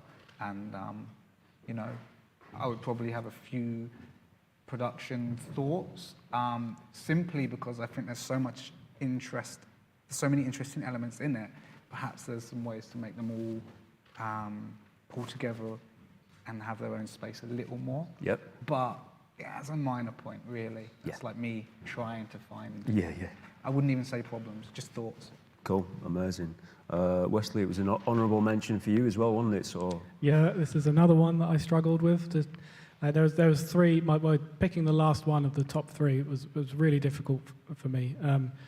I love this track. It's so unique. There's something completely unique about this that I can't fit it anywhere else quite. You know what I mean? Like, it's really, really cool. I love the lyrics. This is probably not going to help you at all, but I just felt, again, with my PRS Foundation hat on, that maybe other people would have benefited more from being on this than you would. It seems like you're quite well supported. You've got a lot of industry backing already. You're doing a lot yourself. Thought maybe you're doing fine. This might not be the correct opportunity, and maybe other people will get more out of it, and you should speak to me about PRS Foundation funding. There you go, yeah. So that's an important point as well, and it's like, are you too far on for the opportunities that's presenting? Yeah. Yeah, it's difficult. I probably shouldn't make that decision because you've applied, so you obviously want to do it. So that's fine. You just take that as given. But yeah, just from reading the plan, I was like, man, this dude's doing all right. Like, yeah, it's fine. Amazing. Yeah, I guess, again, when you're talking about doing your own stuff as well, doing your own PR campaign, just a bit of information about, like, track record of doing that and how well that goes, or whether it would be more beneficial to use someone else and start to grow that way. Yeah. But otherwise, musically, I thought this was brilliant. Brilliant, thank you. Just conscious of time, let's crack on. We've got 3 more, 3 more to go? Yeah, we're good, we're all right. State of Satter next. There they are. Can we have this track, please? Inna me car, inna the yard, inna me room, me place to stay. Strumming, crumbling, happening, having and fighting, need to stay away. Controlling this addiction is fiction. Seeing these illusions, all natural intrusion. Yeah, you know what to do. Ola Bubalu. I am addicted to Ola Bubalu. Thank you. State of Satter in here? Yeah, because you were the only ones that didn't clap to that. I was like, yeah, you're not applaud your own music. It's fine. You must like it. It's good. Yeah, that's it. I like it. Right, quick bio. State of Satter are a 7-piece UK reggae band based in the north of England, brought together by a collective love of dub and reggae. The band fused the rhythms of one drop and steppers, bone-shaking bass lines, and resonant vocals to create a distinct groove-driven sound. So that is State of Satter. Wesley, come at you first, that's all right. What were your thoughts? Unfortunately, it's quite similar to the last one. I think that the track has obviously been released already, and it seems like it's done quite well. So I didn't think it was as much of a priority to put it on this above someone else who I think, again, would just make more of the opportunity. What I did like, though, is that, again, you've just got some very clear goals. You know what you're looking for, exactly how you're going to do it, and that's really key when you're applying for other sorts of funding, which you should do. So yeah, again, I didn't have much bad to say about this, really. It's just that I didn't think it was as much of an opportunity as it would be for other people. Cool, thank you. Which is, yeah, maybe I've come at this the wrong way. It's just too much PRS foundation going on. No, but it's an interesting point, though, isn't it? Like, it's nice to hear that different aspect of it and the inside of it. So yeah, it's good. Lily, what about you? Yeah, I feel bad commenting on this because I actually know very little about reggae. So yeah, it's not something that I personally really listen to, but commenting on it musically, just from, I guess, from the perspective of someone who doesn't really listen to this kind of music, it was really catchy. It sounded really well produced. Yeah, all the instrumental parts and the vocal parts really clean. Lyrics are fun. There was a bit where there was like a sample of like the vocalist laughing. I thought that was really fun. So yeah, it was an enjoyable track, just not really the kind of thing that I listened to, and I guess that's why it didn't sort of make it into my top 3. But yeah. Good. Cool, nice one, thank you. Alex, what are your thoughts? Yeah, I think I listened to it a few times, and I thought it was basically, it's a weird thing to say, it was basically perfect for the track it was.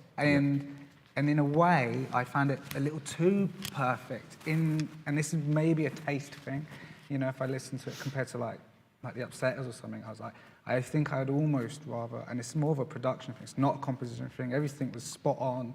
Drums incredible. The drums sounded great, and I almost thought like if it was just a little bit more, almost live sounding. Yeah. I don't know how it was recorded. Maybe it was recorded live. I'm not sure. But in that record, in that track, I think I would like to feel the energy of the band a bit more. Yes. It's such a non-tangible thing I'm saying. I completely appreciate, but that was it really. It was a great tune, super catchy. I thought the guys smashed it. It was just a kind of production thing, and it could be a taste thing. I quite like when I kind of feel the live, like I'm in the room. That sort of roar, like I don't know if it's what you mean, but like even like the crackle or the hiss or that sort of like, that's what I get from like reggae or like dubstep. It's like it sounds like it's come from that time. Do you know? It's got that sort of, it's been on a record that's been chucked about a bit, and it's had a couple of scratches, and that adds to it, adds that little hiss and that little and extra tone perhaps to it was a conscious decision to not go that route, which I completely can understand. And this is me not really talking about it from a commercial perspective. I think if I had my label hat on, it's also probably great that it's like this. You hear the vocals brilliant, the ways that all the instruments are in a great place in the mix, all the little elements that create that fun side to the track. Yep. Spot on. I think I always just love when I'm like, you know, when I feel like I'm in that room, sweaty with the people dancing, and just like I'm there. And I don't know. Yes. Okay. Don't play it as well. Get worse. Yeah, we'll get better, get worse. Amazing. Yeah, thank you. Next we have Tira Killer Tops. Can we have a little clip of this one, please?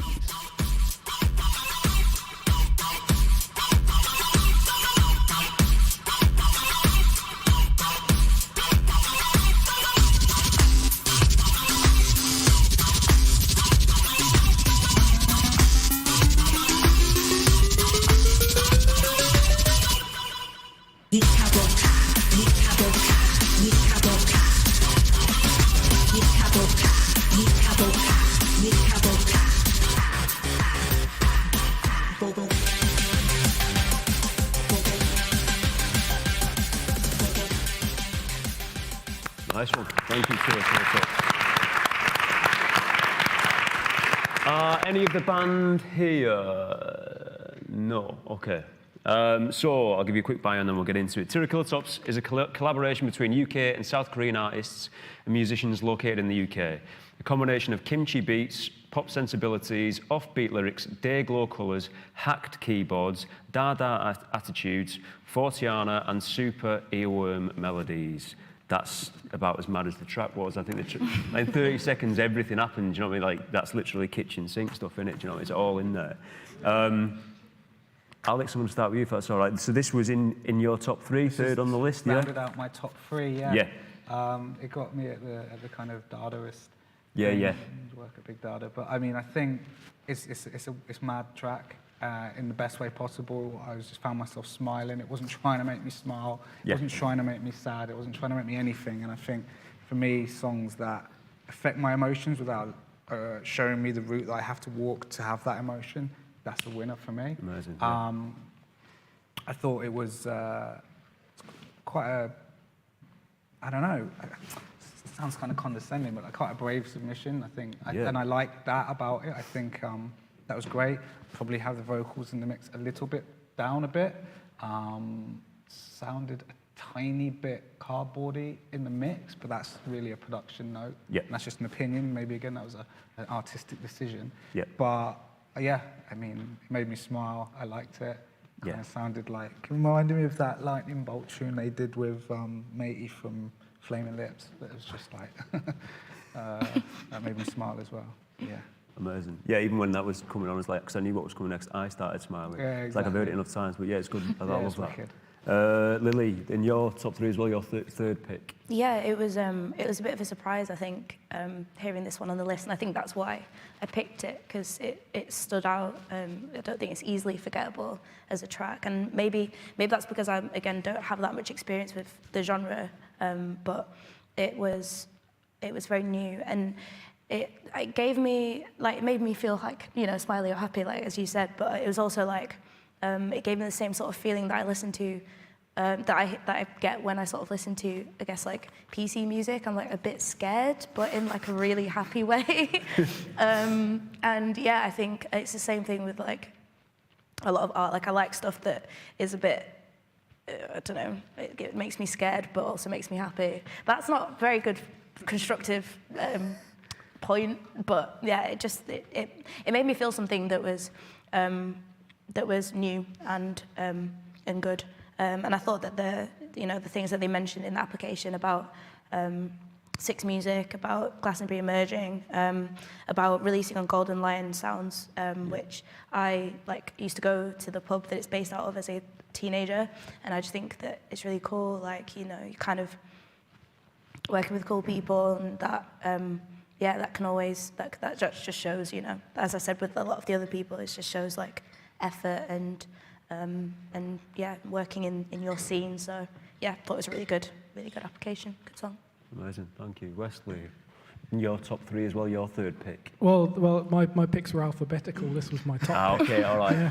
Yeah, I mean, I love this shit. This is what I live for. This is brilliant. Like when I saw that they had Supersonic in their press release thing, I was like, yeah, I'm going to like this. It's like my favourite festival in the UK. And I listened to it. I was like, yeah, this is just.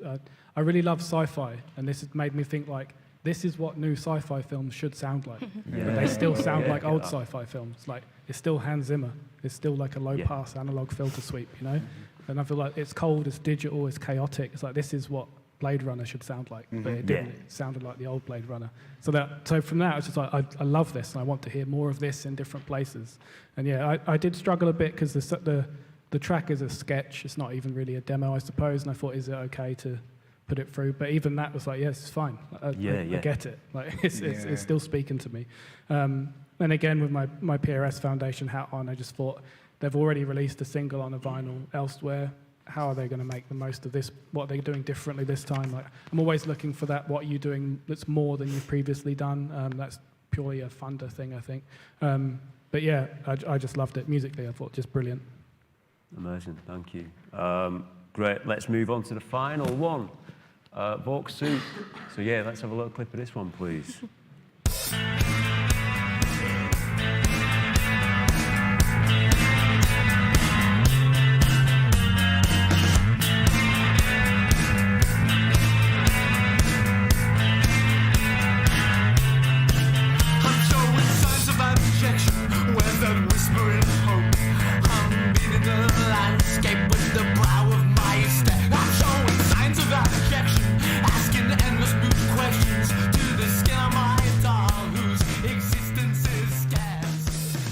Thank you, Vogue Soup. Any of the band, any of Vogue Soup here? No, not that I can see. Okay.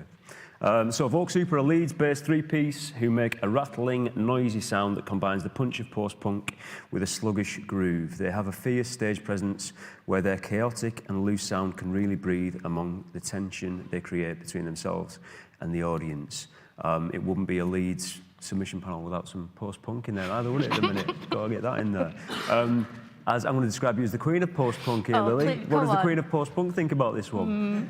I don't know about the queen of post-punk, but I guess this is probably one of the tracks that's closest to the kind of thing that I listen to on like a day-to-day basis. And yeah, it's really cool. I've listened to the band before. I know a couple of people who are in it. You know, it's a really good track. The only thing that I found was that I didn't connect with it as much as some of the others on like a new level. Like the thing that I liked about Tricolour Tops is that it sort of took me by surprise a lot.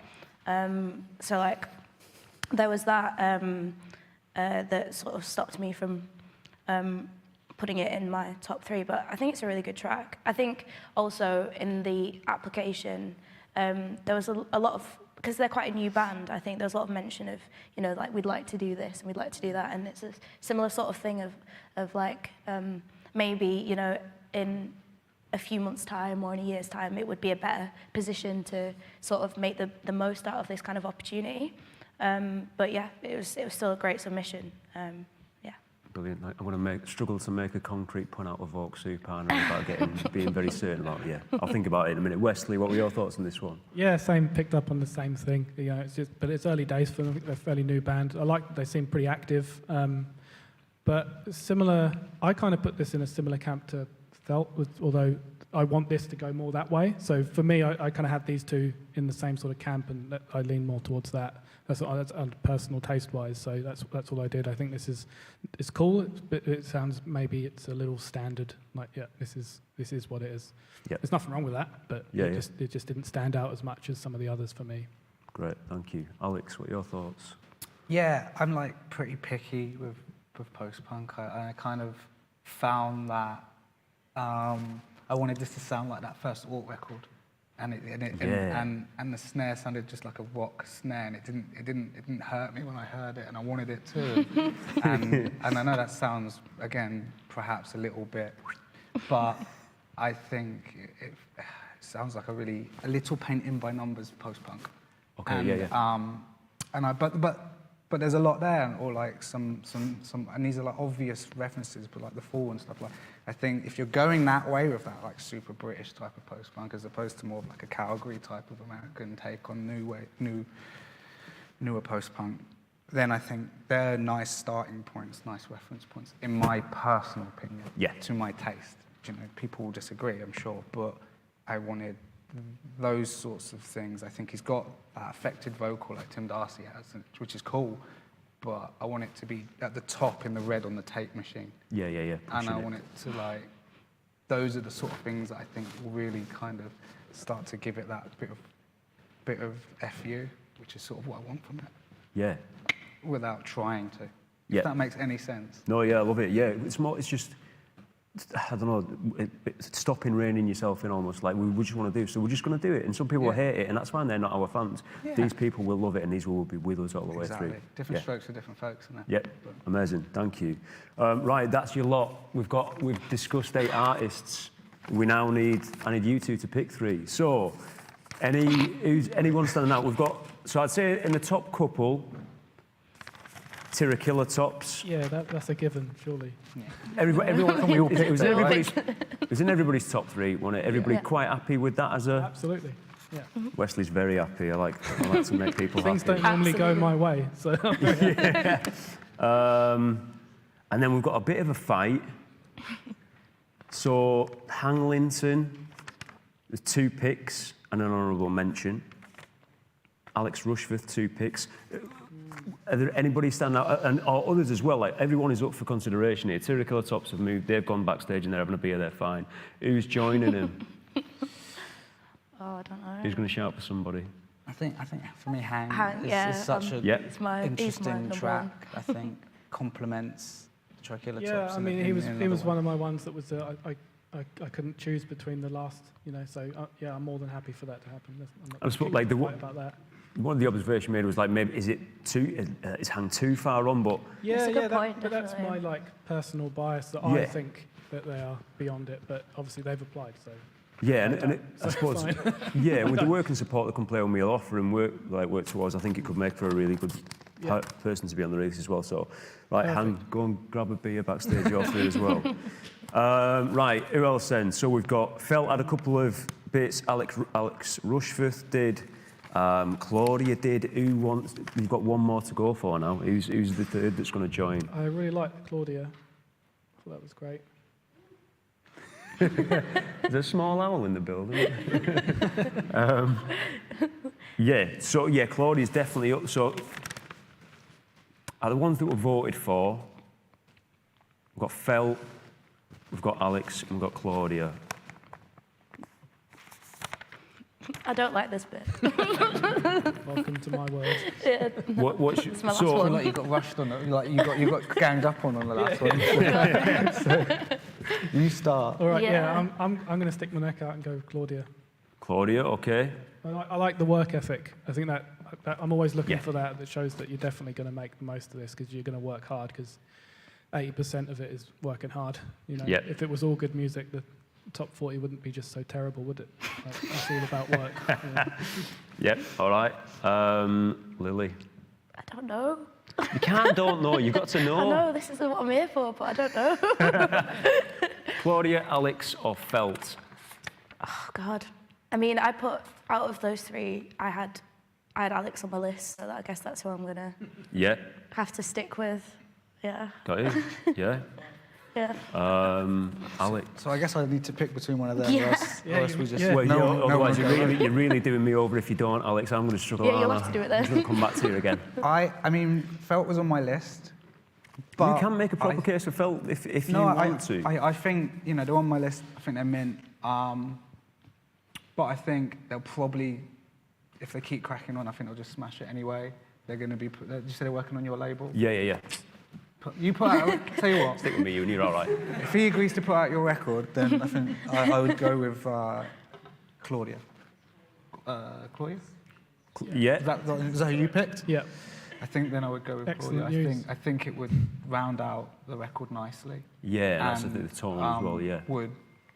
I don't know, just the feeling that it would probably be a nice benefit to the journey that Claudia's on. Claudia then. Definitely.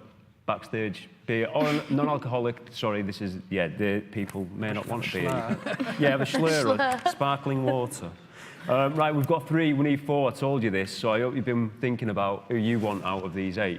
I'm going to put up here a QR code. It's rather large. Hopefully you can scan it. If you can't, get on the internet and there's a little link there. Type that in. Let's get some votes on. You've got like 2 or 3 minutes. Just if there's anybody a little bit slower. But get involved on it. If any of you want to do it and have a last. Go on that. I think I did all right. I got 2 of mine on. It's fine. That's very fancy. It's very modern. All my work. I'm trying to get with it. You know what, Lily? It's hard work. There's been no greater comeback than the comeback of the QR code. Everyone loves a QR code. We'll put that to bed. But last year, the QR code. Oh, yeah. What a revival. Yeah, that is the greatest comeback of anything, isn't it, QR code? It really, better than... It sounds like a good album name, like Death of a QR Code, or Death of the QR code. And then the second album, Return of the QR Code. Yeah. And then you can only be a 2-album band. Yeah, that's it. Which is fine. I think most bands don't need to do more than 2 albums. 2's fine. 1 even, why not? Weezer should have stopped at 1. How are we getting on? Is anybody still waiting? I can still see fingers wagging. Just a minute, yeah? No problem. I'm going to 60. This has got a second on it. You've got 60 seconds. And on the 30 mark, I might start doing the countdown. Yeah. Should we all do that? We've got the mics, we're doing harmony. He wants to take the bass. Eva, Elle, is it all looking all right there? Stuff coming through? Amazing. Okay, right. So you've got 35 seconds.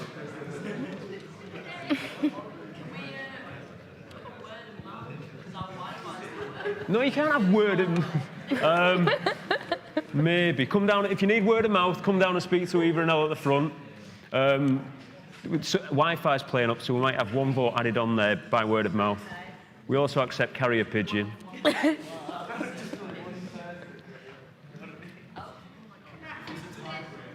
You can, yeah.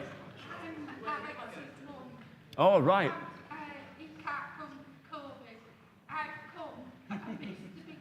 Oh, don't... Well, amazing effort to come. I think we've got some... We've been, like, live tweeting as well. Tony, you've been live tweeting? So on the socials, there will be little bits of feedback and bits like that. So, and we'll try afterwards, we'll try and, like, share some feedback for all of the artists. And signpost other opportunities as well. It's not like... You didn't make it, you're out, forget it. Like, we'll try to be as supportive as possible from that as well. So, but yeah, thank you for coming down. That's amazing. I hope Alex is all right. That bought you 30 more seconds there. Good work. I like it. That's it. Right. Well, come on. Quick.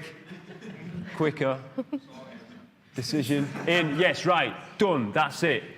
Eva, coming. Are you coming?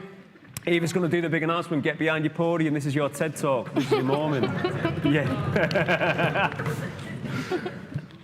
So this is the fourth artist to join. Tira Killer Tops, Hang Linton and Claudia. Fel. Fel. Well done, Fel. Hang on, is that just knackered my plans? You've got your 2 records now. Yeah, all right. Amazing. Well done, Fel. Well done, everybody, for coming and taking part. Round of applause for the music, the artists that submitted, for our panel. Alex, Wesley, and Lily were amazing. Hopefully, it was fun and enjoyable. We also took like a good bit of insight from the industry out of it as well. Yeah, there's drinks and bits over. Whiskers, you want to come over and say? Yeah, come on. This is Whiskers, the man behind all this. Hi everyone. I'm not going to say much because it's been a long day, but thanks to everyone for coming. It feels like it's been a great day. We're going to send some stuff out around feedback next week, but feel free to talk to us and any of the team about how you felt it gone or anything you've enjoyed or not. Thanks to all the speakers today. It's been great to have them.